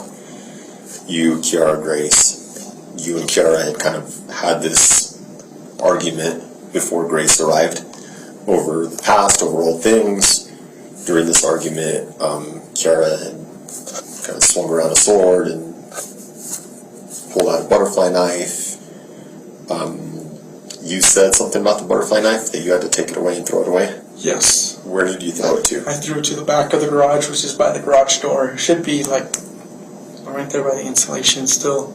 There's some insulation to the back of the garage door. Inside the garage still though? Yes. Okay. Can you describe that knife to me? It's black, but with red tiger's eye stone on it. And can I draw it? Or Yeah, sure. We give you another piece of paper. Let's just do it more. Keep things clean. There you go. Draw the butterfly let's see. That's good.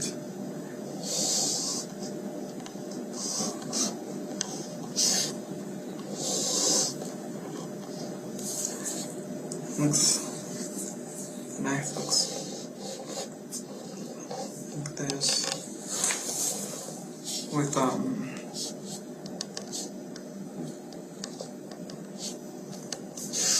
and there's the tiger's eye stone right here, all the way down. But this is all this would be the tiger's eye stone, and it's not that big, but it's a bit bigger.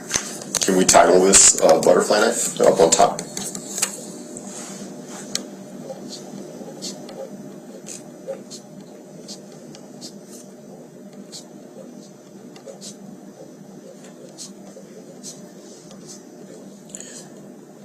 Can you list me out the description of the butterfly knife? Mostly colors or blade material or blade color, handle color, things like that.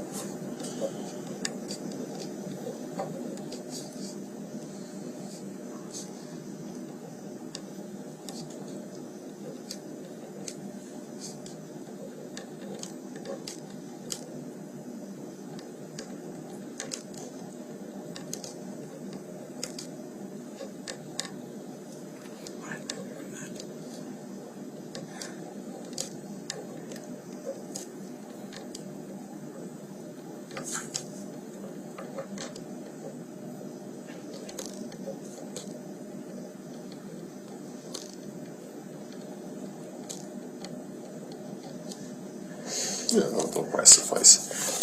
Can you just initial down here at the bottom? And today's date again. Yeah, sure. The 10/29 of 2022. Let's do the second for this one. Just initial and put the date right there. Just so I remember who drew these.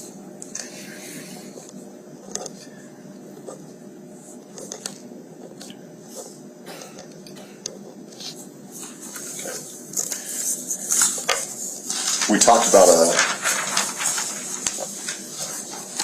a samurai sword being kind of swung around too. Explain to me more about that. It's more like an old English samurai sword.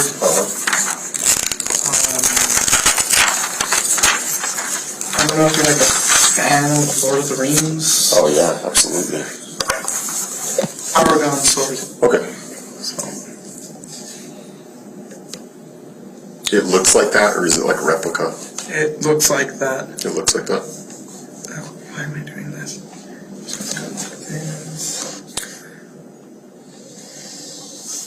So who does this knife belong to? Kiara. Kiara. Who does the sword belong to? Kiara. Kiara. What about the dagger? Who does that belong to? Kiara. Kiara.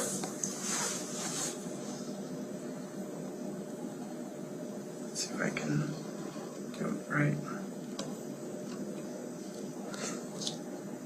Then the blade will.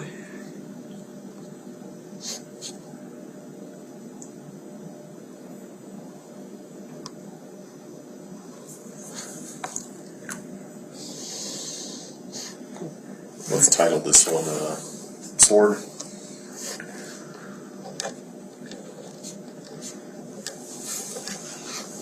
let's describe it over here. His colors here.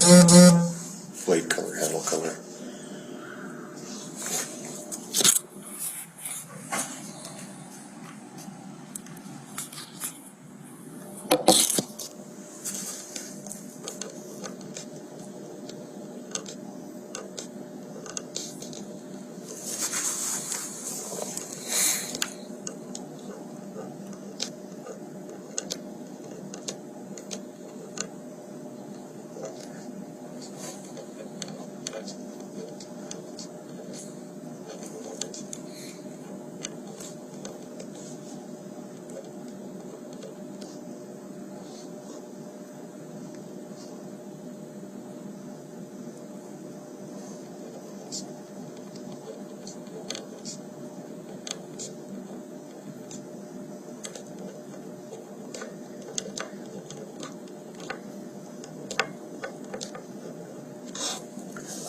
Initial and date at the bottom.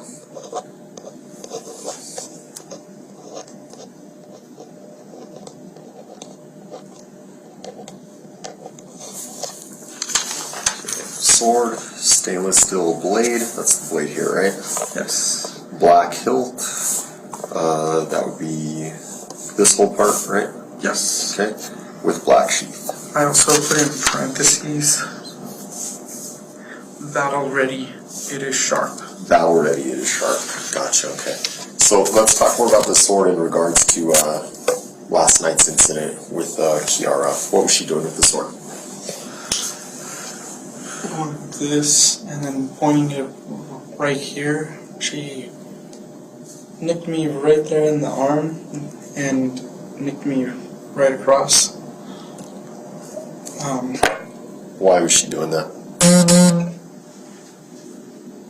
To see if I was scared of her. To see if you were scared of her? Is that what she said, or is that what you think? That's what she said. That's what she said. Are you scared of me? Just like that, and I was like, a bit, yes, I'm very scared right now. You also mentioned a dagger. Yes. What happened with the dagger last night? The dagger, shape was, I think for a fact that that was the thing that was getting stabbed in my back. And it was just going that, but at last night she was also scratching it across my face. Like, does this scare you? And where was this all happening at? In the garage. In the garage. Can we draw the dagger as well, please? Same thing with these other two.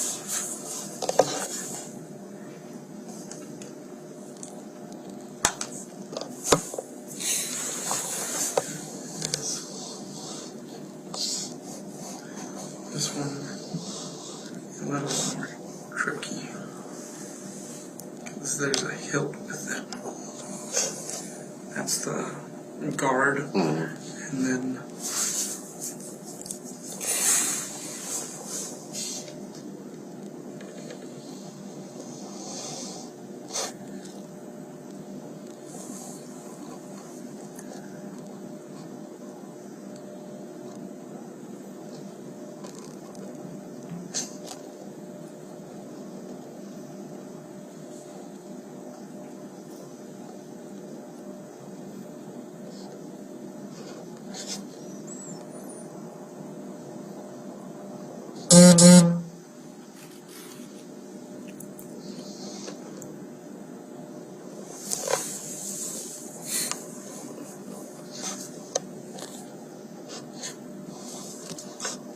same thing, just like this. Yes, please.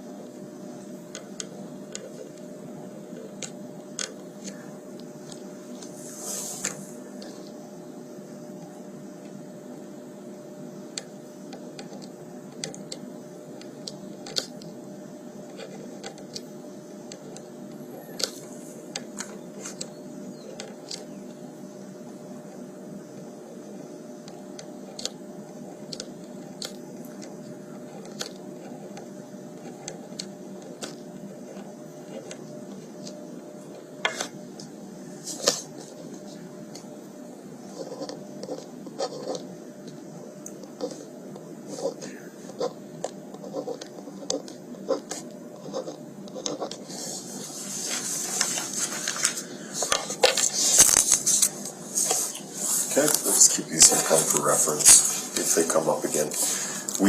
I know we talked about the location of what happened with the butterfly knife. You got thrown in the garage. After last night, what happened with the sword? The sword was just placed on the ground. Okay, in the garage?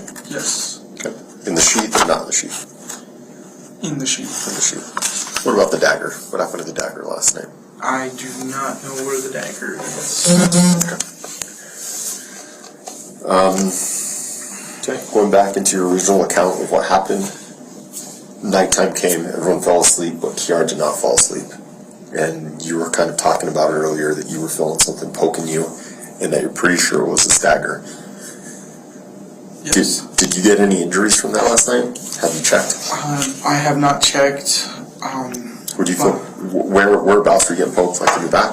Like, Can you pick up your shirt and stand up if you feel comfortable? Can we look? like right here, and I don't know if there's anything, but Yeah. it's really sore back here, like it's hurting. Okay. About how many times would you say you were poked last night? 15. 15 times. Around what time was this happening at? This would have been 6 o'clock in the morning. 6 a.m. Were the pokings as you described them, were they spread out or were they all They at were the same spread time? out. Over what duration of time? From 3 a.m. all the way to 6 a.m. 3 a.m. to 6 a.m. spread out. Okay. About 15 times.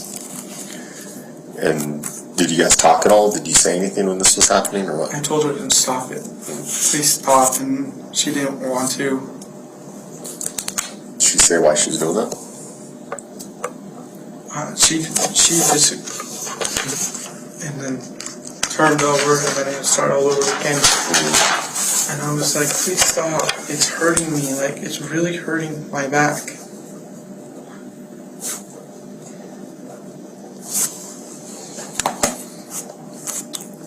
So in your original statement, you say that Kiara was poking you in the back, and then we kind of jumped to you telling Grace that you guys had to go because Kiara didn't want you there anymore. How did you know that Kiara didn't want you guys there anymore? She woke up, she woke up from what she says she slept, but she was awake the whole time. And she turned over, told me, you guys need to get out. I don't want you guys here. And then proceeded to start playing with something. I don't know what she was playing with. It was really freaking me out, so I was trying to get out. I was in and out of the room, trying to contact my mom to pick me up, to get me out of there. What time was that at? I contacted my mom around, I would say, 12. What time did you guys wake up at? What time did you wake up at? I woke up at about 7:50. 7:50 a.m. Yes. So at what time did Kiara tell you guys had to leave? She told us we had to leave at about 8:30. Okay.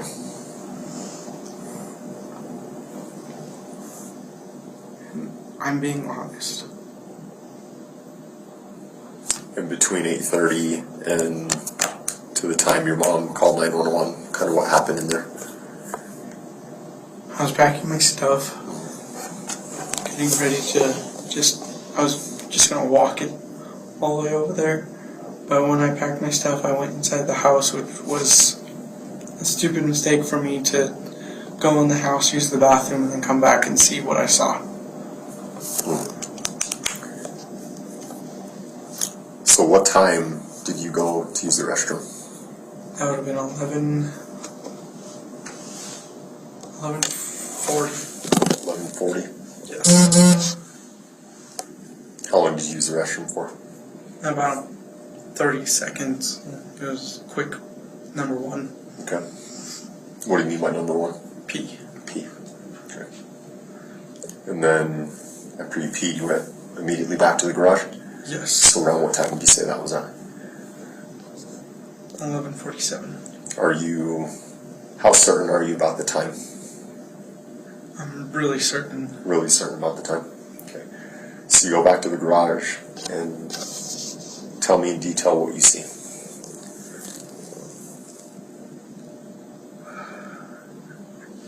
I walk in, she yells, she tells me, I didn't mean to say it, she yelled, she goes, I did it. I look at the ground and I see someone dead. I see an ear hanging. And I'm like,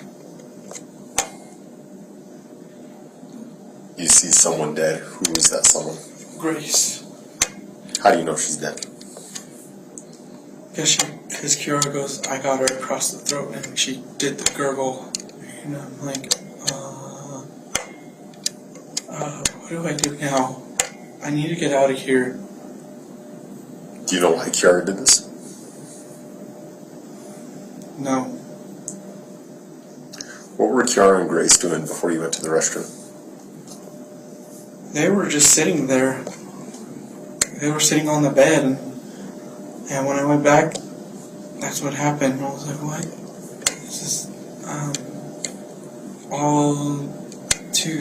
This is way too quick. What just happened?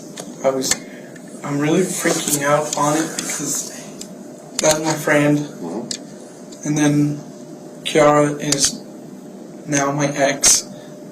She's involved, and I'm freaking out because I just wanted to leave. Yeah. Describe to me more what you see when you go into the garage. So, I'm not familiar with this garage, so let's go back to our pictures. Did you enter through like a door? Do you have to open up a large door in the garage? Where did you enter through?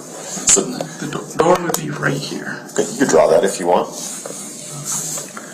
So that's the door into the garage? Yeah. Is that the one you enter? Yes. And where is Grace laying when you see her? I put it outside the box. Here's the door. She is within right here. Right. She's off the bed on the ground. And where's Kiara at She's also off the bed by the TV. Where's the TV at? TV. Okay. And show me where Kiara was at too.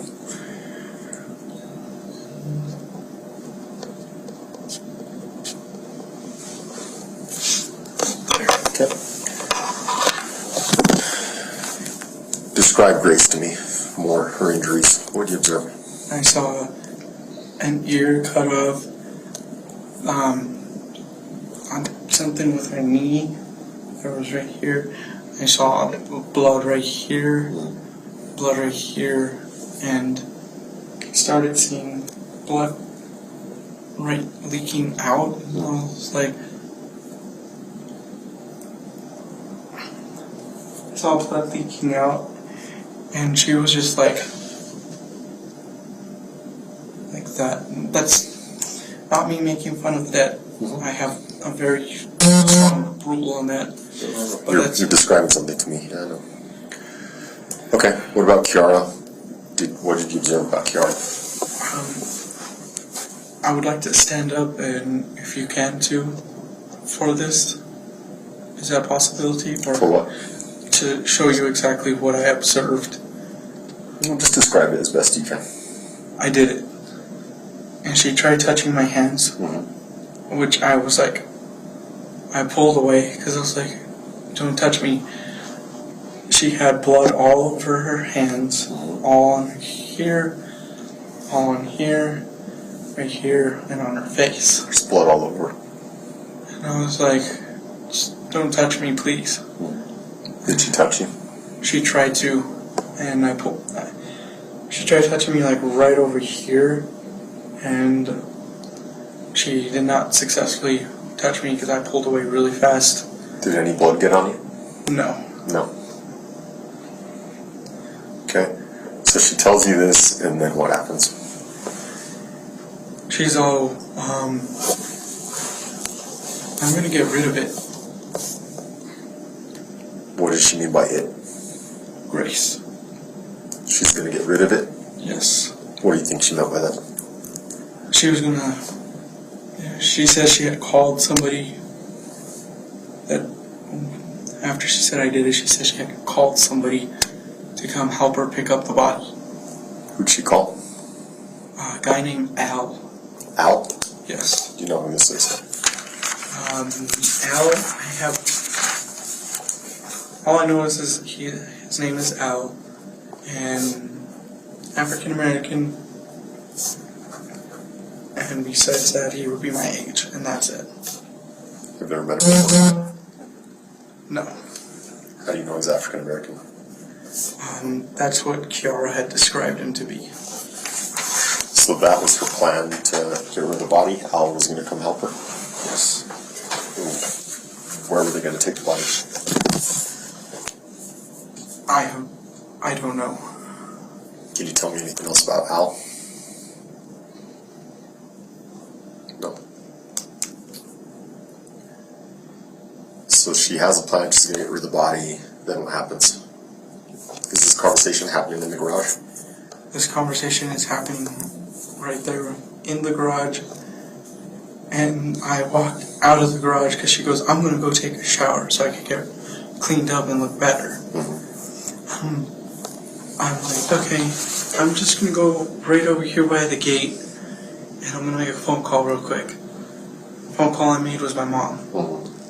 And What time did you call your mom at? that would have been around 12. 12. What did you tell your mom? I was like, can you guys pick me up, please? And they're like, no, but you can come over. What's going on? I was like, I just witnessed something very bad. And my mom's all, what did you witness? I walked in on,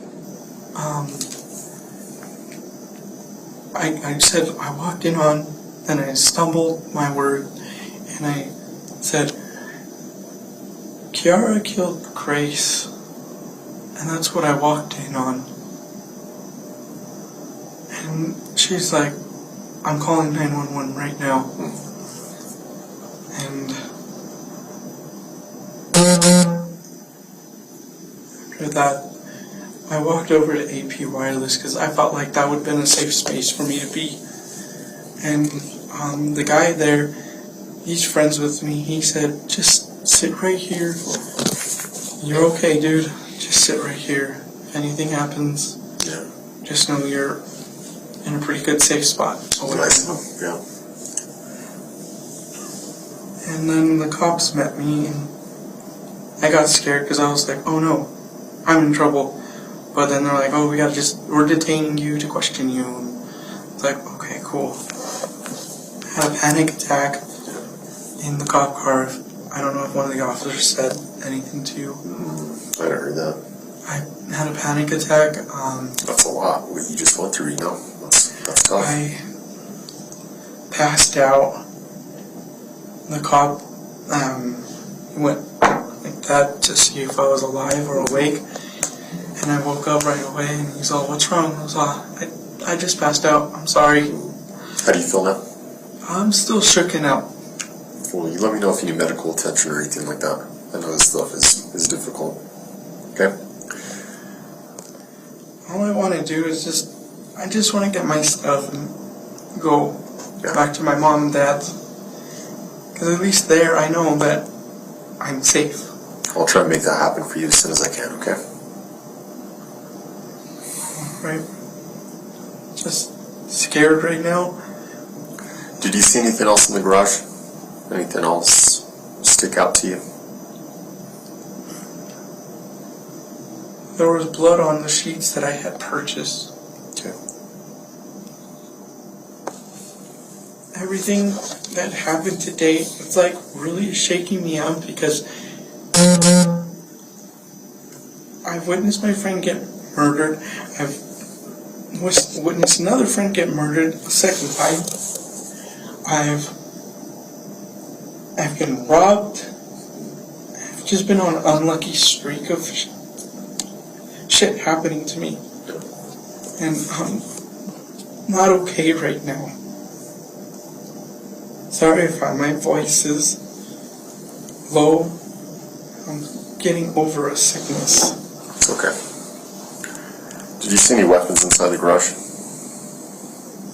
Just the sword, it was right there. What did it look like? Well, not like a bad description, but like... There was blood all over it. Blood on the sword.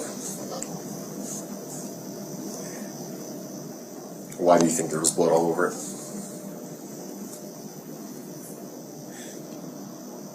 That's what Kiara did. And I think the only question I have left for you that's kind of coming to mind is, you're saying you were told to leave 8 in the morning, right? yes, You start packing up your things to leave, and then this happens a little before 12, right? yes. So what took so long to leave in that 3-hour gap? My mom, I was trying to call her before that. I was like, I kept calling her through Facebook. She didn't want to pick up, so I finally called her through her phone number. And then that's when she started picking up and saying, hey, what's going on? I was like, I need to be picked up here. Please pick me up. And then like, no, we can't pick you up right now. We're out and about. And I was trying to find another ride or something. Okay, that makes sense. And then between when this happened, 12, and I think we got the call a little after 1:30. Yes. Kind of an hour and a half gap there. I know you said you called your mom and she quickly called 911, but it doesn't really seem to line up with our timeline, at least from, can you help make me understand that? Was there a long period of time that you and Kiara were trying to figure out what was going to happen? There was a long period of time. It was when I was standing on the side of the garage. Tell me about that. I was hyperventilating on the side of the garage. I was like that, and and I made the call to my mom, and my mom made the call to y'all. But I was just, I was shaken up, and I know I should have been the one to call. I know I should have been the one to call y'all. But I was shaken up. I feel like I'm going to pass out. Yeah. And Just take some deep breaths. I didn't expect any of this to happen today. No, no one knows when these things happen. It's difficult.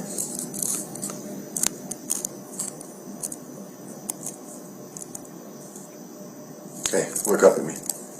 You didn't do anything wrong, right? Right. Sometimes things happen. What defines who we are is kind of how we move forward with things. Would you agree? Yes. You've been super truthful this whole time from what I can tell, and we really much appreciate that. I got one more question. I want you to be real truthful with it, as you have been this whole time, okay? Yes. At any point, did you think of, or did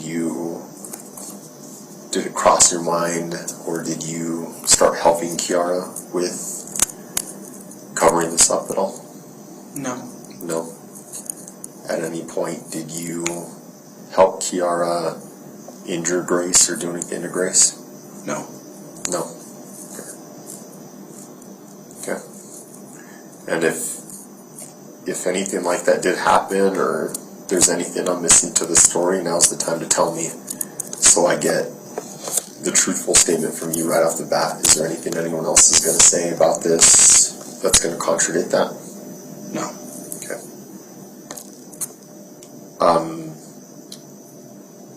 Talking about Kiara's mom, your mother-in-law, did she know what happened? No. She didn't know. All she thought was Kiara was still asleep or just being her normal routinely self, which is stay away from her mom. Kiara went from the garage to the main house to shower. Is that what you said? Yes. And she was covered in blood. Yes.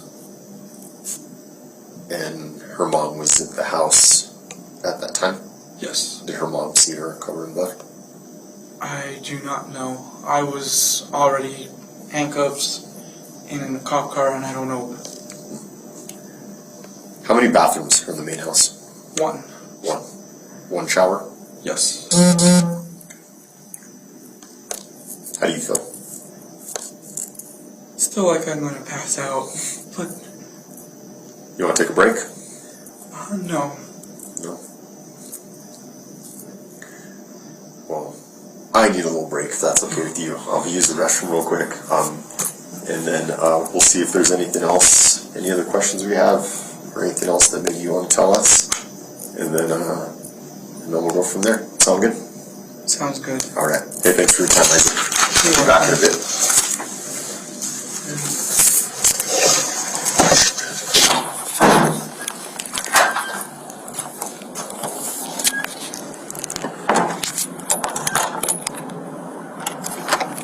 Video off.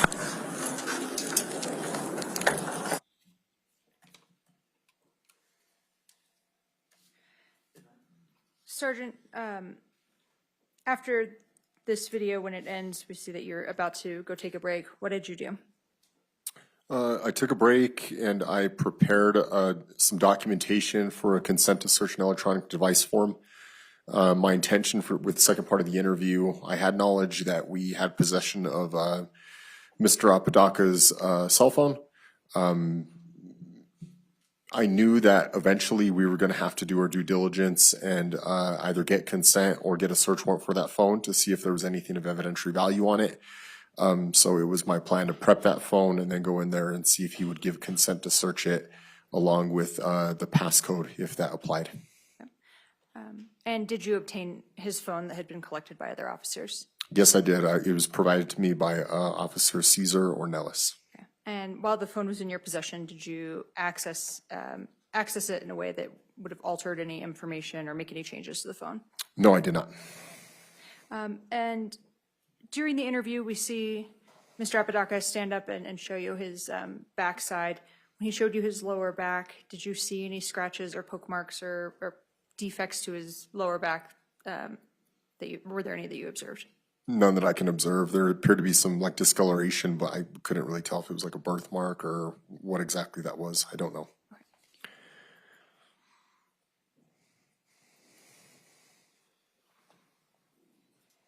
May I approach the witness? Yes. Before we go to the second part of the interview, I'm going to approach you with what's been marked as State's Exhibit 90. Can you please take a look at State's Exhibit 90 and tell me if you recognize it? I do recognize it. What is State's Exhibit 90? This is Santa Fe Police Department electronic device consent to search form, the one I had just mentioned. It's dated, the date of the incident, October 29th, 2022. It has the location listed as SFPD, or the Santa Fe Police Department. The case number associated with this is on there, and it's pre-filled out with Mr. Apodaca's name, his date of birth, and that he is giving consent to me, Detective Javier Vigil at the time, and the form says, and or any other persons designated by the Santa Fe Police Department, which may include the assistance of computer forensic examiner to conduct a complete search of. Then it goes into the device that we're getting consent to search, and that is Mr. Apodaca's phone. The description of the phone, as well as the IMEI number, and then the password, then there was no password on it, is listed there. I can see the bottom as well. There is a signature and date and time from, it appears, Mr. Apodaca, as well as myself. And does this document State's Exhibit 90 fairly and accurately? I picked the form as you filled it out on the date of incident, October 29th, 2022. Yes, it does. Had you altered this this document in any way before making a facsimile copy of it? No, I've not. Okay, Your Honor, at this time I'd move to admit State's Exhibit 90. Any objection to 90? No objection from defense. 90 is admitted. Thank you. And we don't need a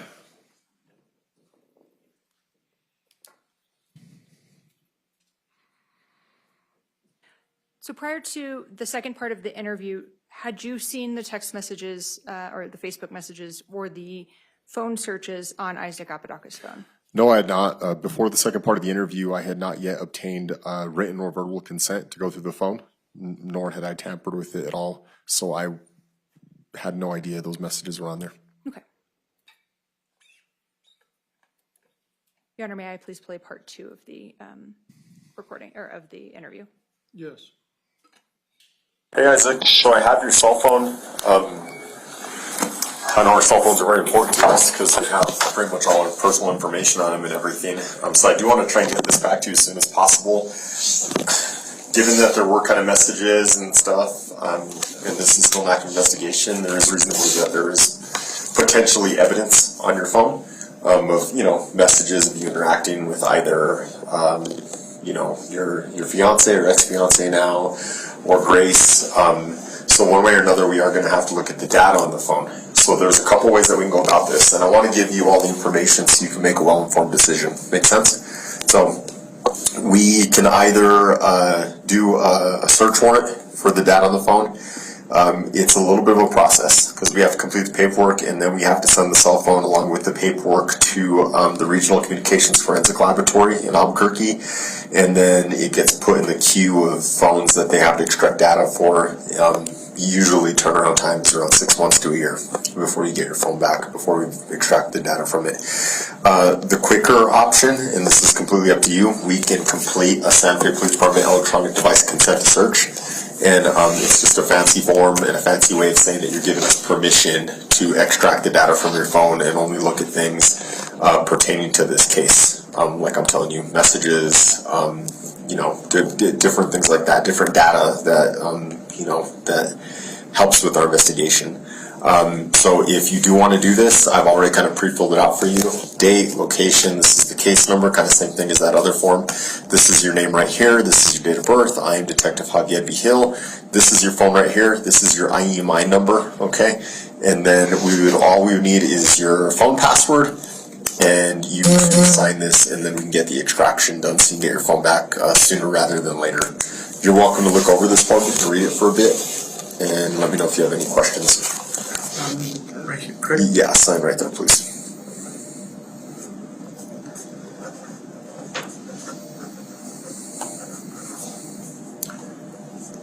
Today's date. 10/29/2002.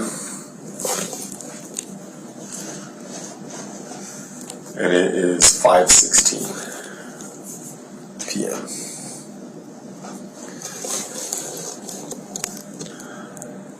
And the phone password? There's no password.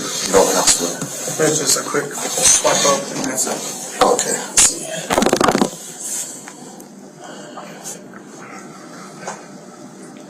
So since we have it here, I know the battery's close to dying, but I would like to manipulate it here with you just so you can explain anything to me as we look through it. Now that we've set to look through it.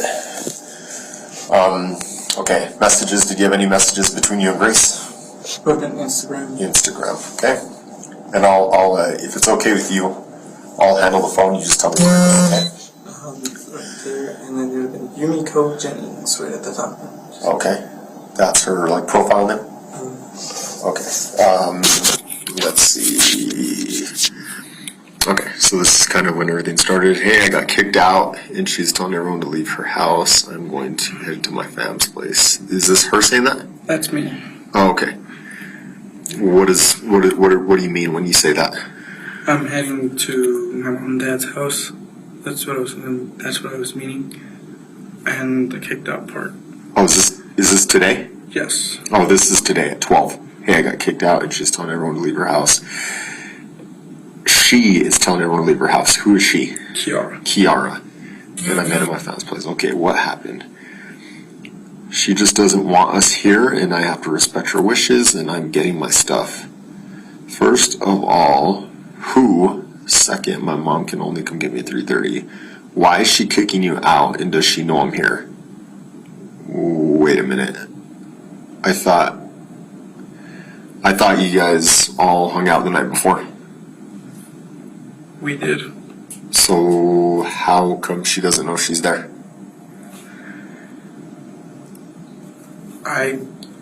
I was very confused, and I told her. She's kicking me out because you're here and she knows it. So it's sounding like to me, just take a pause real quick. Did she not know she was there? Because that's what it looks like. She knew she was there. Then why is it looking like in these messages? She knew she was there, and she was playing. She was acting like she didn't know where she was. Who was acting like? I'm so confused. Who was acting like who didn't know who? Grace was acting like she didn't know where she was. Okay. Even though we had talked. She's kicking me out because you're here and she knows it. How? She is right next to you. What the fuck, really? How fucking great? Yup. Why though? She is not wanting to deal with it. Us being here, and I broke her trust. She is not in the best mood. She is not wanting to deal with what? She's not wanting to deal with us. What does that mean? She didn't want us there at all. Okay. But it says she is not wanting to deal with it. I should have been more. I'm horrible with my words. I'm horrible with how I type. I'm just trying to understand too. It was just a meeting. She didn't want to deal with us. Okay. Being there, because I know how she feels. My mom's coming to get me soon. Okay.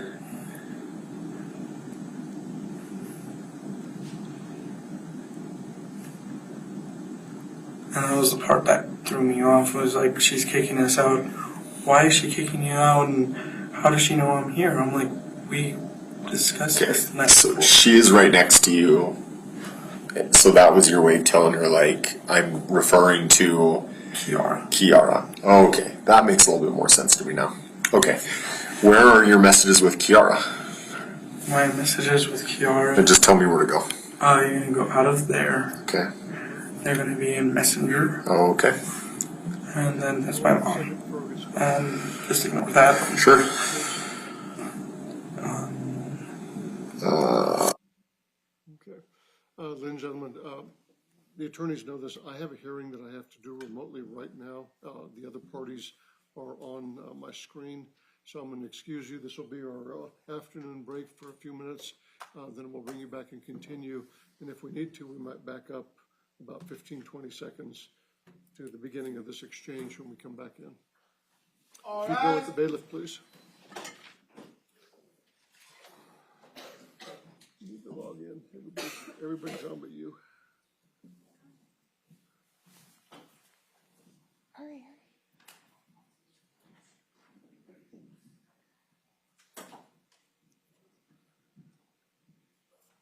You may step down. I'll have you back up as soon as we get started again. Ladies and gentlemen, if you'd like to leave, we'll do a quick hearing and then we'll continue, bring the jury and Mr. Apodaca back into the courtroom. Okay, let's go on the record. I had a question.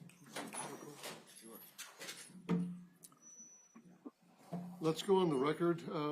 The next hearing is State versus Jeffrey Heyer. This is D101CR 2025-27.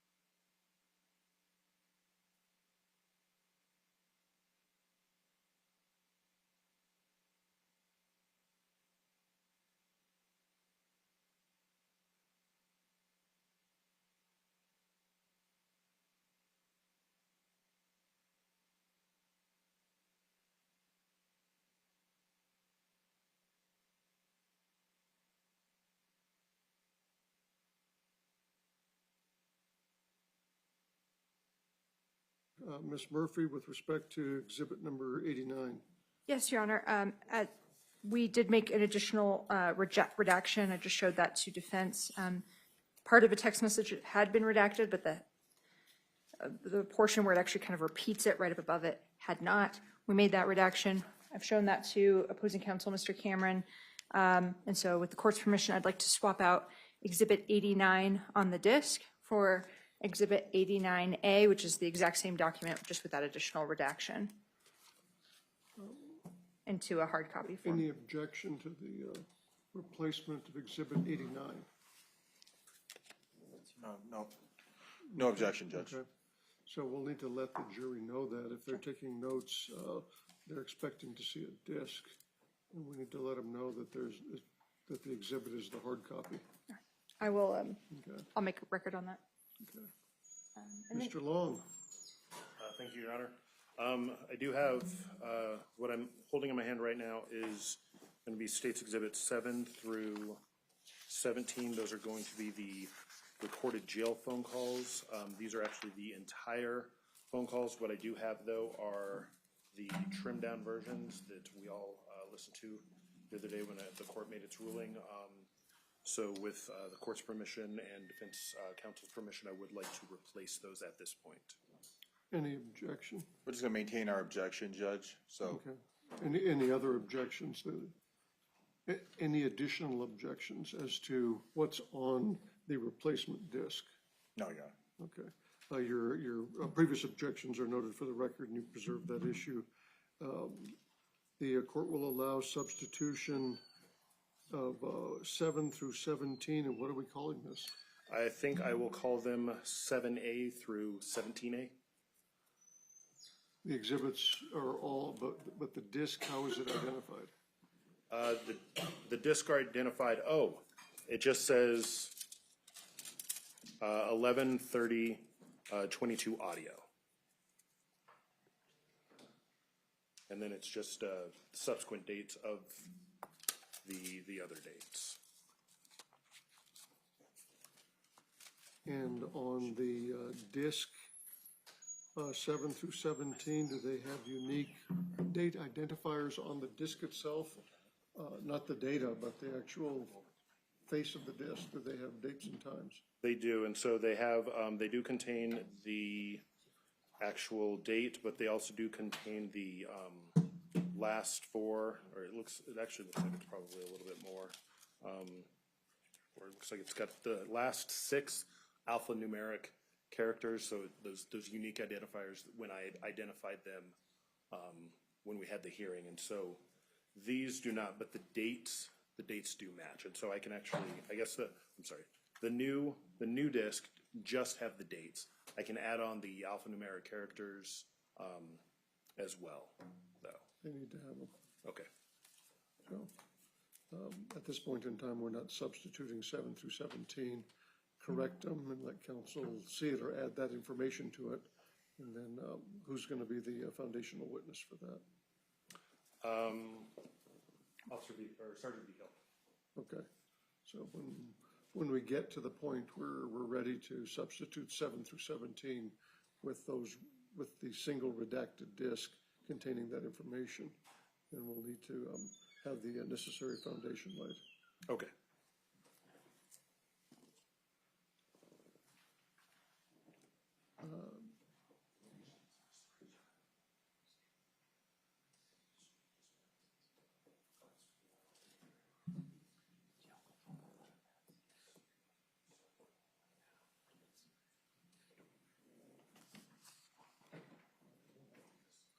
Okay, anything else before we continue with the jury? Nothing from the state, Judge. Okay. Anything else before we get started? Your Honor, are we just scheduling housekeeping? Are we going past the 5 o'clock hour today? I don't know how far we're going to get with this witness. It looks like we may, depends on where we are. How much longer do you think you have in a direct? After these videos, there's over an hour left on the videos, maybe an hour and a half. I'd have to look at the exact timestamps. Then I have a few close-up, maybe 10 to 15 minutes of direct, and then jail calls. Oh, and then I'm sorry, the jail calls, which are about 12 minutes, or the recorded calls. I don't think we're going to get done with this witness today. we're gonna finish these videos and get through that and see where we are, and then, go after that. You won't be able to do cross until tomorrow morning. I'm planning for doing 3 crosses tomorrow. Okay, thank you, Judge. Okay. Okay, let's have our jury. We're off until they come in.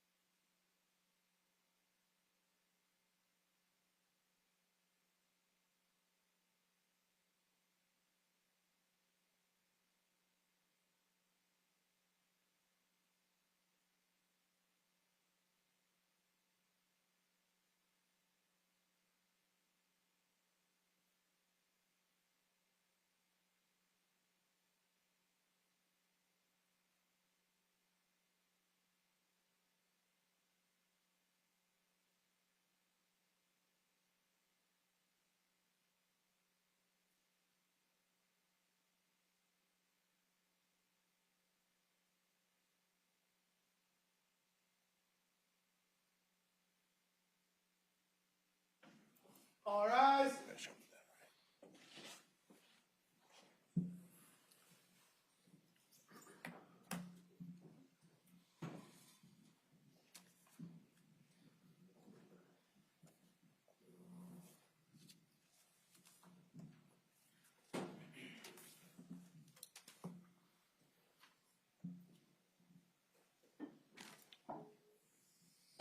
You may be seated in the courtroom.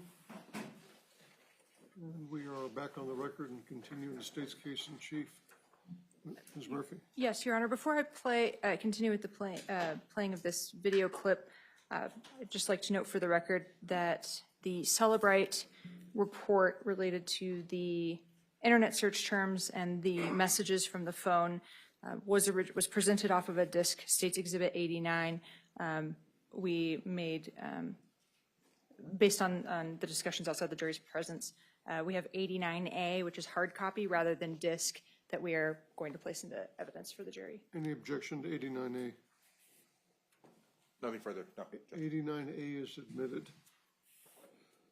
At the- So you won't have the disc, you'll have the actual printed out hard copy. Go ahead, counsel. Thank you. Okay. And Your Honor, may I go back just about 20 seconds? Yes.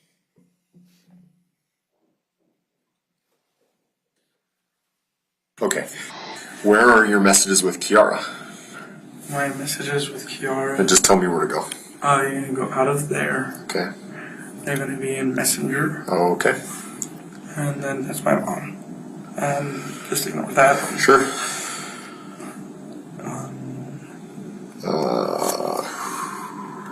Maybe the Puggy.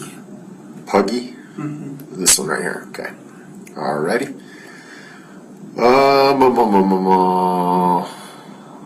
Let's see.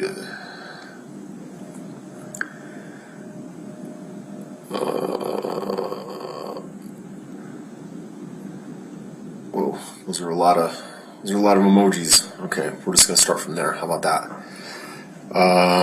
This is at 11:56 a.m. What? And that's forgive me, I forgot her name for a second. This is your fiance saying this? What? Yes. Hey, I have a plan with what I said. All I have to do is be over there at my fam's place and call the cops for a breaking and entering.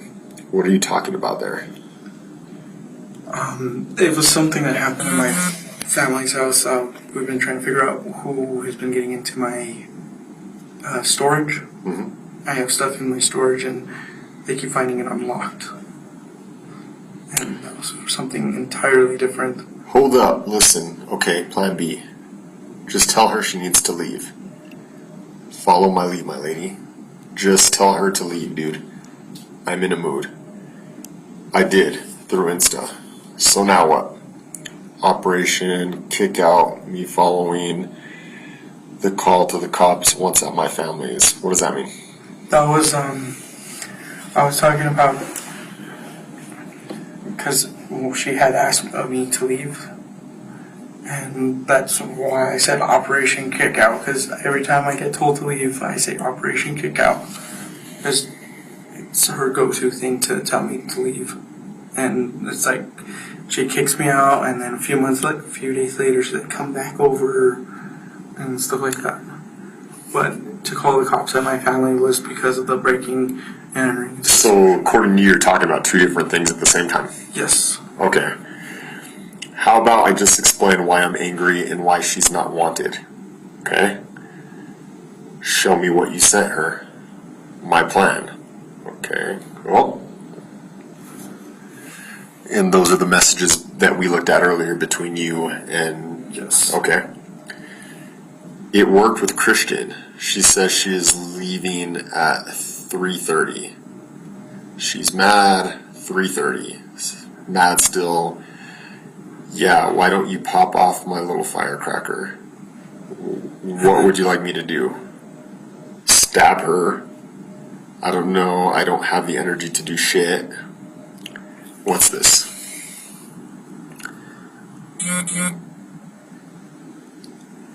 Read what she sent. Is she stupid? Yes. Okay. I am fake getting thrown out. I am fake getting thrown out. You're getting fake thrown out.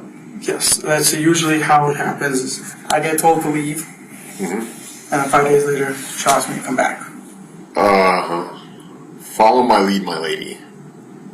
We can hear you.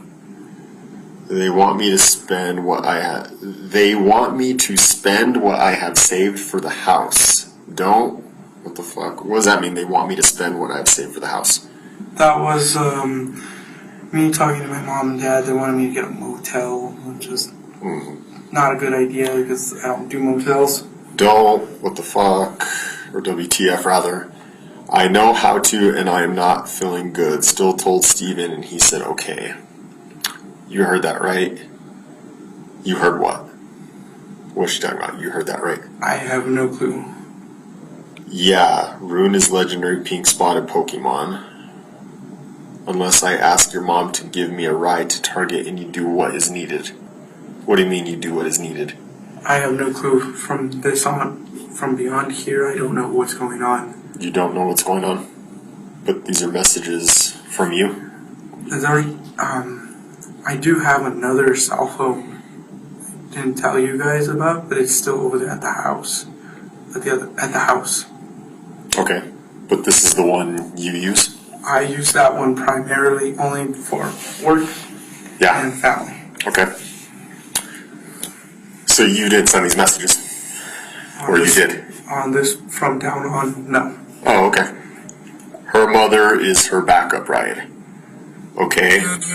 Want me to get your mom to give me a ride to Target so you can take my stuff into the back room and her mom and your mom don't get into it? Yay or nay? Wait a bit, though. Okay, how long? Until there's a clue on when she's leaving. She admitted to me when she lived at those apartments. And she was sober then. She admitted to me also back when I first met her calling you crazy. What are you talking about? I don't know. That's not me. That's not you? That's not me. Who is it? That's the other phone that's been, they were being used to message back and forth. Isaac, this is getting really weird, man. I have a second phone. You have a second phone? Yes. Where is that phone? That's at the house. Okay. It is logged into the same Facebook account. Okay. I don't know, man. These these messages look a lot like there's some conspiring going on, some planning going on. What? From that point where I was telling you from... Even before then, it sounds like you guys are planning something. You're fake getting thrown out, and what? I say fake getting thrown out, like I said, was... What I mean when I say fake getting thrown out is she'll tell me to leave. She's telling me that I'm getting thrown out, getting kicked out. And 5 days later, she's like, come back. Do you want to start over? Because I'm really confused with everything that's going on. Like, you're telling me you have 2 phones now, and those other messages aren't you, and it's what you're telling me, your statement, isn't lining up with these messages. Now, I told you at the beginning of this talk that we need to be truthful with this, right? I am being truthful. I do have a secondary phone. And I'm telling you the messages are not me. Those are not my messages. Whose messages do you think they are then? They're from Kiara to using my Facebook from me to Kiara, but I can't quite explain how it looks. Kiara to Kiara? Yes. Why would she do that? She's been, like I said at the beginning, involved her, but before that, there was problems in our relationship, and ever since before that, she's been trying to get revenge, and she's been talking to the people to, she's told me that she's wanting to ruin my life. And she's wanting to ruin my life for a while. So, and I'm being honest, there is 2 phones. The other phone is on top of the fridge in the garage. In the garage, okay. What kind of phone is it? Samsung Galaxy S10 Plus, 512 gigabyte.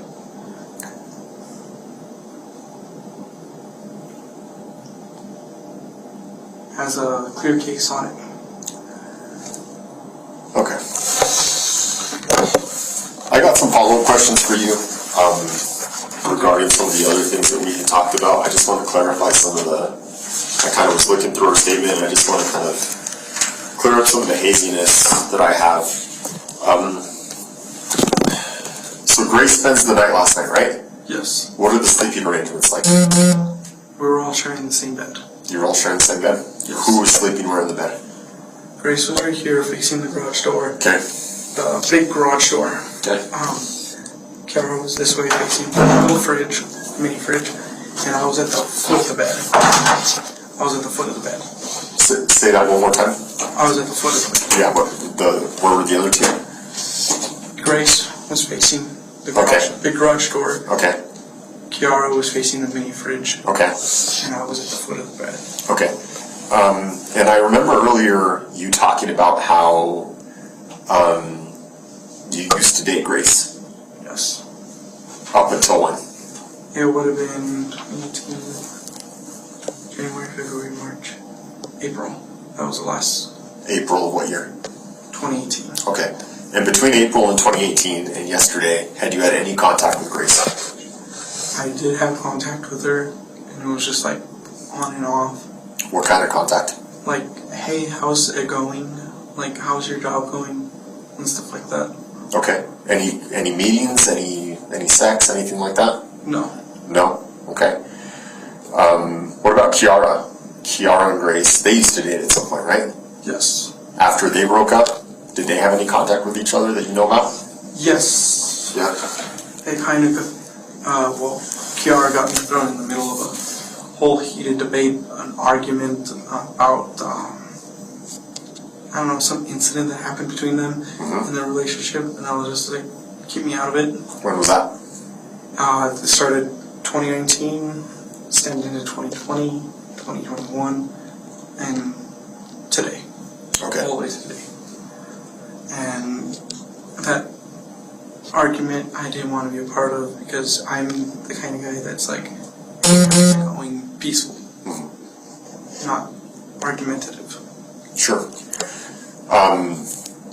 Was there any sexual interaction between anyone last night? No, No threesome or nothing like that between the three of you guys? no. Has that ever been anything you guys have ever done in the past or thought about doing? That did happen in the past, and Who was involved?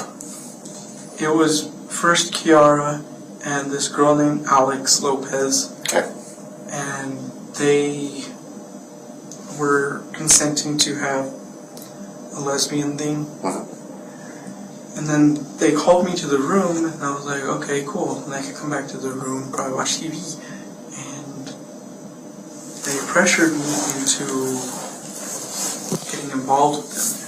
You didn't want to? Correct. Okay. And afterwards, after everything was done, I did not feel the same. I felt. How come?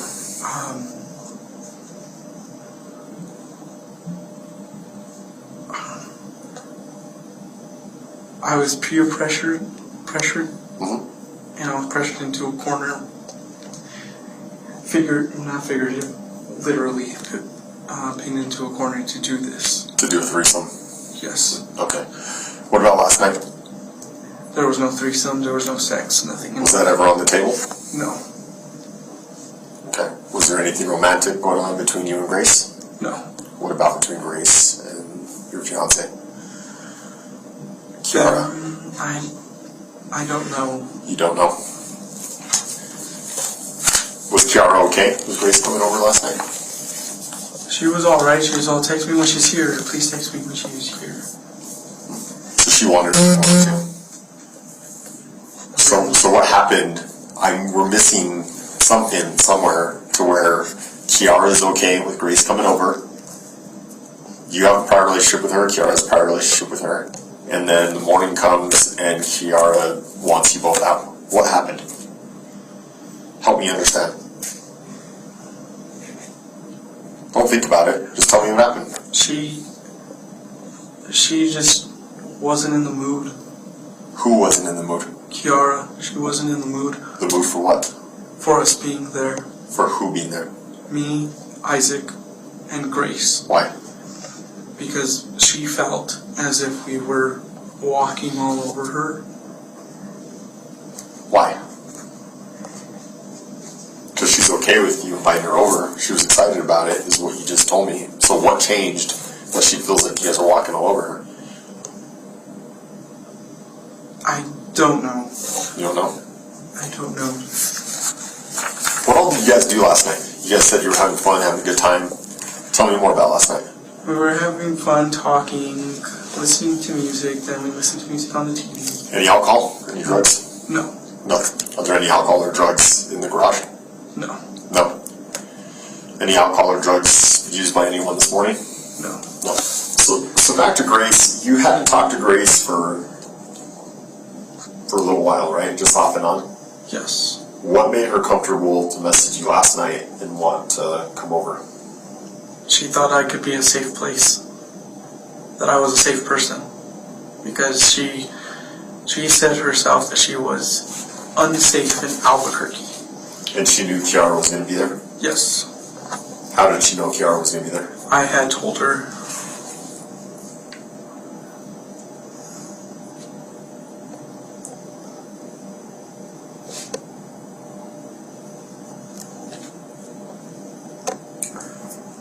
Going back to talking about Kiara and last night and her threatening you with a knife, you described her kind of putting the knife to your face, Yes. right? Was she saying anything to you when she was doing this? Are you scared of me? Yeah?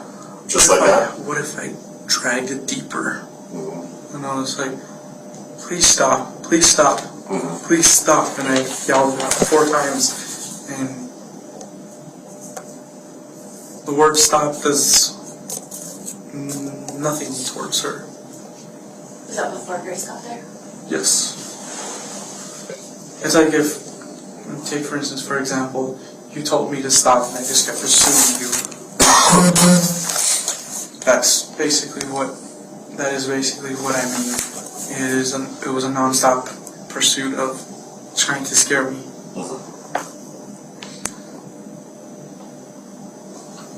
Well, I hope it's by charge a little bit.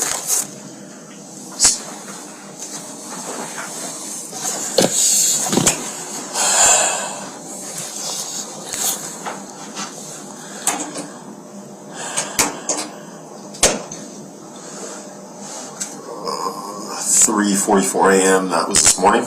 Yes. Okay, let's back up a little more then.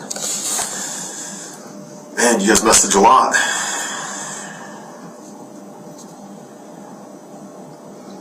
So all these other messages above where you said those weren't your messages, the rest of these messages are you, right? Yes. This is Wednesday, Thursday, Friday. Okay, we'll start here.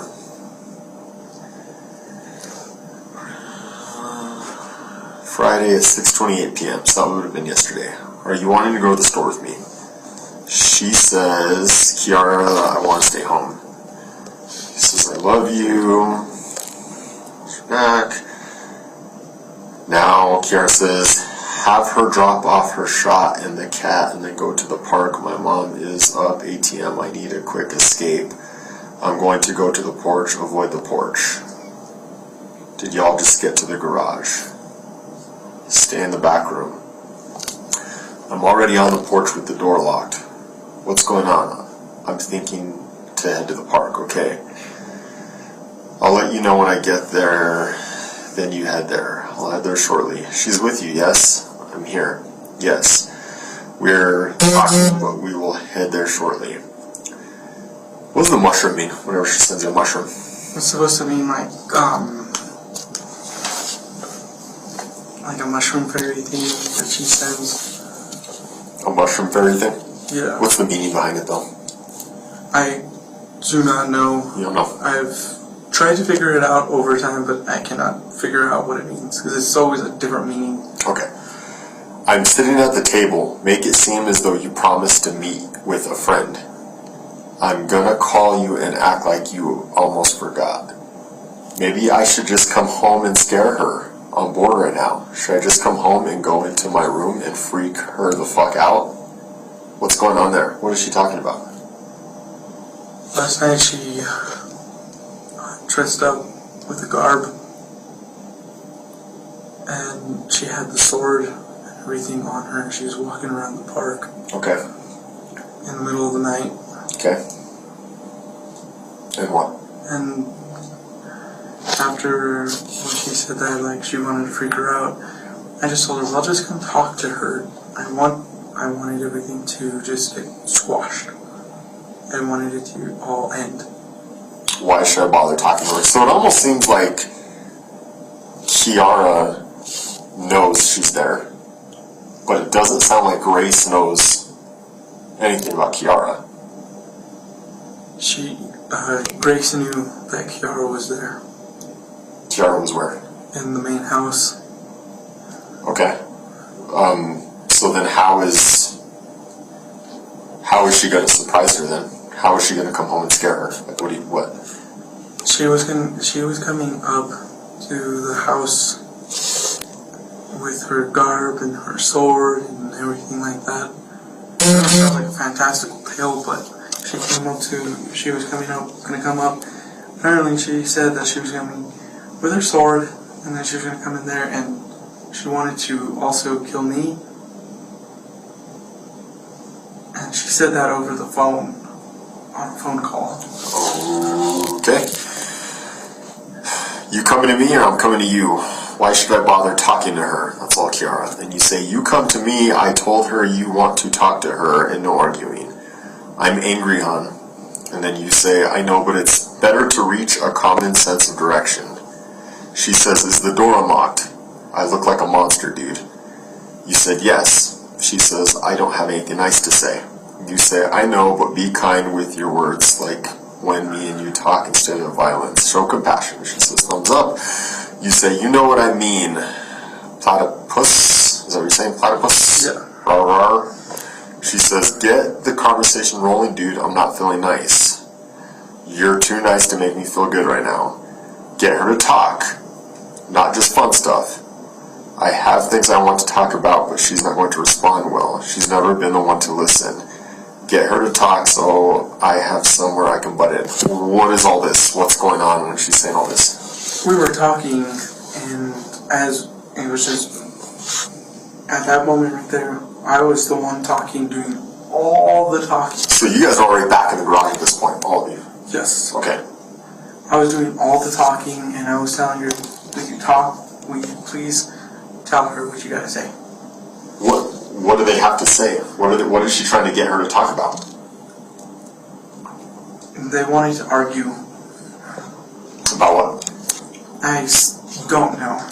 You don't know? I don't know. I have things I want to talk about, but she's not going to respond well. What does she mean? What's the issue between them? It's because of the breakup that happened in 2017. Between whom? Her and Grace. Kiara and Grace. So Kiara wants to talk about that? Yes. What about that?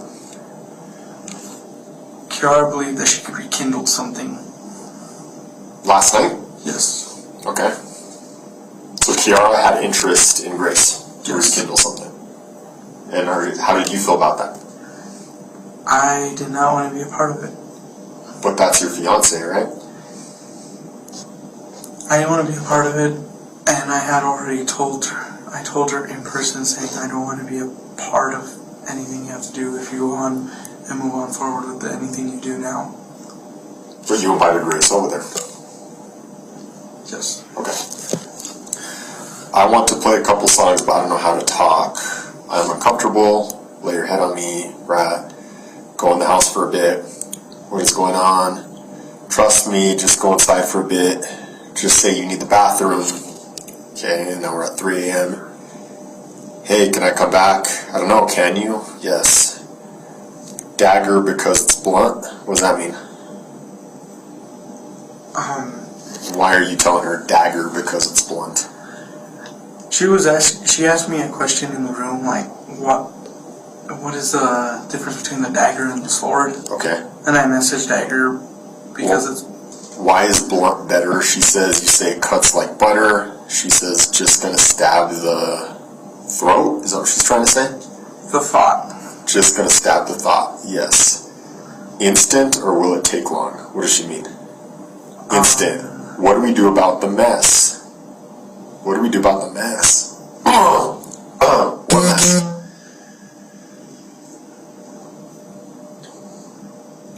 We burn it and I'll buy new blankets and bed. What's going on here, Isaac? I was talking to her and... What mess? She was talking about... she said just gonna stab the thought. And I thought like, like she was poking the thought that was in her head about her dagger. Okay, well, what about the mess? What mess? She had made a mess in the bed. What kind of mess? A poop kind of mess. A poop kind of mess? Yes. We burn it and I'll buy new blankets and bed? Yeah. But until we can, I love these sheets and my favorite fuzzy blanket is here. I know. Just intense wash tomorrow, hydrogen peroxide and ice. Washer will get it out, yes. Can you help this time? Yes. I am just waiting for you to make the first move. What does she mean I'm waiting for you to make the first move? She will wait till sleep. Shall we wait till sleep? So she pooped herself last night? Yes. And did you guys wash the sheets? No. So you guys slept in a bed full of poop? Yes. So when we go to the garage later for a search warrant, there's poop on the sheets? Yes. Okay, gotcha. What are you guys waiting for till sleep? Shall we wait till sleep? Remember when you told me don't be a pussy when I kissed you? Yeah, brat. We will have to take care of the mess ASAP after we finish. We will have to take care of the mess. I thought she already pooped herself. What mess are you guys taking care of? I don't know. Okay. Because I was trying to go on about, remember when you told me don't be a pussy when I kissed you, I was trying to tell her that, bring up something that was a good memory. Yes, you're in charge of cleanup. Okay. I can't tell if she's falling asleep. It feels like it. Her feet are on my side. I wish you'd make the first move for once. Remember, you'll move up the ranks, plus you get perks in the black market since this is your first. Your first what? Isaac, what the hell happened? Tell me what happened, for real. Can we stop making up lies about these messages? What the hell happened last night? She was messaging me on planning on how to kill her, and who was messaging you planning on how to kill who? Kiara. Kiara was messaging you on planning how to kill Grace. Grace? Yes. And what were you doing? I was only sending a message back, only in correspondence. I just wanted to sleep. That's what I... Are you sure? Because it sounds like you're planning something with Kiara. Is that what's happening? Don't lie to me. What's happening here? I can see the messages. I'm not dumb. This isn't the first time I've done this. What is happening? She was planning on killing Grace. I just didn't want a part of it. It doesn't seem like you're trying to talk her out of it. And when it comes to the stuff, as I'm talking, telling you, I was only sending a message back in agreement as I turned my back towards. This isn't agreement. Remember, you'll move up in ranks, plus you get perks in the black market since this is your first. This sounds like you're encouraging her. Right. The messages are here, dude. I know. I know. Right after that, I was trying to fall asleep because I didn't want to be a part of anything. We're going to keep going through these messages. Tell me since now. Did you help Kiara do this? No. No. But you knew it was going to happen. I knew it was going to happen. You knew it was going to happen since last night. I knew it was going to happen since last night, but I just didn't want it to happen because it's a friend of mine. When did this plan start? Because this was planned. She planned it out. Grace planned it out? No, not Grace. Kiara planned it out. Kiara planned it out. When? How long had this been a plan for? She had planned it out since 2020. Kiara planned to kill Grace since 2020. Yes. And you knew about it since 2020. Yes, and I had been going to counseling because of this. Okay. And then last night, Grace messages you looking for a place to stay. And that's the opportunity for this? I didn't see it as an opportunity. I saw it as an opportunity more like, let's squash everything. Then why are you saying that you'll make it up the ranks plus your perks in the black market since this is your first? Because you're talking about killing her here, right? What else could this mean? Remember, you'll move up in the ranks plus you get perks in the black market since this is your first? What else would you be talking about here? I was trying to talk about something else because I'm trying to get my mind off. Isaac, really? You're trying to talk about something else there? Yes. And I'm not... How do I aim? How do I aim right? Just aim. Well, tell me what you're talking about there. That's Call of Duty. That's Call of Duty. Tell me when. Okay, I'll give a count. 6, 5, I can't yet, dude. 4, I'm shaking, dude. I know, I lose the nervous. Help me drive it through. Help me drive it through? What do you mean, help me drive it through? She was asking me to do... To stab her.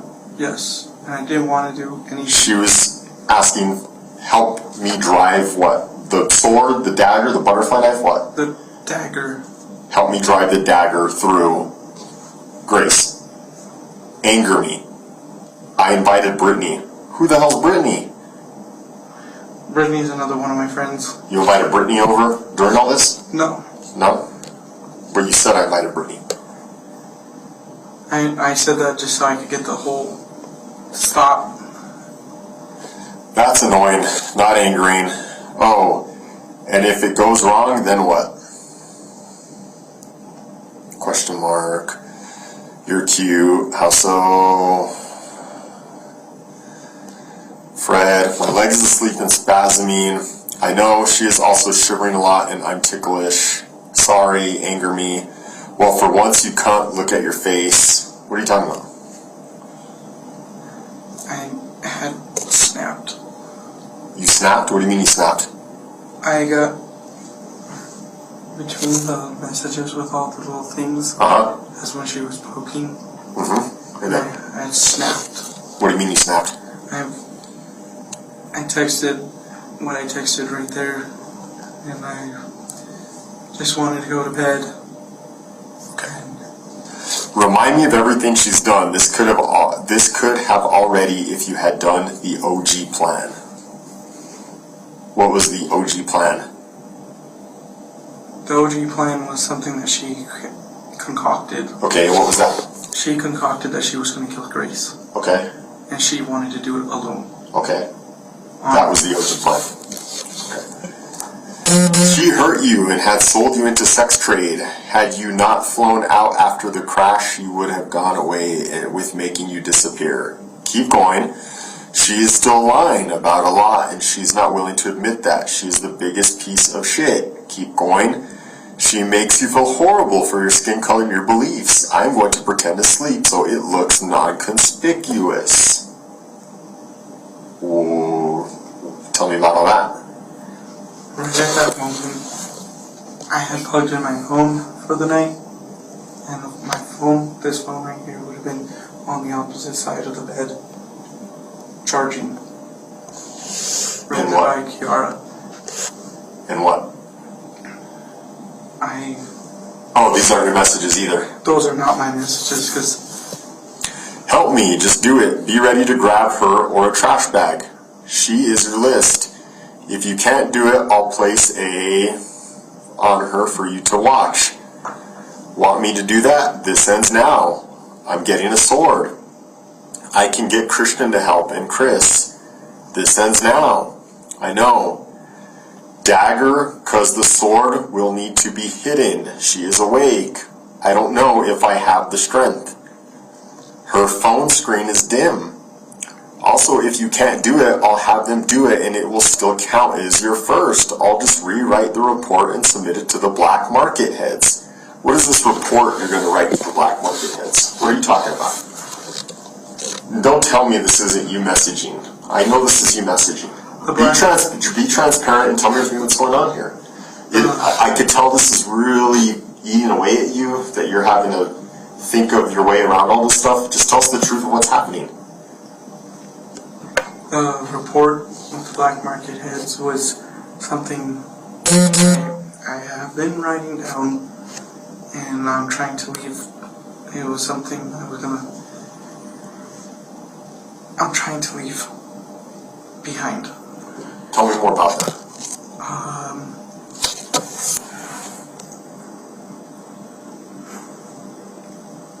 It was a group of dangerous people that I was associated with. And they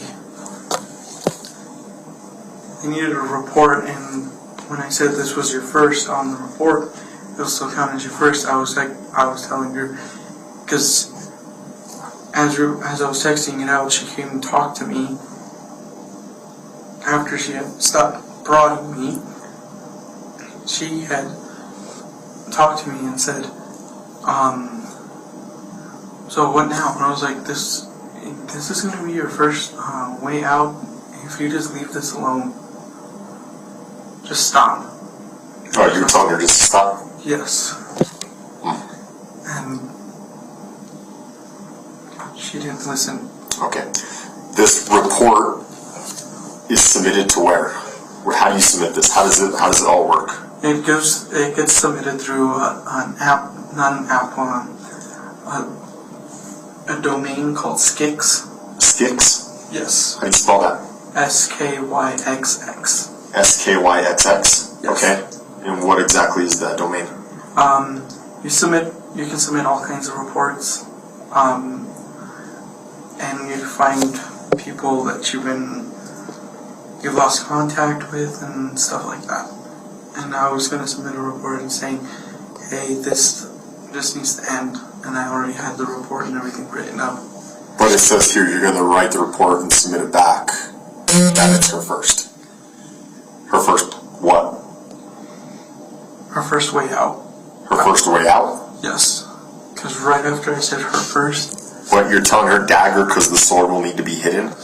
So you're telling me here that you're telling her it's her way out, but this to me reads like you're telling her her first kill? It sounds like that, but I was telling her, because she she leaned over like this to talk to me on the bed. Yeah. And I told her, this will be your first way out if you just leave it alone. And if you can't do it, I'll have them do it. You'll have who do it? If you're talking about a way out, how is someone else going to give her a way out? I actually contacted a friend named Christian. Uh-huh.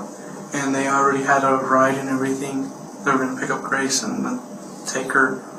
And they would kill her? No. They were going to take her to their house. And it'll still count as your first. Okay. I don't think the dagger will go through both hoodies. So she's still talking about killing her. I'm willing to falsify your first. Kiara, let me do this. I'm using Zira? What's Zira? That's the sword. Oh, Zira's the name of the sword? Yes. And then you say, and deposit your Bitcoin in your crypto wallet. Payment? Some kind of payment? Bitcoin, crypto wallet? It was to get her to shut up. It was to get her to shut up. Yes. You're going to falsify her first and deposit Bitcoin in her crypto wallet to get her to shut up. Yes. She says, grab a knife now. You're helping me end this. You say, then end it. She says, I'm done waiting and playing nice. Help me now. Show me the ropes. What is she talking about, show me the ropes? She was asking me to help her do what she wanted to do to Grace, and Okay. I didn't want a part of it. Well, what you say here is, I am saying just swing and don't regret the aim. So tell me what that means. Just swing and don't regret the aim. It was me telling her if she was going to do something, she should do it, and I didn't want to be a part of it. I had all my stuff. What is holding you back? Type it. You're edging her to do this. Come on, Isaac. Look at all these messages, man. You're going to sit here and tell me, you're going to look me in the eye and you're going to tell me that you were trying to talk her out of this? I can see right here you're telling her to do it. What the hell happened last night, man? Why did you want her to do this? I didn't want her to do this. Why are you pushing her to do this? I was trying to, as the messages are going through, she kept coming back and forth to talk to me, and the messages were going through, and I was just like, I had enough, I'm done. Like, Hope, love, bullshit. You say, well, at what percentage are they? She says, I don't know. You say you still love her. You have hope in her. And you tired of the bullshit she put you through. She says, I want to break her heart. She hurt me more while you were out. You said, how? Then target Jackson. Who's Jackson?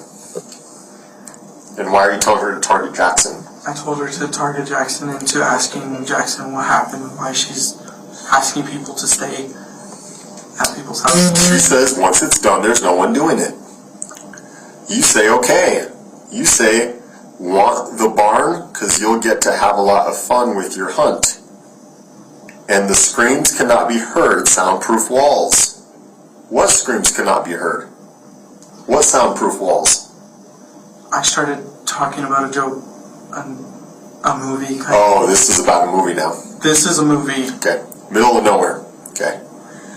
There is a movie called The Barn, and it's a stupid horror film that I was watching. Gotcha. But what are you referring to when you say all this in the context of the conversation? I'm referring to the movie. You're referring to the movie. Because she came back to lean over, like, what do you mean by The Barn? I'm like, a movie I watched. She says, I need this done now. I need that push. But but first I need to pee. You say pee. She says, I'm so cold. You say, I know. If you want the barn situated right with your tools, just say yes. She says, please help me now.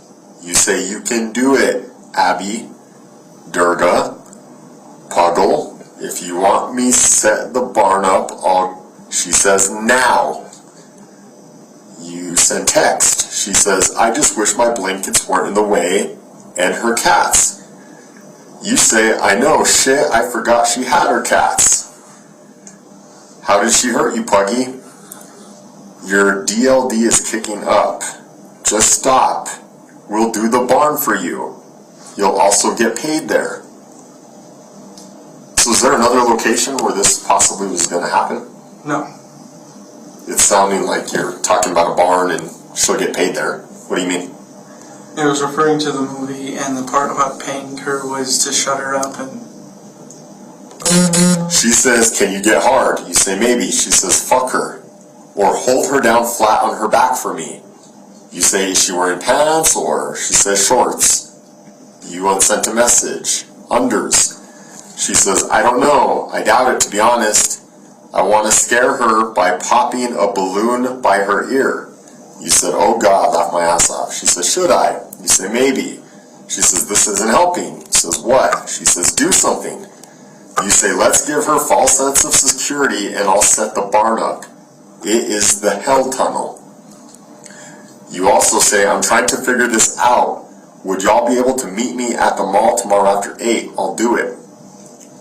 She said, she's fake sleeping. You said, yes.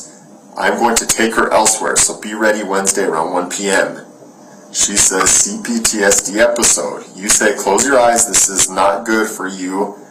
Put on rain sounds. She says, if she's faking, make it seem like we're fighting and fake hurt me. The episode is real. Bit used to advantages. You say CPTSD will make you flip out. I can actually give you a stroke because when it flares, you twitch. She says, it's okay, trust me. You said you will lose mobility to your right side of your body. What's CPTSD? Chronic post-traumatic stress disorder. Okay. She says, I'll be okay.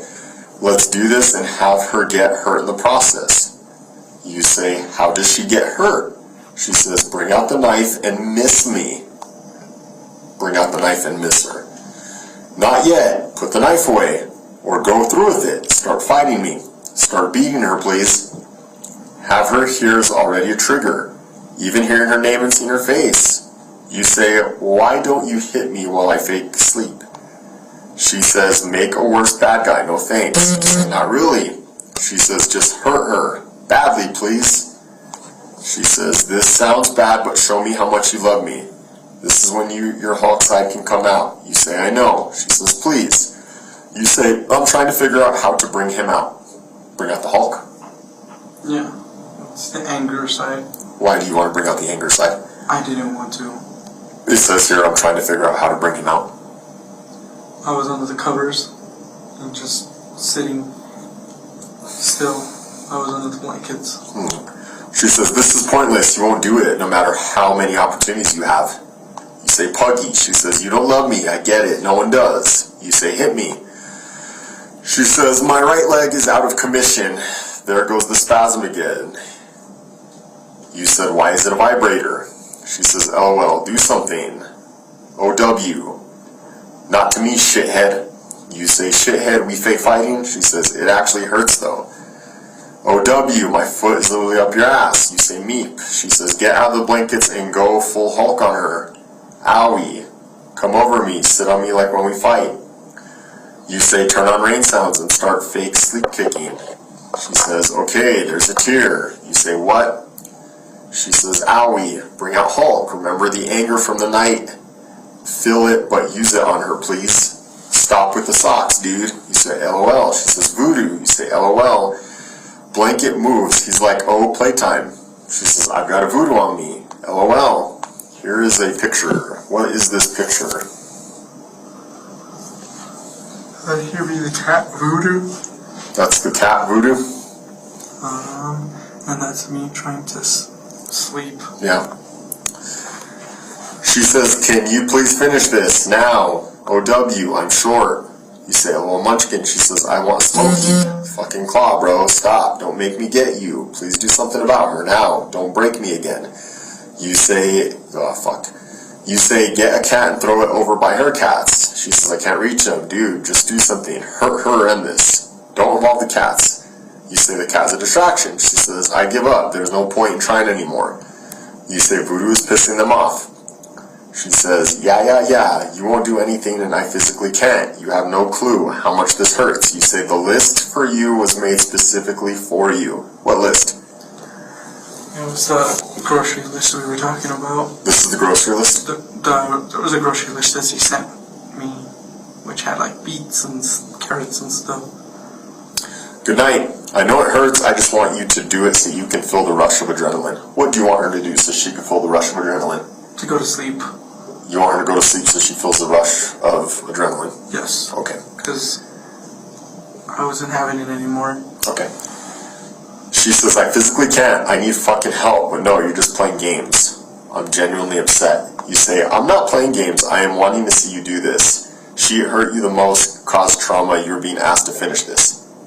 You want to see her do what? I told right after she had sent that, she came over to take off the covers off my head and asked me, what do you want me to do? And I was like, go to sleep. So you want her to go to sleep because Grace hurt her and caused her drama, and you're asking her to finish it, but you're talking about her going to sleep? Yes. I just need help, is what she says. You are doing nothing again, she says. You say, yes, I want to help, but I cannot aid you. I can coach you what to do. You can coach her what to do? What do you mean by coach her? Telling her to go to bed. Oh, okay. Text me. She says, stand up for me once. I feel like I'm going to vomit. And here's all of these. I'm still fucking awake. Wake up. What? Hey, I have a plan with what I said. All I have to do is be over there at my fam's place and call the cops for a breaking and entering. Hold up, listen. Okay, plan B. Just tell her she needs to leave. Follow my lead, my lady. Yes. What do you mean? So I told her, follow my lead, lady. Follow my lead, my lady. Telling her that I'm gonna just I was getting everybody ready to go. You were getting everyone ready to go? Yes. What's plan B? Plan B is getting everybody ready to go. Just tell her to leave, dude. I'm in a mood. I did through Insta, so now what? Operation Kickout. Me following the call to the cops once at my family's. How about I just explain why I'm angry and why she's not wanted, okay? Show me what you sent her. It worked with Christian. She says she's leaving at 3:30. Still? Yeah, why didn't you pop off my little firecracker? What would you like me to do? Stab her? I don't fucking know. I don't have the energy to do shit. Read what she's saying. Is she stupid? Yes. I'm fake getting thrown out. You're fake getting thrown out. Yes. That's what I call fake getting thrown out, because she kicks me out, and 5 days later she asked me to come back, and it's like, oh, come on. I can't be jumping from place to place. Yeah, follow my lead, my lady. We can hear you. You say they want me to spend what I have saved for the house. Don't. You said I know not to, and I am not feeling good. Still told Steven, and he said, okay. She said, you heard that right. You said, yeah. This legendary pink spot Pokemon unless I asked your mom to give me a ride to Target, and you do what is needed. You do what is needed. What is needed? That was telling her to, because she wanted to talk to me. She wanted to talk to me as I was there, and I told her that Grace's mom was coming there to pick her up. What? Grace's mom was coming there to pick her up. You didn't. I don't understand. You didn't answer my question. What? And I told her to. What does she need to do that is needed? It's a simple question. To leave. To leave? Who needs to leave? Kiara needs to leave. You do what is needed. Does make sense. Her Her mother's her backup ride, okay. Want me to get your mom to give me a ride to Target so you can take my stuff into the back room and her mom and your mom don't get into it? Yay or nay? Wait a bit though, okay, how long? Until there's a clue on when she's leaving. She admitted to me when she lived at those apartments, and she was sober then. She admitted to me also back when I first met her calling you crazy. Those are the end of the messages.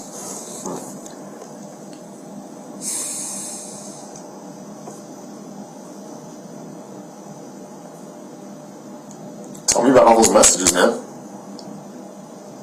Sound crazy, don't you think? I sound crazy, yes. What's going on there? I just wanted everything to stop because I got caught in the middle.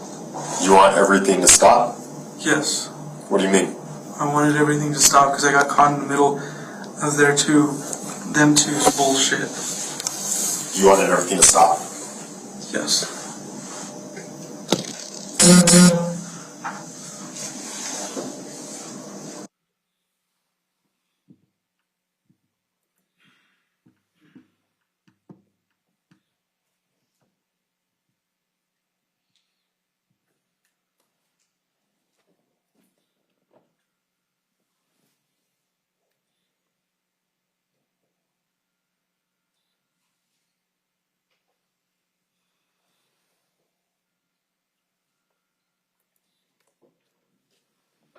Your Honor, with the court's permission, I'll skip forward through these portions that have been stipulated to redaction by the parties.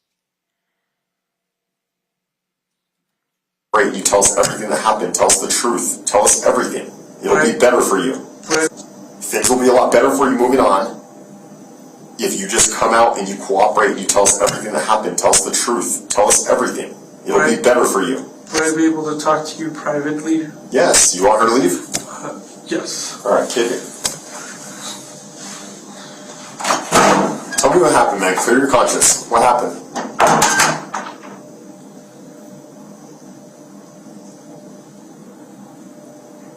Don't think about it. Just put it all out there. Tell me what happened. They'll feel better.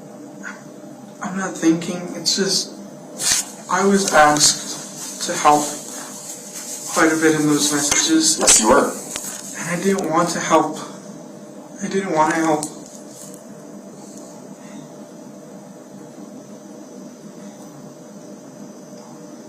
I didn't want to help. Simple fact that it was my friend.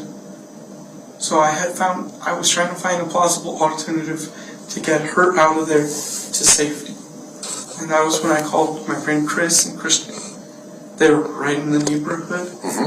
And they were like, well, let's get the area set up for her to come over. And after that, I started I sent some messages back to make it sound like I was doing something stupid, but I didn't plan on intending it to happen. Well, what about all the messages where you're clearly egging her on? And you could tell me you're talking about something else. You're referencing movies. The one is actually a reference to a movie. That's the only one that I'm going to say. We'll give you that one. We'll give you the benefit of that on that one. But all the other ones that you were saying you meant something else. Come on, Isaac. Come on. You know you were talking about something else, right? Yes. You know you were. So if you're going to sit here and tell me that you didn't want this to happen, that you were trying to talk her out of it and push her away from it, the messages don't say that, man. So tell me what really happened. What's the point of all this? Why did this happen? The point was that it's over, Isaac. It's over. Look at me. Look at me. It's over, dude. It's over. What you can do from here on out is be truthful and help us understand why this happened. Mistakes happen, dude. You need to own it. Tell me everything. Don't sugarcoat it. Don't bullshit it. Tell me everything.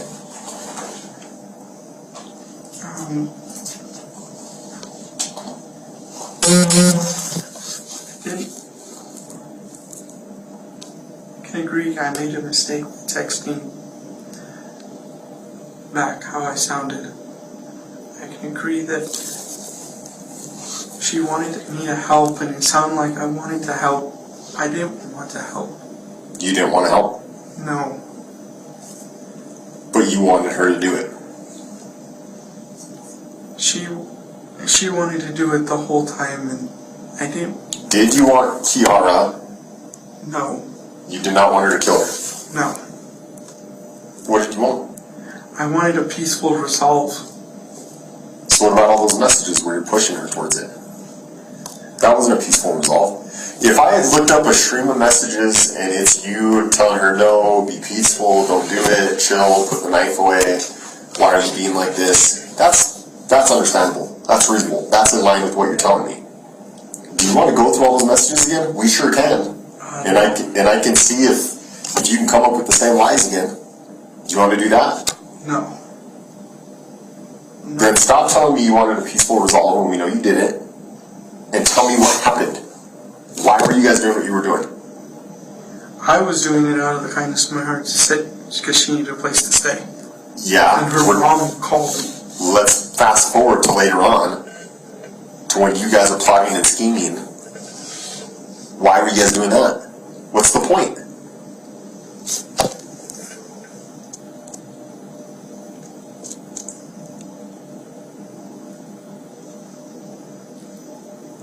The point was Kiara was already talking about this quite frequently. Okay. About killing people, and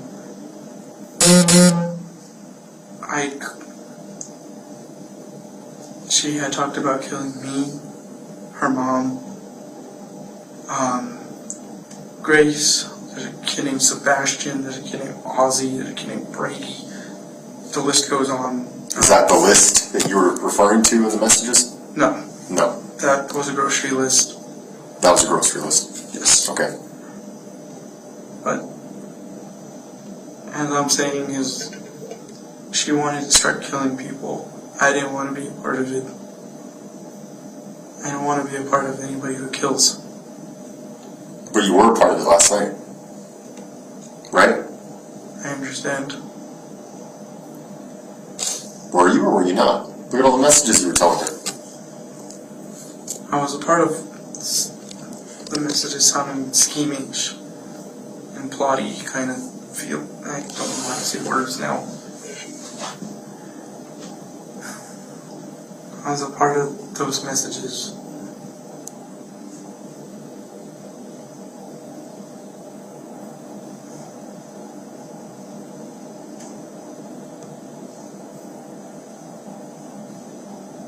What else? What else can you tell me?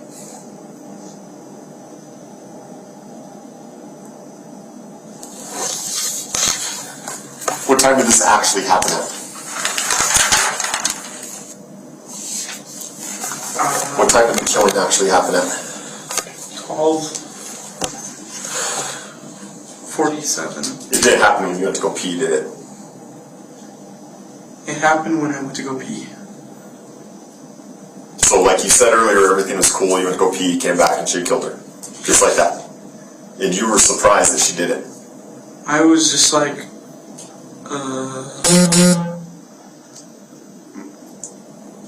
what do I do from here? You hadn't thought that far. What do I do from here? And she's all, we'll dispose, I'm going to get Al and Kiara, we're going to get together to dispose of the body. And I was like, oh no. You thought, oh no? I thought, oh no. And But you're messaging her throughout the whole night, talking about this happening. Talking about stabbing her and wait till she's asleep, and you're egging her on. But then this happens and you're like, oh no.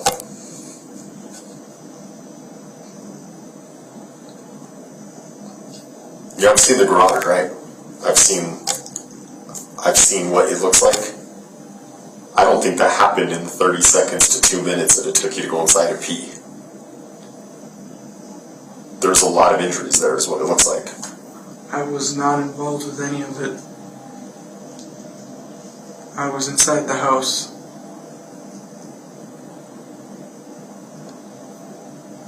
pee. I was inside the house to pee. What's Kiara gonna tell me? Because you know I'm gonna talk to her.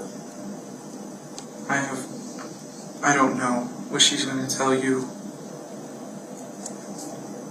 Have you been truthful to me this whole time? I have tried to be truthful. You tried to be truthful, but you haven't the whole time, right? You've sprinkled some lies in there here and there. Can you at least give me the respect of that? Yes. Why?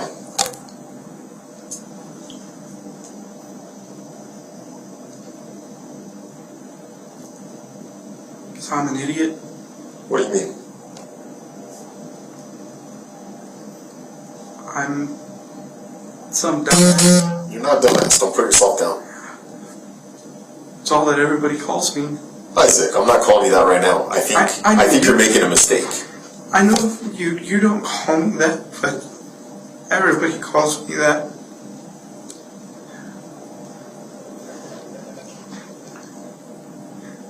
Everybody calls me dumbass or idiot. Is it true? Do you feel you're a dumbass or you're an idiot? I don't. Then who cares what people say, man? You know what I think? You know what I think, Isaac? I think you made a mistake. That's all I think. I think you made a mistake last night and today. Only thing I want to do is go with my mom and dad. Okay, well, before we get to that point, I would like the truth from you. The full truth. Are you ready to give that to me? Yes. Hit it. Say it all, don't censor it, tell me everything that happened.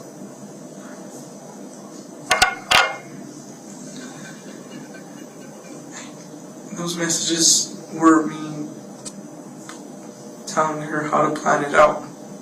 Okay. Keep going. And when in the morning, throughout the night, I was getting prodded.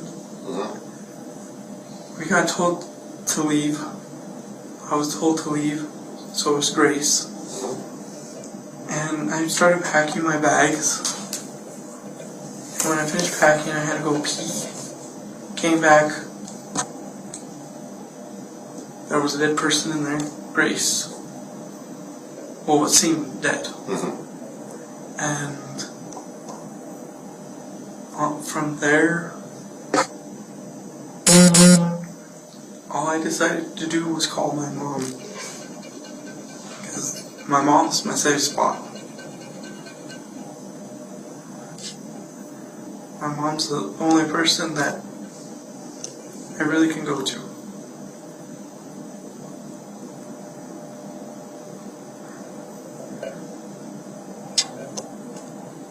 I did something stupid. I partook in being involved in some stupid text messages, and I'm the dumbass. I'm the idiot.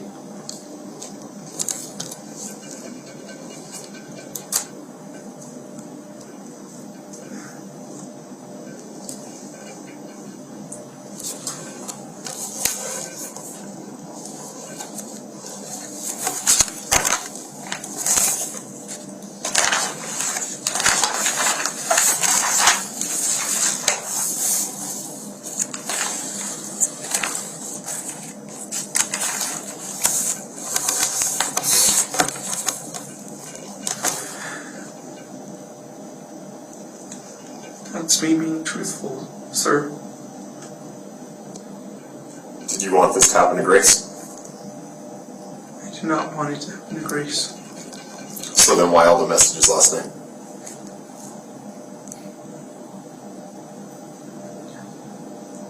I wanted it to happen to me.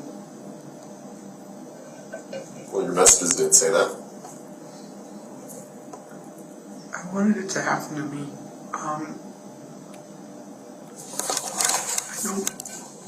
I don't know if you know, but I've been going through a lot lately. Sergeant V. Hill, before we go to the third clip, when we went through the messages as they've been admitted through Facebook, the emojis don't come through, is that correct? That's correct. And I believe you, you said that for the most part, they're the mushroom emojis that, Yes. okay. Do you recall in the message that states, if you can't do it, I'll place a emoji on her for you to watch? Objection, leading. I need to lay a foundation for my question on evidence that's already been. Okay. Do you recall all of the emojis that were utilized? Not specifically from memory, their exact layout within the context of the investigation, but I do remember seeing them. Okay. And on a specific question, or on a specific message that began, if you can't do it, do you recall the specific emoji that was utilized? Was it the skull and crossbones, I believe? On the one that stated, if you can't do it, I'll place a blank emoji on her for you to watch. Do you recall offhand what that was? I do not know. And did you document the phone as it appeared when you were going through it? Yes, so after that interview, I took the phone and I used my department work phone and I photographed all of these messages that were just laid out there. And the reason for this was to preserve them just in case something unforeseen would happen, such as the extraction not be successful of the phone, or there not be any other way to recover it, and somehow the phone gets erased, or just out of caution, I wanted to take some physical pictures of those messages to preserve them. And would looking at a physical picture refresh your recollection as to which emoji was used in the, if you can't do it, I'll place a blank on her for you to watch? Yes, absolutely.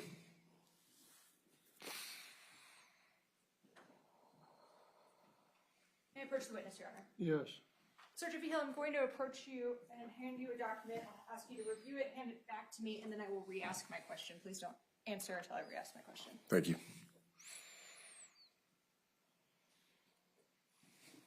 Oh, yes, I remember.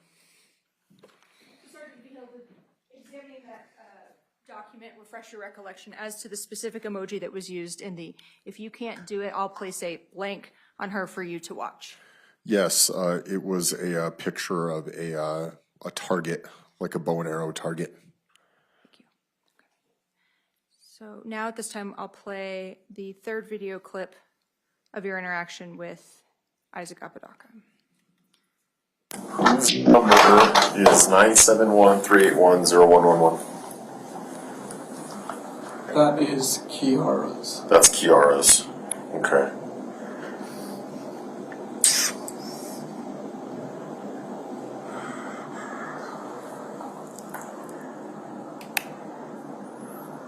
What do you mean here when you say that? Puggle, I am wanting you to kill her. You have to end your suffering by ending her joy.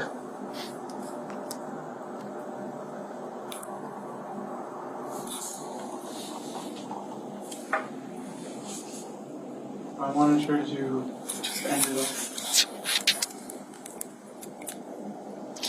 And I do mean what it means in that text. You meant what it says in that text? Yes. Why? Come on, man. Help me make sense of all this, dude. She was bringing great suffering to Kiara and Who was? Grace. Grace was bringing great suffering to Kiara, Yes. and that's why you wanted Kiara to kill Grace? Not just. What do you mean, not just? Something that, and I hate to do this to you all, but Kiara was actually a part of back in 2017, were you able to close the door so I can tell you this? Sure. Go for it. This is more, back in 2017, Kiara, Grace, as they were going out, Grace decided to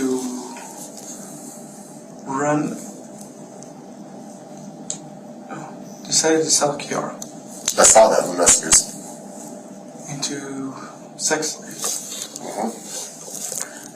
And that is actually how Kiara lost her virginity. It was by force. I see. she had reported the report to Santa Fe Police Department, and they had actually done nothing. And with that text messages, I just meant what I said. So did you want Grace dead kind of because of all that? I did. Okay. It's understandable, man. I don't like it when people hurt people. I can tell. And when I said I hate to bring it down on y'all, it's not you guys as the individuals, it's the people at that time. Yeah. They did nothing about it, and I had to sit there with a detective that was like, oh, all we can do is just keep an eye out for these people. It didn't feel like enough.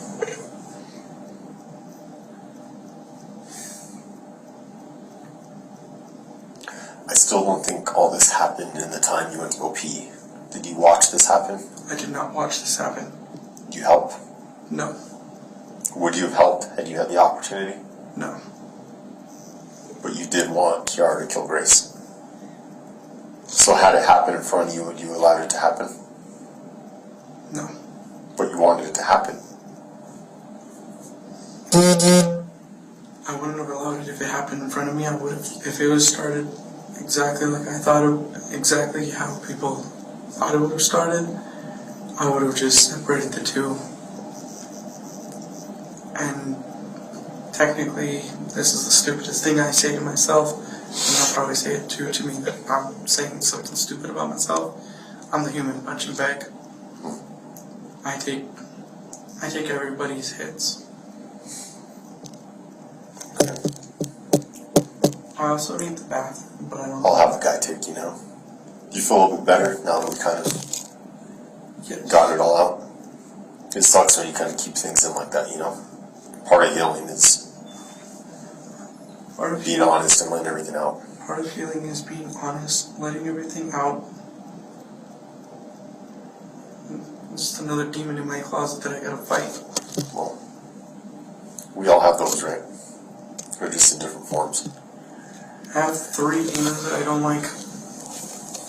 One came in the form of people when I was a dumbass kid.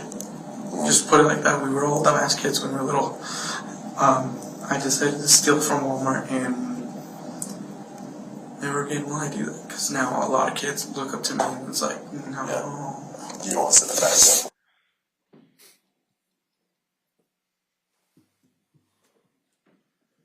Right, just a few more questions, Sergeant Vigil.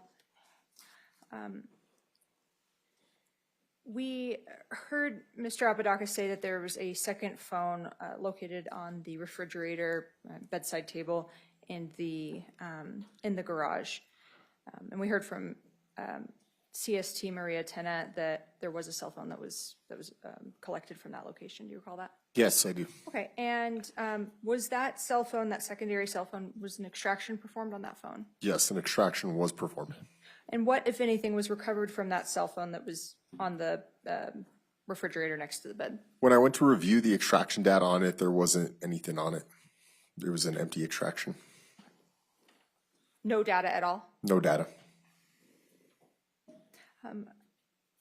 Speaking of extractions, we saw evidence that there was a phone that was recovered from underneath Grace's body. Do you recall that phone? Yes. Okay, and were you able to utilize a password to determine who that phone belonged to? Yes, it belonged to Kiara McCauley. Okay, and were you able to go and obtain an extraction on that on that phone?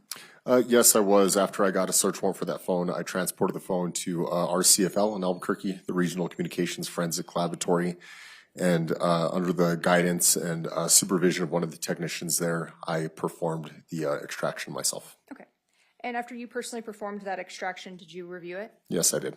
Okay, and as to the SMS text messages on that phone, were you able to compare those to the SMS text messages extracted off of Isaac Apodaca's phone? Yes, I was, and they were consistent. They were the same. Okay, thank you.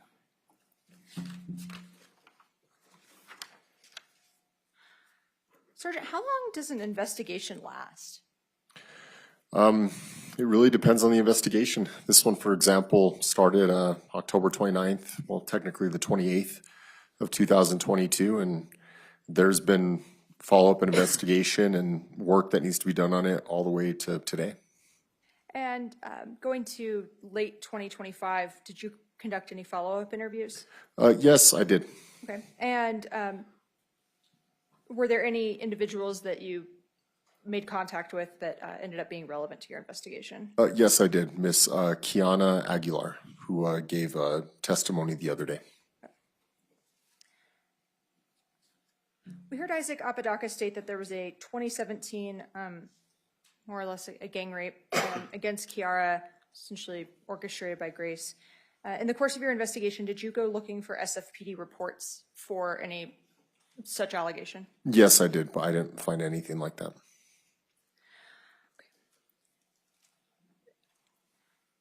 So, Your Honor, for purposes of the record, we'd previously admitted states 7 through 17. We have, pursuant to our discussions outside the presence of the jury, now have 7A through 17A inclusive. Yes.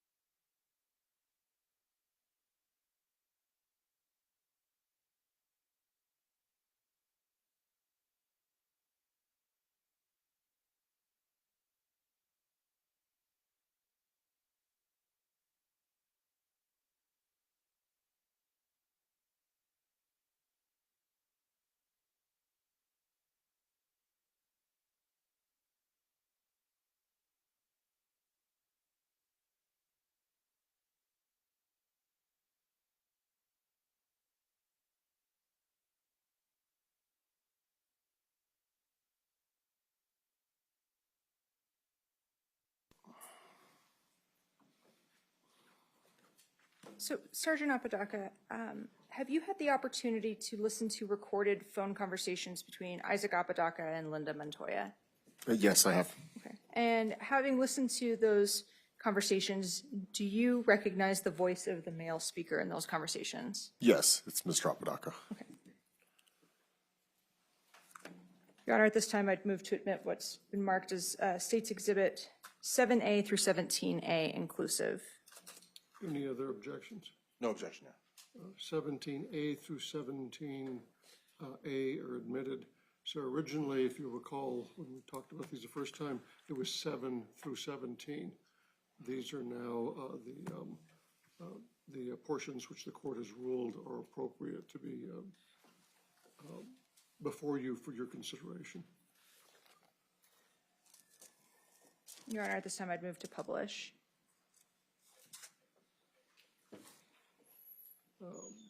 We'll do this, and then we'll probably recess for the day, and I'll give some final instructions. It's 4:50. Okay. Beginning with the one labeled, and on these exhibits, Sergeant Apodaca, are the dates of the conversations listed on the exhibit? I'm sorry, can you repeat the question? Sure. On the disc containing these actual recorded conversation clips, are the dates of the conversations listed on each exhibit? Oh, yes, yes. Thank you. So beginning with the one. Hold on, look at the monitor, what we still have up. Yes. You'll need to send the new file. All right. And when I have it open on my screen, it'll play when I click it. So beginning with 1/8 of 2023, which is actually 11A.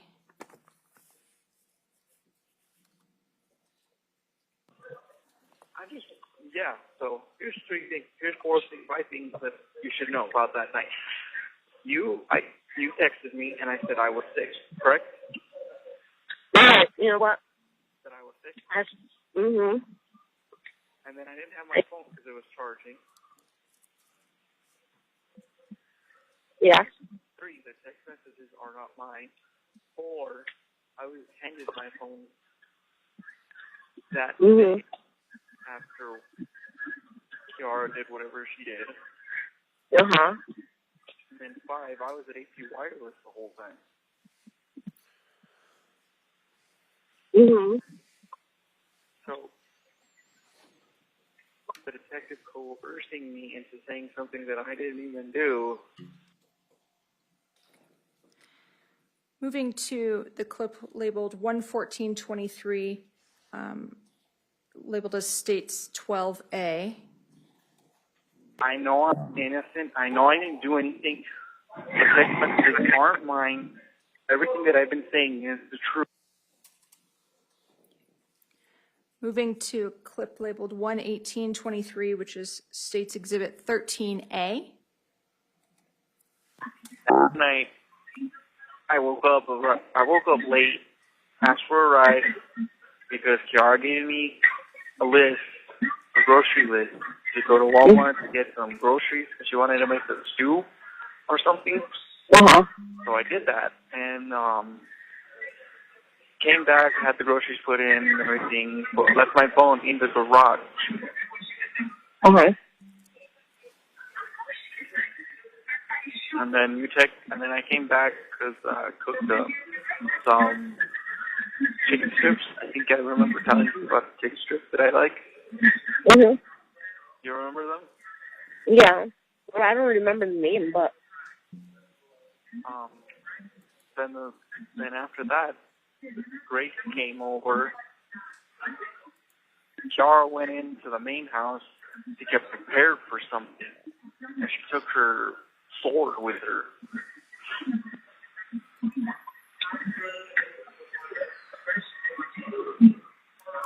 You hear me? You know what I mean? no. You know what I'm saying? I'm hearing you, but Yeah. So, and then after she did that, she went to the park and walked. Well, what she told me was she went to the park and walked around with her sword unsheathed. There was cops going back and forth to that area, and they didn't even do anything.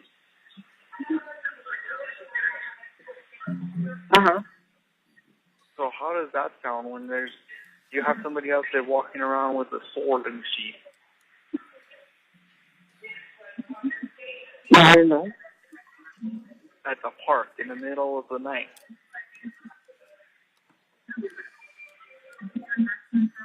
We didn't hear nothing. I know. But after that, I was trying to go to bed. As I'm trying to go to bed, Kiara was over there using like a blade and rubbing it against my back. A knife. I did eventually get sleep for an hour, and then I had my phone thrown at me. My phone was at 14%. I thought it was charged when I gave her the phone after I texted, I'm still sick to you.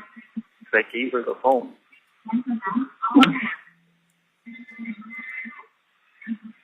Thank you. No. Are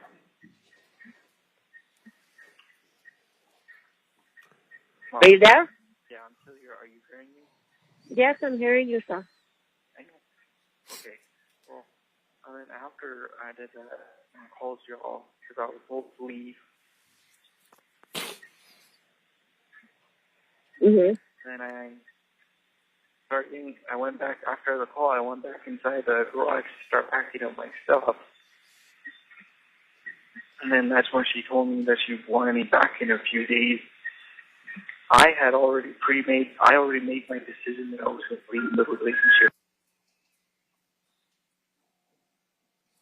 Going now to 120 of 23, which is on disc 14, States Exhibit 14A.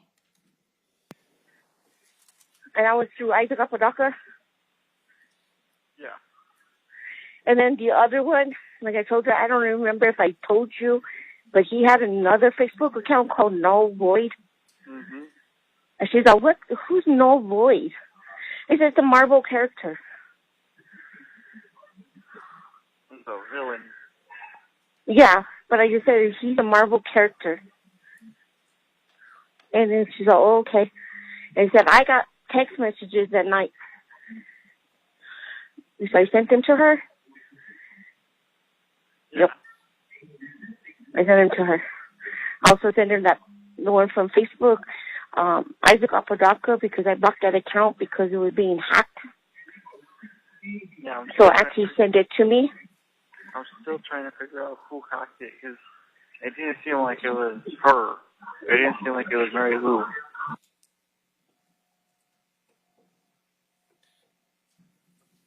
Going to 122. I texted Grace that morning telling her, we're in danger, me and you. Let's get out of here as soon as possible. That was 122.23 on 15A.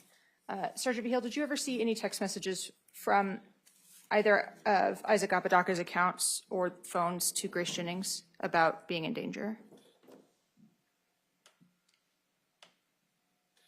No, not that I can recall. Going to 16A, which is 213.23. Here's something that I want everybody to know, whoever may be listening. I'm going to say this. Kiara McCulley is a manipulator, a narcissist, and a person who knows how to use words, the same type of words there's words that the Russian KGB agents use, sleeper agents. There's certain words that trigger me that she used to use, like prove your love to me. That is one word, that is a phrase to me that makes me say things on impulse without thinking of the consequences. Okay. That's why I say that confession is a bogus confession, because when the detective said that, I said something stupid, thinking that I was going to go home on the promise that he said I was going to go home. Oh, okay. See, I had nothing to do with this whole situation. Nothing, except calling 911 after you called 911. Yeah. That's all I did. Going to 17A, which is dated 4/9/2023 on the disc. Yeah, this whole situation with what I'm facing is annoying, because she went and did everything alone, on her own, willingly and out of her own free will. Yeah. And she's trying to play it out like I'm Charles Manson. Going to 7A, which was 11/30 of 2022. The day of which everything happened. Mm-hmm. And I told her I didn't know anything was going to happen.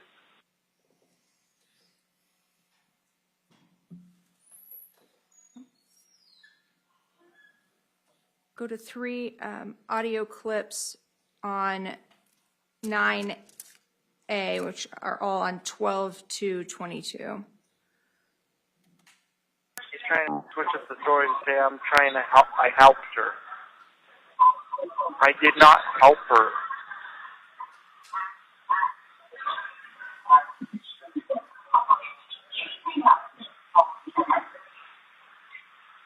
I wish I could talk to my attorney today, but No, so you'll see her on Monday. I know. It's just that whole story that the news is portraying. It made me feel horrible. Because there was text messages. Yeah. That's the last time I heard about it. Yeah, they said It was on the newspaper. They said there was text messages, but the text messages weren't even mine. And you can, if you were able to see the text messages, you would be able to tell, like, oh, this is so-and-so. This is Kiara talking. You know what I mean? Okay. Yeah. That's so much stuff. Hold on. I'm trying to look for it. Okay. It's just messed up that I'm dealing with a situation that she got me involved in. I have hope. Pray to God. I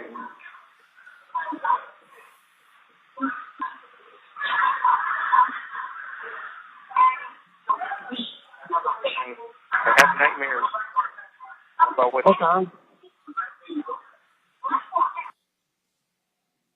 And the third clip for this exhibit on 12/2 of 2022.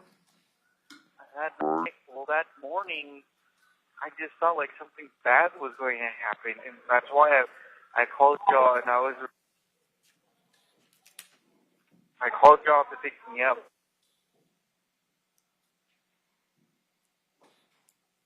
Mm-hmm. I know you guys couldn't pick me up because you guys were out delivering, but I don't know what else would have been my other choice to do.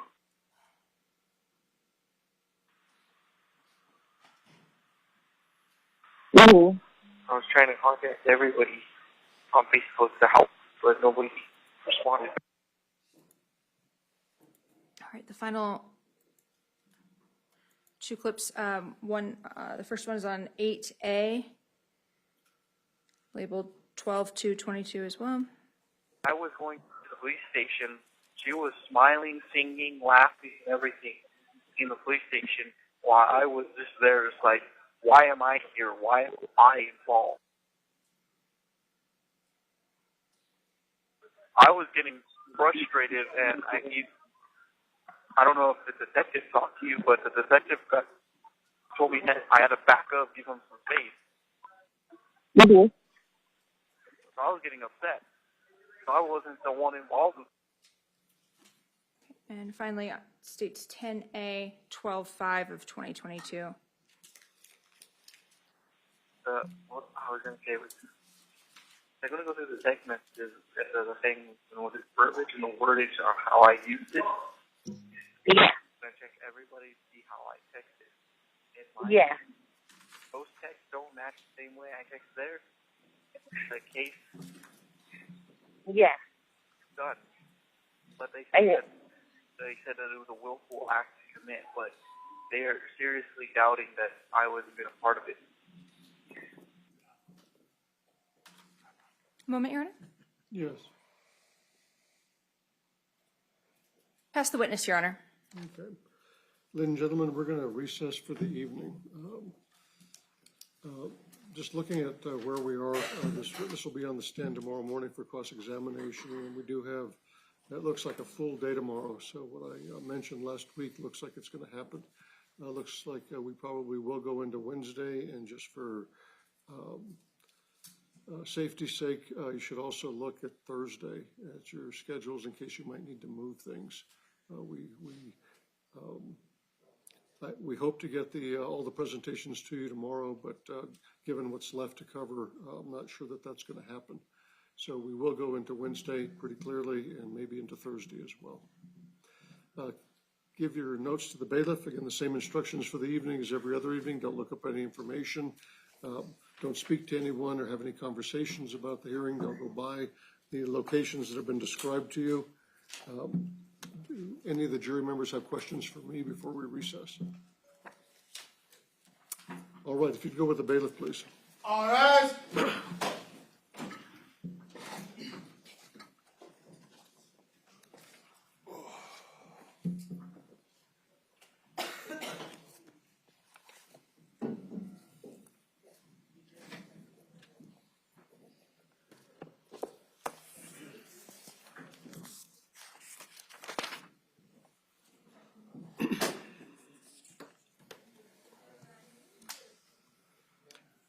You may step down. Don't discuss your testimony with any other witnesses over the evening, and you'll be back on the stand tomorrow morning. Yes, Judge. Council need to make sure you leave 7 through 17A here, and that you have 7 through 17, the originals. Same through with 86. Yes. We have the hard copy here, and you should have the disc there. 89, yes. 89. Yes, please. 86A. 86A is what you should have back. You should have 86. 86A is what should be up here. The label is 89A. 86A is the interview. Okay. So 86A is here, 89A is here, and I've taken 89 Celebrate back to state table. Anything else for the state before we recess? Yes, very briefly, Your Honor. Despite your strong admissions against to the defendant, it appears that Friday after court he made 8 phone call attempts to his mother, Linda Montoya. It does not appear that they connected, but he did utilize phones from his account. We've disclosed that call log. As Your Honor may be aware, the new IC Solutions uses voice authentication as well. At this point, he was in, this was within hours of you strongly admonishing him not to do so. At this point, Your Honor, in order to prevent any other attempts, because it doesn't appear that your order was enough to prevent him from doing so, we're asking that he be placed in segregated housing for the remainder of the trial. It's between the access to the phones that he apparently was trying to utilize, potential access to the tablets of others, and the potential for video visits. Do you know anything came from any other tablets or anything else? The tablets have to be pulled separately. Sergeant Vigil is going to work on that. All we have right now are 8 attempts at a phone calls in very close succession at about a little after 7 on Friday night. And none of them were completed, or what? None of them were answered. Or none of them connected. On behalf of Mr. Apodaca, anything, counsel? Since my client is adamant that he didn't make those calls, I don't know if somebody accesses something or what was going on, but I mean, he cannot make calls. There's an order excluding him from making calls, and he is adamant that he did not make any calls. He did tell me that a lieutenant had told him that if he makes any calls, that he could be transferred to the SAG unit, but my client is adamant that he did not make any phone calls, Your Honor. And I don't see why he would. I mean, he's not allowed to. I don't know if somebody else was accessing tablets or different things. Either a calling card or what was going on, but my client is adamant that he did not make these calls. Any follow-up with the detention center as to what devices were used? The, if I may, Everybody have a seat.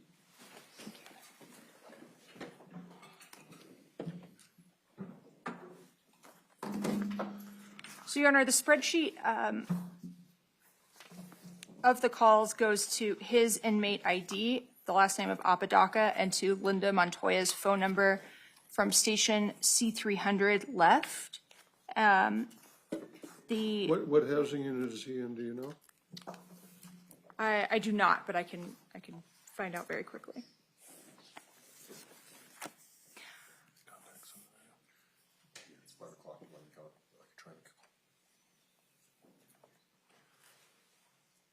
I would note, Your Honor, while they try and access that information, that the phone calls, and we can play them, require the individual to say their name at the beginning of the call and also say the words United States of America as part of a voice authentication.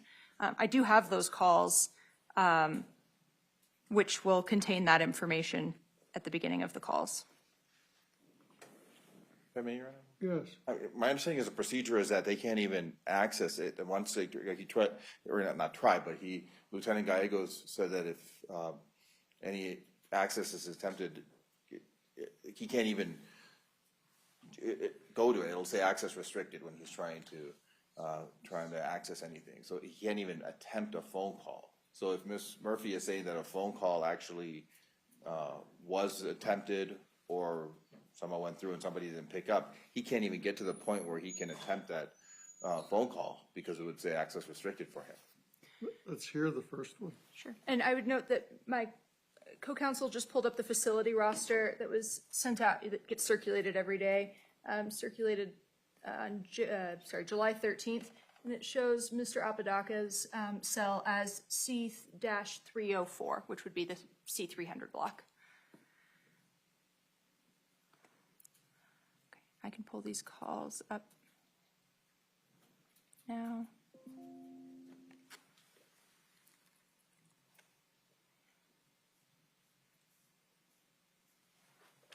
This appears to be the first one. It's dated 7/10/2026, 7:04:41, made to phone number 505-316-4537.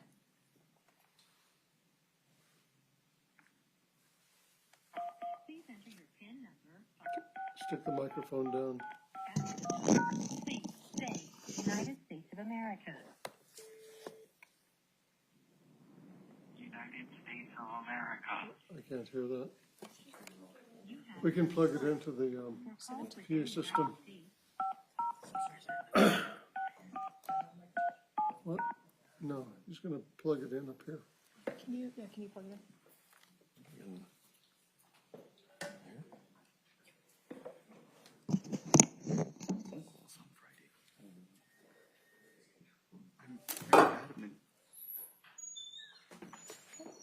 I may restart this call, Your Honor. Yes. Charlie 300, general population.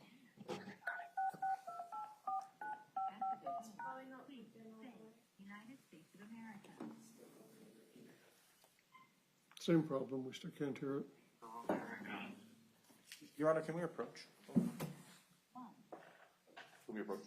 For calls within the United States. Stop it. Come on up, counsel.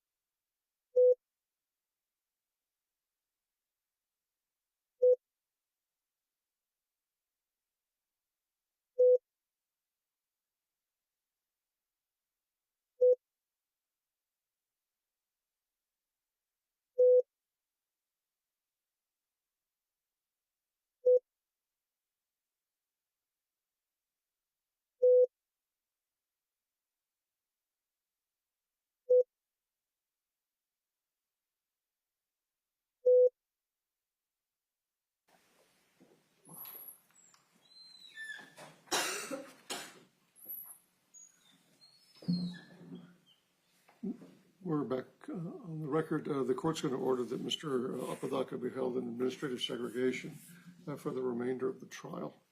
We'll communicate that to the detention facility. Does the court need an additional order from the state on that? I think I will, because my administrative system, I think, is left for the day. We will work on that immediately, Your Honor. Okay. You'll need to send it to my email.